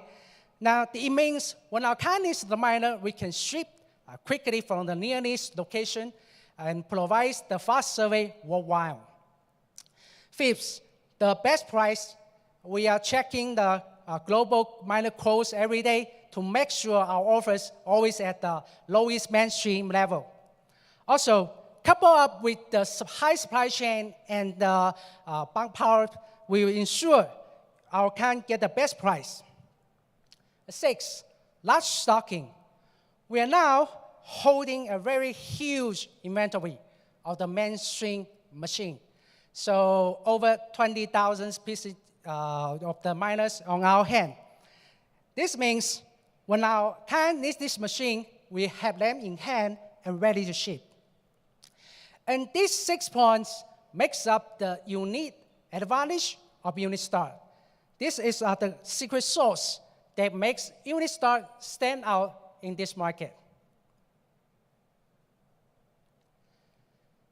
If you are looking to invest in mining farm or secure the future miner stock, or you have projects of Web3, the AI or the blockchain, we can talk. For example, we launched Uniminer last year. We start our moves in Middle East with targeting at 4 gigawatt, 300 exahash of the Bitcoin network. So if you have surplus energy resource on your hand, let's explore the partnership together. Second, if you want to secure the future miners inventory or the future price, we have the strategy and the inventory to help. Third, if you have good project of the AI, Web3, and blockchain, we will co-invest and bring your project to life. So, stop thinking of us as a mining shop. Just scan the QR and ping me on WhatsApp, WeChat. Give me 5 minutes. I will show you the brand new Unistar, where the capitals and the blockchain create the lasting value together. Thank you.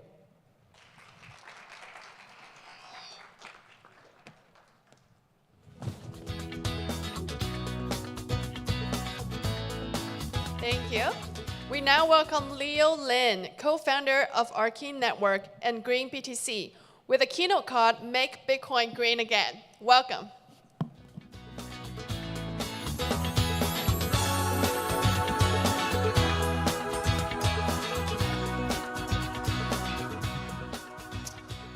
Hello, everyone. My name is Leo Lin, co-founder of Arcane and the Green BTC Club. So honored to be here today. So we are in the middle of the energy and the computing revolution. The computing is running the whole digital world, and the data center for the cloud, the AI shaking things up, and blockchain keep the Bitcoin secure. They are consume the tons of the energy, and at the same time, the energy is also changing, a lot. Renewable like the solar, the wind, the hydro, they are taking over. The solar is 90% cheaper than the decades ago, and wind down to the 70%. But there is a challenge. They are not steady. Sometimes too much energy, sometimes not enough. That is where the computing, especially the Bitcoin mining jump in. It's flexible, can move to anywhere and love the cheap electricity. And the mining can turn the excess the renewable energy to the cash, while the fixing the grid, the headache. So today I want to show you how the mining is teaming with the renewable to build the greener and the smarter future. So let's dive in the energy shift. For over a century, we are, build the world on top of the fossil fuel, the oil, the coal, the natural gas. They are reliable for sure, but they are not clean. The carbon emission, hurting our planet. And the centralized grid is struggling to take care of the today's, the demand. The renewable, like the wind and the solar, are, rewriting the rule. And in 2030, the International Energy Agency predict the renewable can, the power, the 50% of the global electricity, up from today's 30%. That's the massive, the progress. The renewable, they are awesome, but they are not perfect. The solar farm, the pump of the energy, in the noon, but the shut off in the evening, and the wind turbine, spin hard on the storm, but stop on the calm day. It's an on and off problem we call the intermittency. Means the grid always get the excess energy, which cannot be used or the store. Even sometimes they need to pay to offload it. For example, in Germany, the excess wind power, get wasted to the 10,500 gigawatt hour per year. It's enough to power the 2.5 million hour the home. But on the flip side, during the demand spike, in the winter freezing, the renewable cannot always, deliver. So how can we bridge the gap and fix this problem? It's a computing. It's computing is a super, the flexible, because the computing is not like the industry, traditional industry, like the steel, the factory, and which require the steady power, the 24-hour, the 7 days. Computing is, the super flexible and adaptable. We can turn it on, scale it down, and move it to the anywhere the energy is.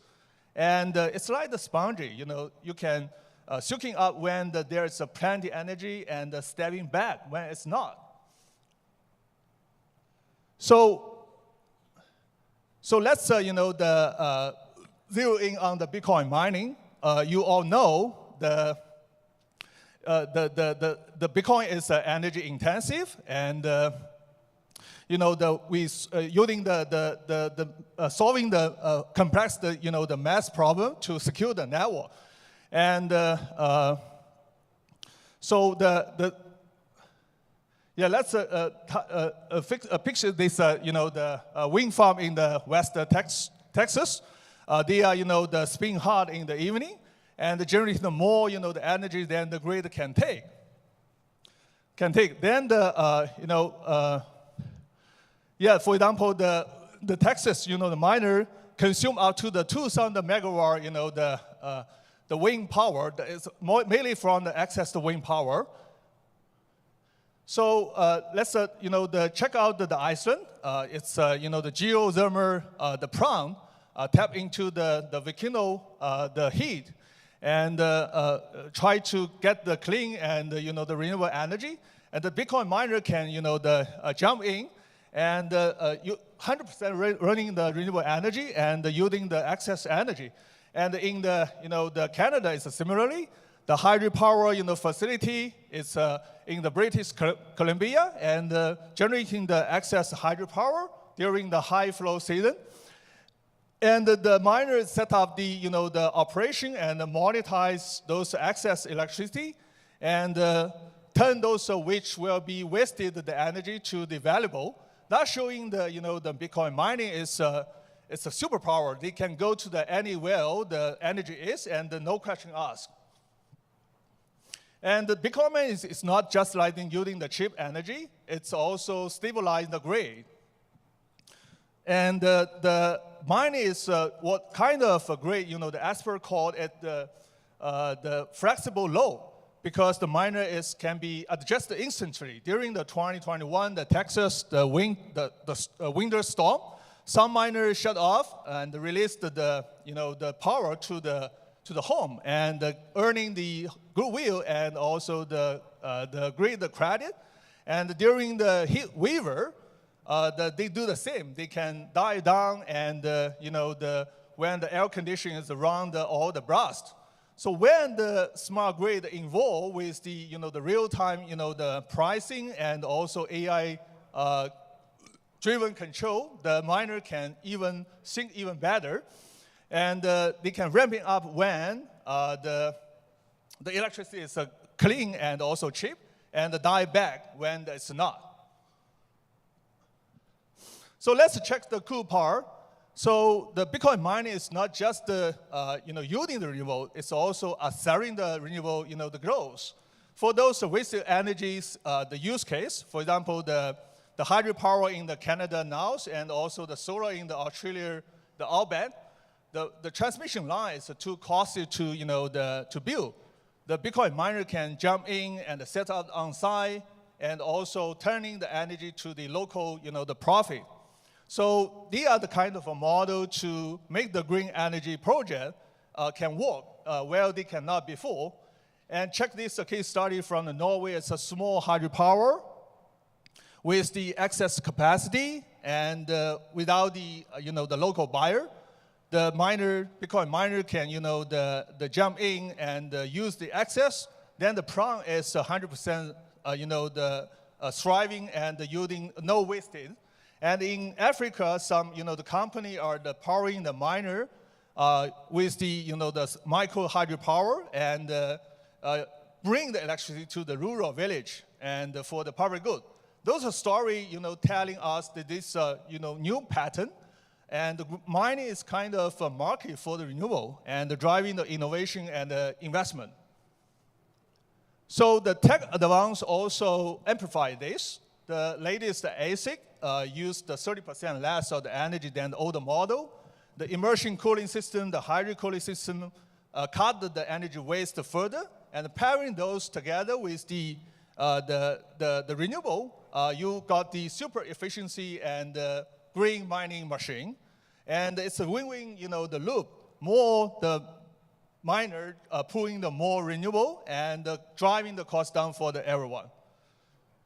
So what is the big picture? The Bitcoin mining is not just the part of the energy, the game. It's also kind of driving the renewable innovation and the revolution. And the Bitcoin mining is turning the wasted energy to the cash, stabilizing the grid, and also funding the renewable energy project globally. So critics see the energy, the use. We see it's an energy opportunity. And we've got the momentum as well. The initiative from the Green BTC Club push the Bitcoin mining with the 100% renewable energy and aiming for the carbon neutral, the Bitcoin network. And we also see the government support, imagine the tax incentive for the miner to use the wasted energy and also the dynamic pricing to reward the flexibility. together we can build the Bitcoin, not only the future of the money, but also the future of the energy. So yeah, let's keep the driving this charge for the sustainable planet, the really integrate and also the thriving the Bitcoin mining the ecosystem. That's my today's sharing, and thank you very much.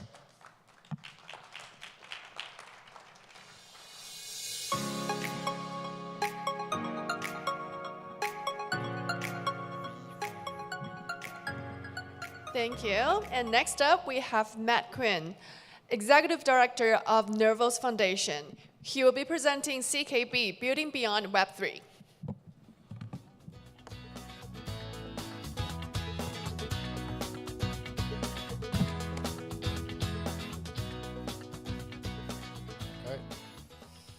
Good afternoon, everyone. I'm Matt. I lead the Nervos Foundation. We're a team that exists to support the ecosystem around CKB, blockchain with capabilities far beyond what anyone would expect. And contrary to almost all other smart contract platforms, CKB is secured by proof of work. The title of this talk is Building Beyond Web3, which begs the question, what would come after Web3? Anyone? Four is a great guess. The answer, surprisingly, is Web 5. What's commonly accepted, well, Web 5 was a term that was coined by Twitter founder Jack Dorsey 3 years ago to describe the idea of a synergistic relationship between Web 2 and Web 3. So while it's commonly accepted to describe the entire industry as Web 3, the way things are functioning in practice can vary significantly. And Web 5 actually gives us a great way of making sense of it all and identifying the most effective ways to separate concerns.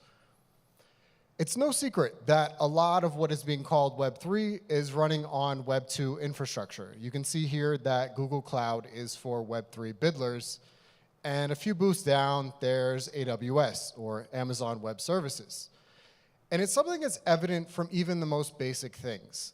When you connect to an Ethereum dApp, MetaMask connects through Infura or a similar service to an Ethereum node.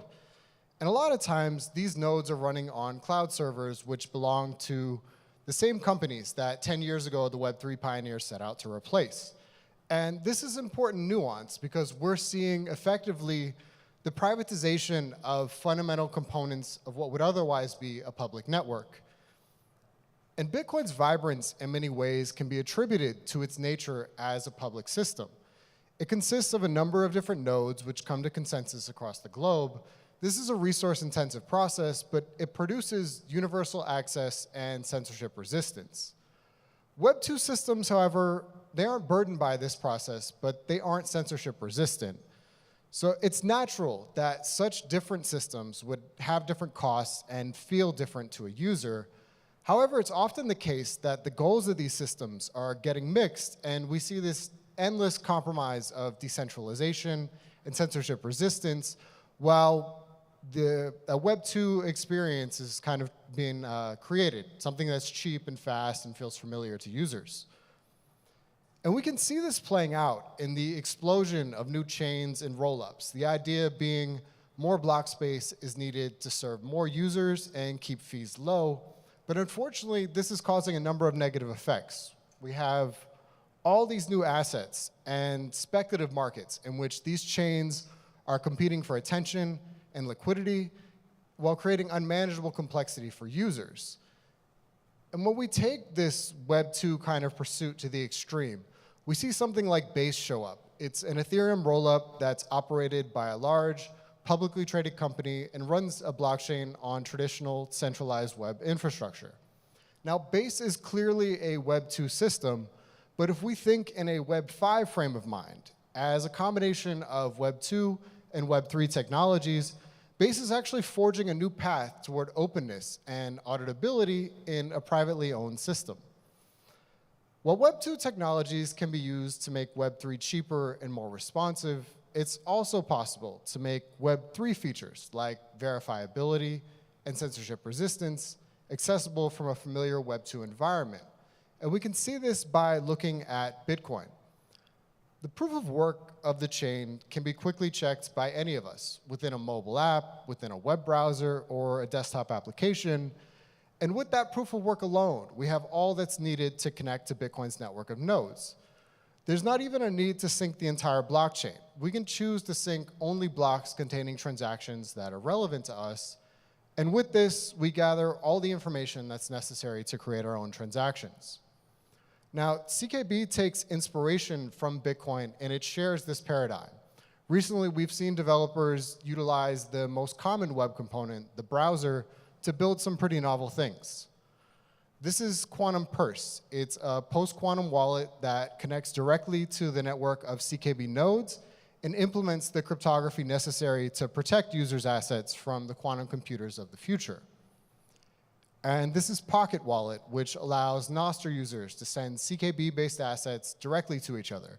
Both of these are running directly in the browser. A user gets the web page from a server somewhere, but once they have it, it's functioning completely without dependencies on someone else's infrastructure. Now, in the last few years, there's been a proliferation of new systems using Ethereum's EVM on top of Bitcoin. I'm sure that these systems are employing a combination of Web 2 and Web 3 that looks just like the MetaMask example I showed earlier. But in our community, we hold the belief that the future of Bitcoin will be built using its unique technological strengths. Bitcoin's transaction model allows users to collaborate on transactions that are cryptographically binding, but they're also updatable. And this means we can create completely off-chain systems made up of potential transactions. And this is the backbone of a channel network like Lightning. I know Lightning has had quite a challenging road, but it's a system like no other in our industry, and its merits really do deserve to be recognized. I hope everyone saw recently that Steak and Shake was allowing people to buy burgers and fries using USDT and BTC. What might not have been apparent is that inside of Lightning, USDT was being converted immediately to BTC for a Shake Shack, or Steak and Shake. And this is because Lightning is a completely off-chain network. It isn't bound by the restrictions of an on-chain environment. Transactions can be much more powerful. Asset swaps can even be done completely off-chain. And the implications of this are massive because stablecoin issuance is coming to the world's financial service companies. We could see stablecoins issued for all of the world's currencies. We have the potential for thousands of equivalent independent assets from different issuers.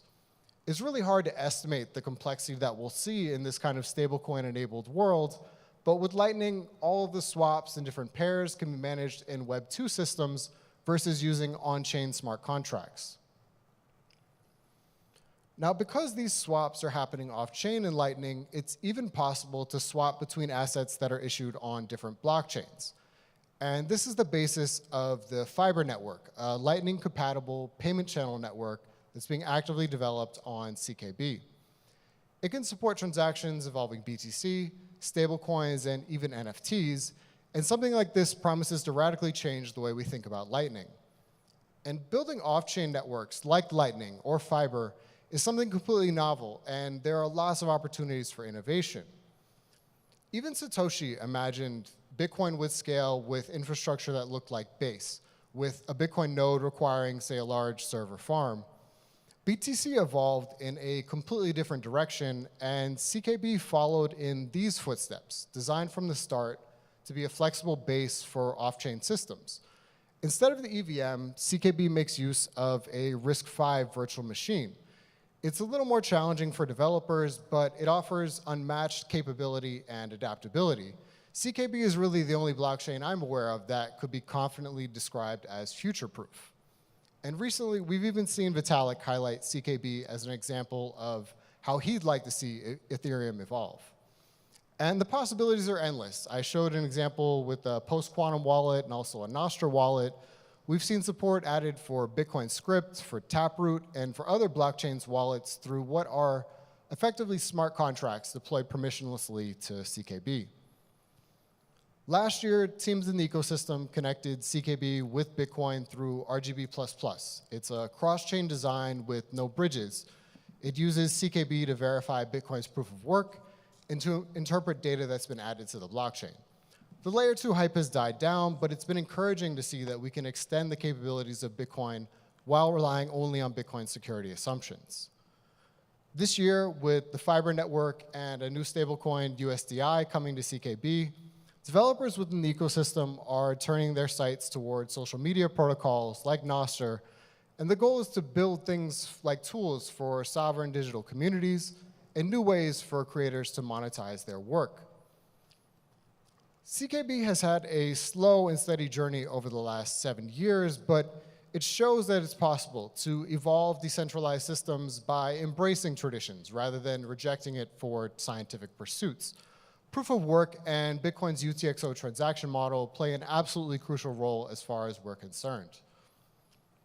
Satoshi envisioned a future of user-owned open systems, and in spite of an ocean of blockchain development, this is still something that feels like a differentiated offering today. I invite you to join us in our work of combining Web 2's usability with Web 3's sovereignty with intention to build systems of the future under the banner of Web 5. A huge thank you to the organizers, and thank you all for your attention.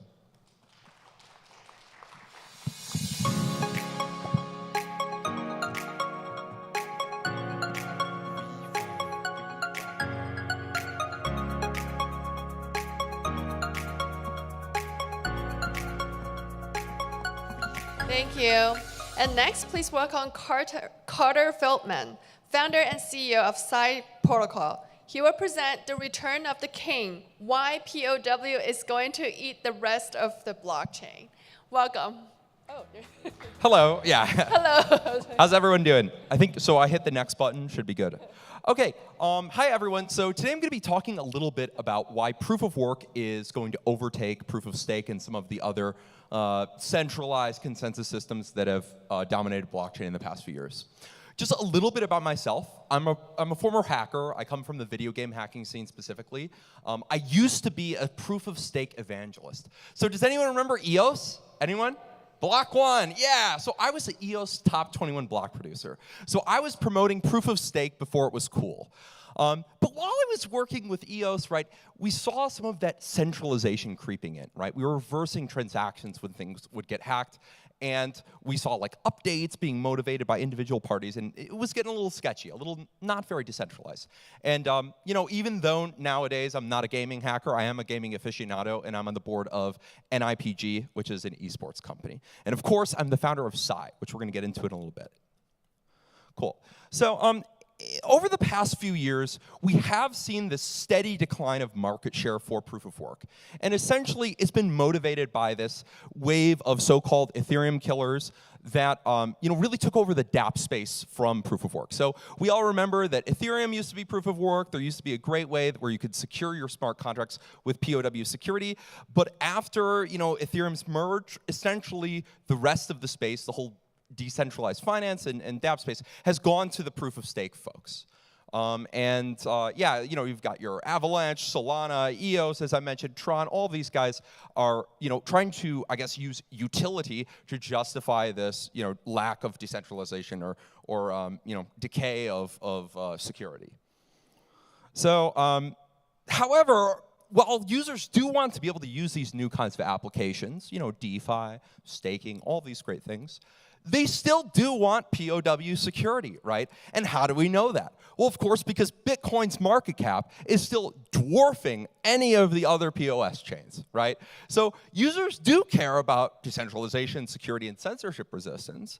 And you know, frankly, a lot of the mainstream people, when you still ask them, like, why is cryptocurrency important? Why is Bitcoin important? They'll still tell you those grassroots values of decentralization, security, and trustlessness. But at the same time, of course, we can't ignore the pump.funds of the world, right? Like, the recent onboarding of users has been to these more centralized proof-of-stake chains. So, like, users want to have their cake and eat it too. And it's not too surprising, right? But it's hard to give the users what they want, right? Because with proof of stake, we can sacrifice a bit of decentralization, lose our censorship resistance, and, you know, some might even argue violate blockchain's original values. But in return, what do we get? we get more scalability, right? We can process more users' transactions per second, and we can give them a better user experience. With proof of work, if we try to increase the block size, then we end up increasing the sort of barrier to entry of running a blockchain node, and we also end up making the blockchain less decentralized. So has anyone here ever heard of the blockchain trilemma? I believe it was coined by Vitalik. But yeah, so we've been kind of stuck in this blockchain trilemma world where we're not able to give users the full security and decentralization they want, along with that amazing user experience that some chains like Solana have pioneered. And I mean, the reasons behind this are not that difficult to understand. On existing blockchains, every time you send a transaction, every single node in the entire chain has to run it, right? So your blockchain is only going to be as fast as your slowest node. Otherwise, that node's not going to be able to keep up, and your chain will become more centralized. And if you try to do things like sharding or splitting up the work, you end up in a place where, okay, maybe we started with 10 nodes, and we're going to have 10 nodes verify every transaction. Well, if we wanted to shard, perhaps we could take half of the transactions and give it to 5, and the other half and give it to the other 5. And while this doubles the capacity of our network, we've also reduced the security of the network by a factor of 2. So we're in this weird place where the nodes of the network can't really trust each other's work like they could with, perhaps a Web 2 scaling model. It means that we are limited to systems like Bitcoin or even things like Solana, which have these inherent transactions per second caps because every node needs to process every transaction. And as soon as a node gets too far behind, they're no longer contributing to the network's security. And yeah, but there is a better way, right? We have newer technologies that we can embrace. And in one of the previous talks, Satoshi's sort of vision of what Bitcoin would become was discussed. But at that time, the technology specifically around zero-knowledge proofs did not exist. And it is, in fact, possible to give the users proof-of-work security, horizontal scalability, so better scalability than things like Solana, and then instant verifiability, so anyone can verify an entire, very large blockchain from Genesis in less than half a second, right? Well, how do we do it? We're using this new paradigm that we like to call proof of useful work. Now, proof of useful work is fundamentally very different than previous consensus algorithms. Proof of useful work, instead of pitting miners against each other in a zero-sum game, we allow the miners to work together to split the work of verifying a block and have them work together towards making a instantly verifiable block proof for all of the transactions that occurred in a block. And the thing that makes this all possible is a magical paradigm called zero-knowledge proofs. Anyone heard of zero-knowledge proofs? ZKPs, right? I'll give you guys a brief, for those that have not, I'll give you guys a brief summary, but essentially there's this magical mathematical tool where I can generate a proof of some arbitrary computation. Could take hours, right? And that proof can be verified in a constant amount of time. So even if, let's say, processing 1 million transactions or 1 billion transactions, you could verify a proof that all those transactions were executed correctly in half a second or less, even sometimes half a millisecond, right? And because of this, rather than having nodes split up the work and trust each other, we can just have the nodes split up the work and then generate a proof for their portion of the transactions, and then generate further proofs, which in this case are generating proofs of proofs of proofs, until we have a single proof, which has verified all of the transactions in the block, right? So verifying that one proof over here is equivalent to verifying all of these over here. So workers can still split up the work. You can split the work, but you don't have to trust the individual workers themselves. So with zero-knowledge proofs, we can build blocks in O(log n time, which is sort of the holy grail for scaling, right? If we want to make a Web 2 app that's going to have millions of users transacting at the same time, we can do it. And most importantly, we'd never sacrifice that core POW security. In fact, this entire system is secured by proof of math, right? It's mathematically unfeasible to generate a false proof. So we've got our POW security, and we've got our POS scalability, right? And so, the title of this talk was related to POW eating POS. And the reason why it's going to happen is because we don't have to sacrifice security, but we can still get scale. So we can provide even better user experiences to users And we can give them the same security as Bitcoin, right? So, you know, frankly, there's a lot of business models and a lot of kinds of applications that you couldn't even build on something like Solana that's now possible on blockchains like our own, which is called Psi. And I think that will comprise a lot of the shall we say, mass adoption or future mass adoption. And at the same time, we can make much better versions of existing dApps because of the additional security and scalability. So meet Psi. We've demonstrated over 200,000 TPS. That's proved end-to-end. So it's not like, oh, we have one node processing all the transactions, or we're splitting up the work and it's not very secure. That means that at the end of the block, we get one mathematical proof for all of those transactions, right? So you don't have to trust our consensus algorithm. You don't have to trust our censorship resistance. It's all proved end-to-end. Additionally, it's fully proof of work. So anyone can participate in the mining process, right? And this is very important for issues around decentralization, and particularly censorship resistance, which is an oft ignored but very important part. And finally, with Psi, users actually can prove their own transactions locally, which means you can take advantage of the zero-knowledge component of zero-knowledge proofs and have full transaction privacy for both smart contract and token transfers. So, and just a little bit on that, like, you can actually have a system where, you encrypt full contract transactions, prove them locally, and then no sensitive user data actually has to leave your machine. So the only thing that you're sending off the network are zero-knowledge proofs and encrypted data.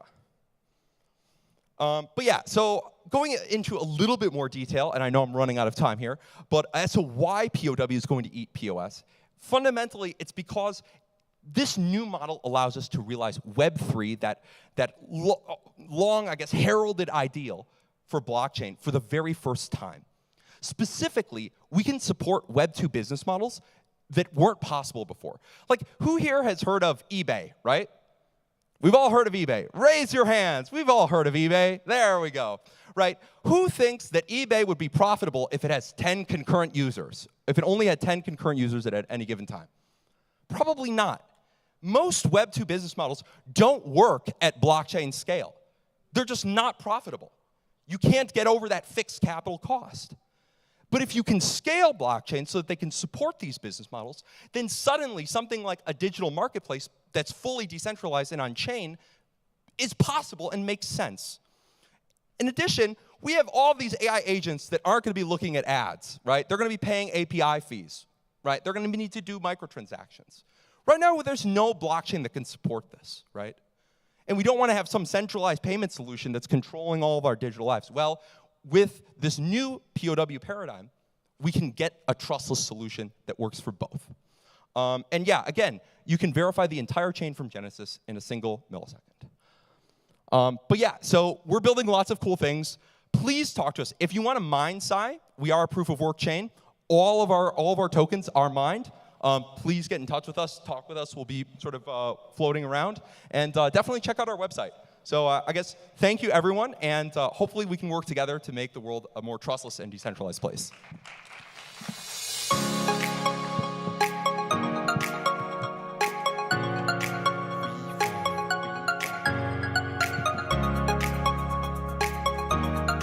To conclude our program, we'll bring you a final panel discussion.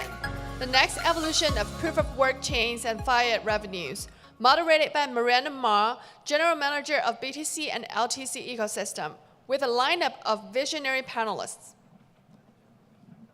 including Maud, COO at Alephium, Paul Wagner, Director of BD at Filecoin Foundation, and Aaron Cho, CBDO at Xsphere. Welcome.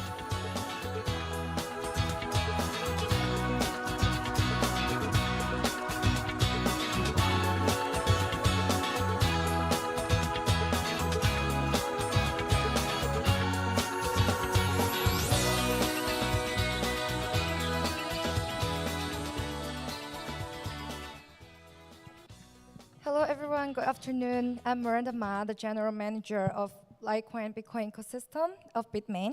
And I'm so honored to be the moderator today. So we only have 10 minutes, so it will be a really short panel. I will leave more time to our panelists. Maybe you can do some introduction of your project and yourself. Let's start with Maud. Hi everyone, my name is Maud. I'm in charge of operation at Alephium. And Alephium was born from a very simple idea. Can we preserve decentralization and security that were brought with proof of work while delivering the fast and intuitive Web3 experience that smart contracts were promised to bring? And Alephium is here to prove that yes, you can. It's proof of work engineered for the future. It is scalable, it is fast, it can process well over 20,000 TPS with a block time of 8 seconds. So this is on par with leading proof-of-stake network, but on a fully proof-of-work decentralized network. We also have our own development environment that brings the best of both worlds, the expressiveness and programmability of the account model that was introduced by Ethereum, but with the inherent security of the UTXO model, completely eliminating attack vector that plague smart contract-based blockchain like reentrancy, flash loan, unlimited approval exploit. The latest example being the SUI hack, I think just last week, which would not have been possible on Alephium. And all of that on a single layer 1, no layer 2, no bridge, no rollups, so no complexity, no fragmentation, and no UX trade-off. It's bringing Bitcoin simplicity to smart contract and delivering the Web3 that we were promised. That was amazing. I don't know if I can compete with that, but I'm sure you can. I've heard you before. Yeah. Miranda, thanks again for inviting us here. And Maud and I actually met earlier yesterday in a long line, so we were able to, converse on a few things that I didn't know we were actually going to be on the same panel until I looked at it today. So here we are. No, I did know, but I didn't know who she was until yesterday. So great intro. From the Filecoin perspective, we were started in 2017. Very large fundraising back then for what was started. There were some larger chains that came after. That initial amount of money was used to launch the network. So it took about 3 years to develop the software. It launched in October 2020. We had a huge growth rate because we were not necessarily the first, but the largest and most marketed decentralized storage network. A lot of the initial growth came out of the Asia Pacific region. That solely is a result of the cost to enter into this type of mining or storage provider, as we call it, is much cheaper when you can back a truck up in Shenzhen, buy hard drives, CPUs, and GPUs, which are all required to be in the Filecoin business. The network itself has more normalized over time to where we're at about 3.5 exabytes in data storage globally. About 60% of that still resides in the Asia Pacific area just because there's expertise and skill that have been built up since October 2020. And here we are now, we have about 1,000 developers in the Filecoin ecosystem that develop applications on top of, and then also somewhat adjacent, there are tokens that also roll up into the Filecoin chain. And those teams are spread about the United States, Canada, a little bit in the Latin America region, but then also Europe and again, Asia Pacific. And then they sell services that they're buying wholesale on the Filecoin network, specifically storage, and then they sell them into a fiat ecosystem. So we'll probably get into that. So let's welcome Aaron. Yeah. Hi, my name is Aaron Cho from XPeer Project. You guys probably never heard of our project yet. We are in very early stage. Not many projects, start with the POW right now, but our founding team has a background with early Bitcoin mining starting from 2014. So we have really a belief in POW networks. So we've been working hard for how do we make POW fast? And we kind of achieved that, like 4,000 TPS POW network last year, but we faced a problem that it's really hard to bring in more developers because it's in our own language. So we spent another year upgrading it to EVM compatible, full EVM compatible. So we just finished the upgrades and relaunched our project early this year, February, and start to promote ourselves, go to conferences and meeting people, try to attract more developers. And one of the reasons why here is also we reached out to Bitmain, and I think we're gonna make something good together. yeah, thanks for inviting me here and for a good opportunity to promote ourselves more.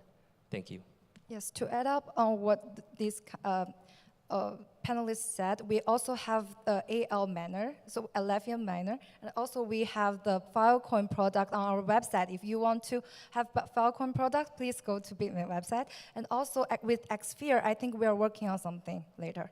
Yeah, and so to get into our theme today, the fiat revenue. So as the industry explores new frontiers from tokenized finance to sustainable revenue models, and I think panelists have already mentioned some of the points, we are here to examine how POW chains can not only stay relevant, but evolve and also innovate and then lead. So I have prepared some questions for our dear panelists. The first one is for Filecoin. How does Filecoin's approach of time blocking rewards to verifiable storage outputs reshape the economic incentives compared to classic POW chains? I hope I didn't help write that one. That's a complex question, but let me take it from a sales perspective, because we are at an evolution in our chain where we now have to sell this complex service that's been created.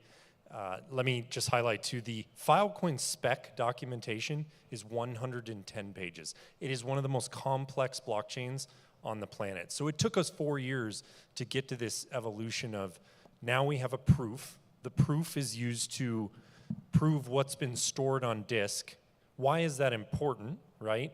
It's important because your traditional storage, call it Web 2 products, don't actually have this proof. So when you store something on Dropbox, or you store it on Box, or you store it on Tencent Cloud, you're guaranteed your data only because they've said, we built all of this really fancy infrastructure for millions of dollars, and we have a service level agreement in place that says, if you cannot get your data, usually it's on the retrieval, not the actual storage, then we will compensate you.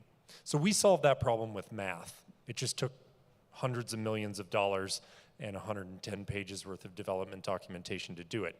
So we've taken this proof and then we've rolled it into many different types of products that people are now selling, and they're able to then say, look, we have a proof of work being done on a complex computer system, and it's worth potentially more money to the client to pay for this. For some people, especially governments, financial institutions, want to know that the data that's been stored is actually the data proven to be stored. So we use proof of work to show the clients, the potentially wholesale product or finished product, that there's something more advantageous. So we've taken a blockchain proof and said, this is actually better than the comparable products. Now, let me say one thing. That's very hard to do. It takes, as you said, you have a developer gap right now. Convincing developers to come develop these complex systems, to roll them into sellable products, it's one of the most difficult things to do in the blockchain industry. I wish you luck. Happy to help. Sure, maybe Malt can shed some light on that as well, because Alephium is helping miners as well. As the mining rewards decline, how can Alephium help miners earn more rewards? I think at the end of the day, it's about bringing true value and utility to your chain. One thing that we did from the get-go, and I think this is on the tokenomics design, there was also a choice to have a pretty long and kind of sustained emission schedule. A lot of the newer chain or chain in general have a relatively rapid emission schedule. Even on the proof of work space, we have a more sustained emission schedule throughout decades to be a little bit more predictable and reliable for miners. But at the end of the day, Alephium is a blockchain that is made for smart contract, decentralized application, and for people to build on top. So where we bring value both to miners, users, and developer alike is by getting through utility. And I think here we Alephium, but also specifically proof of work chain, I do agree with the previous presenter that proof of work chain will eat proof of stake chain, because I think that because we were chasing scalability, we compromised on some of the foundational value, but also key differentiator of blockchain technology, which was disintermediation, censorship resistance, that will make proof of work chain and Alephium as one of them, much more relevant and a better candidate for tokenization of assets. And there's also a lot of synergy with a lot of key topic in the world, like other panelists were talking about energy transition. Carbon credit is a huge market where you need transparency and reliability of information and money flow, because greenwashing is a big problem. And combining the benefit of smart contract on proof of work with the synergy of proof of work with real world application, for example, again, in the energy transition industry, for example, is going to create long-term value for Alephium and just the broader proof of work ecosystem. Okay, thank you, Maud. And I think a lot of us are familiar with FAL and Alephium because we have launched your products already. Because Xsphere is new, and maybe Aaron can share some insights about how Xsphere, this proof of work chain, evolved to remain relevant in the era dominated by scalability. I think what we think the key is, we believe that the modularity of the chain is probably the next evolution for POW chains. That's why we divided into dual chain system, because back then we were just POW, but it was really hard to bring in more developers. And if we go, if POW chain just get in charge of selecting the validators and all the transactions and processing high throughput data on main chain, which is EVM compatible, we could do both. And I think this is how we can approach to more developers. In case we have just run an event for like 2 weeks, and since we took the EVM, they like 7 projects make new platforms in like 2 weeks. I think this is gonna open more opportunities to many developers, and the multi-chain friendly POW. I think this will be the future of proof of work chains. Okay, thank you. And Maud, I think Alephium has tapped into some real-world assets utilization. And could you please give us some insight about that? Yeah, I think I touched a little bit in my previous answer, but we have, for example, a project that is in process with a real-world business that is in electric infrastructure, more specifically charging infrastructure for electric vehicles. And because of their understanding of the energy business, they always saw the synergy of proof of work with the energy business. I think someone had an entire panel on this, so I'm not going to talk about this too much. But there's a lot of synergy here. And when they were looking for the next big challenge in this industry is, again, transparency, reliability, accountability, being able to link the funds with the infrastructure and the output of that infrastructure, which is carbon credit.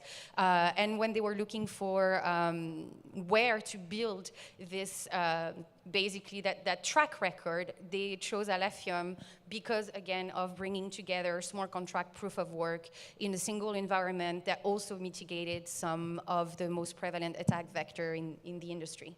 But that's an example specific to Alephium, but I feel like based on everything that was discussed today, it is definitely becoming more and more frequent.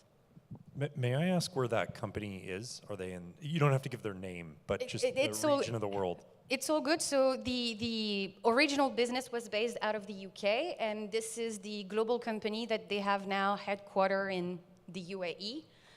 That will be targeting more specifically, I think, kind of the APAC region and Middle East. Yeah, and to comment on that, because we've been around a long time trying to square this, where blockchain's going to fit between Web 2 businesses, Web 3. I don't always love that. Where are we going to sell? And I think that some of these markets are much more open to new ideas and new back-end technology is the best way I like to look at it. Specifically the UAE. I think the United States is opening to it, but we've had some, we'll just call it problems in the last 4 years where the industry didn't have a positive light, but the rest of the world has a much more green field, and I think they're much more open to exactly what you've achieved. And we may see those examples actually port into bigger markets, specifically the United States, Europe, Asia Pacific. Yeah, I believe there are more opportunities out there at other markets except in the US. Although our WDMS is held in the US this time. Yeah, we will be holding WDMS next year in another place maybe, or in here. We have also another WDMS at the Dubai right now. Yeah, it's ongoing. Yeah, for those customers who cannot be in the US. And also, another question for Filecoin, how can miners adopt enterprise IT lifecycle management principles? Say that one more time, sorry. How can miners adopt enterprise IT lifecycle management principles? Yeah, so one thing I wanted to say too about what Aaron had mentioned is like when we moved into the EVM space, we were able to gain a larger developer traction than years of money spent prior. Because if you go to an Ethereum event, there are a number of people that come from traditional IT businesses that got into the blockchain space, and now there's a massive community there. So being EVM compatible is a game changer because people are able to port contracts, which are always useful. But going to your question, because I did want to just give you the kudos on that one, it's a good choice to be EVM compatible. We have usually somewhere between 1 and 60 racks of equipment that a storage provider is sunk a lot of capital into. A rack of equipment costs about $250,000. That cost is coming down, but we have GPUs, CPUs, JBODs, things that are quite expensive, but traditional lifecycle management of that is usually about 5 years we try and monetize. But just to give you the raw unit that we sell terabytes. And most people can produce a terabyte anywhere in the world for about 40 cents, amortized across 5 years. So our goal as an ecosystem, or as companies building on top of that, is to take that 40 cents per terabyte per month and sell it somewhere hopefully north of that. Usually we start somewhere at around $5.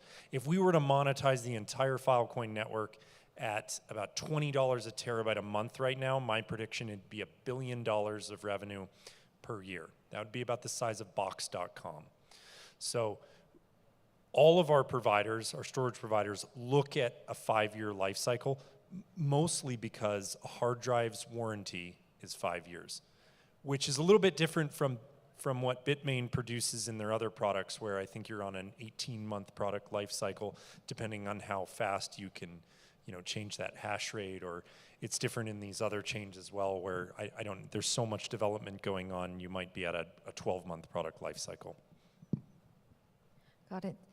So for Xsphere, do you want to share more like how your future product will be look like? Like I know it's already EVM compatible to attract more developers, and how will you how do you pivot? Like what's other in the future? What can we expect? Probably the best options we chose was working with Bitmain, I guess, for like next some time.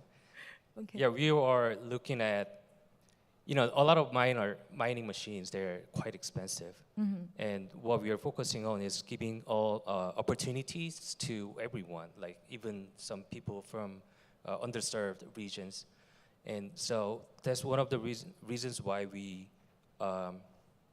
Bitmain, we agreed, but Bitmain also agreed that we are working on, household basis miners and with a reasonable price.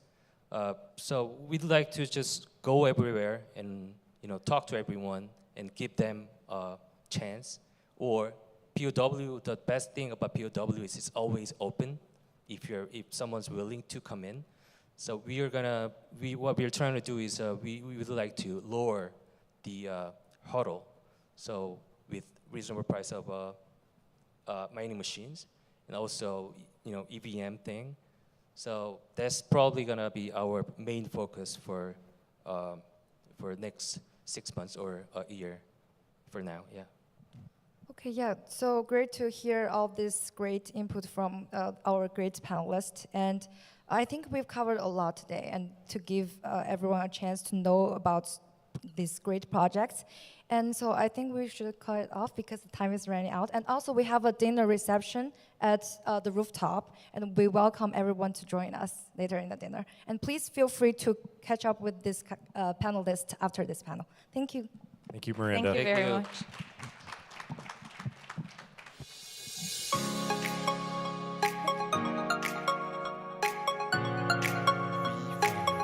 Thank you so much, guys. As we conclude the World Digital Mining Summit, we extend our deepest thanks to all our speakers, sponsors, partners, guests for making this gathering happen.